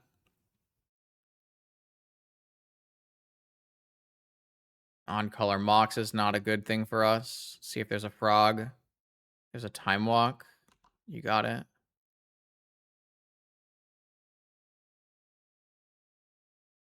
And a Sapphire? Uh-oh. Uh-oh. I think we're dead, chat. I think we're dead, chat. I believe we have been outpowered here in our deck that has much more power than our opponent. Sag. I mean, I kept the hand that was kind of medium minus, so that kind of is on me. He got Flusterstorm back up for this.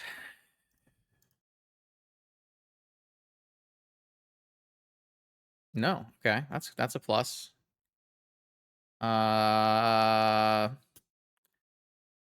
Yep, I'm gonna get in there.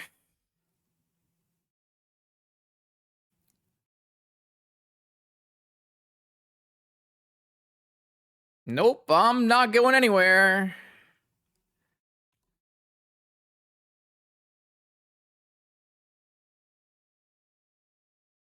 I'm so far behind, man.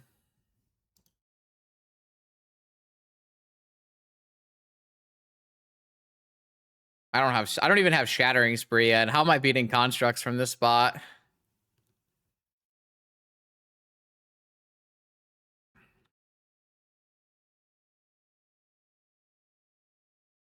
think I'm gonna take Lotus here. Oh, I guess Lotus is pretty bad against Vexing Bauble off of Saga. It's probably hard for us to combo kill through Vexing Bauble off of Saga. But we're super close to killing our opponent, right? If we Black Lotus here, we make red, we play Breach, we play Black Lotus. We're 2 cards from again. We're just under such a painful clock. I think what I'm going to do is I'm going to go Black Lotus and I'm going to go stock up. Which is not a good play, but I just like need to push this game because I'm going to die.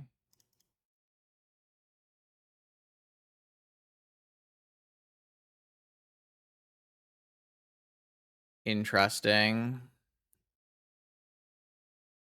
Hexing Squelcher is a nice random haymaker here, but I don't have the red mana to support it well.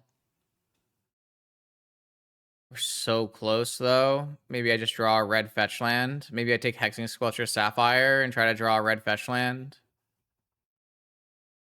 I might not have enough mana at that point. I don't really need Scroll to get the freeze because I do have a DT in my yard as long as I have enough cards in my yard.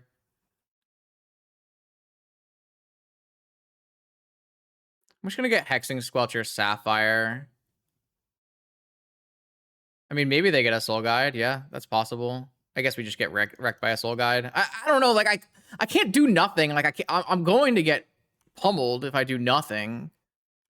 I feel like in general, Bobble is better than Soul Guide.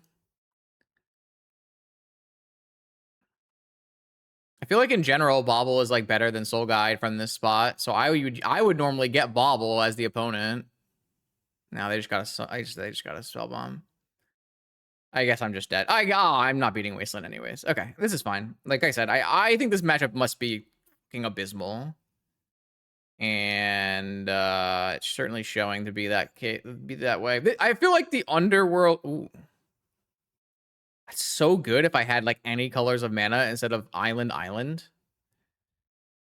I'm just gonna die before it matters though. Okay, I feel like I played this game pretty badly, but I just was so overwhelmed by double wasteland, ancestral time walk, mox saga.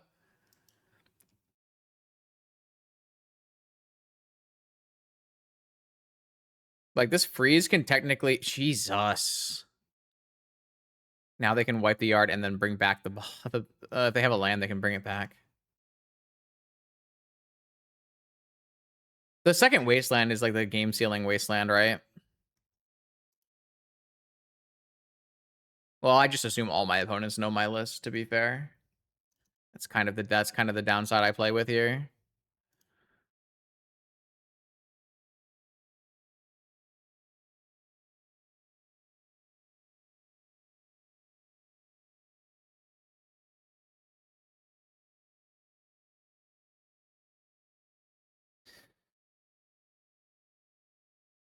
I just don't even have the ability to play any spell, right? All right. Yeah, I think that's like mostly a symptom of our deck being misbuilt and also just like being a hard matchup in general. Not bad for a deck I did not intend to play. I certainly am not unhappy about this stream.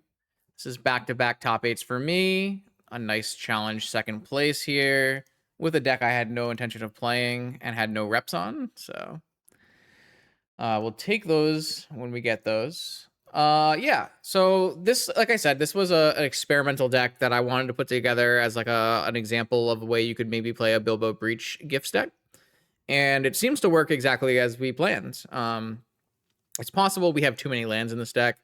It's possible you need to have more removal spells in the main, whether that's like a Pyroblast so that you can kill a frog, or maybe you just need to have Fatal Pushes. I really don't want to play Fatal Pushes, but you know, maybe you just have to play Fatal Pushes. I think the Breach section of the deck both performed really well in times and also underperformed at times. There were definitely games we won because of the Breach, but I feel like there were a lot of games that we just drew breaches that were just completely dead all the time.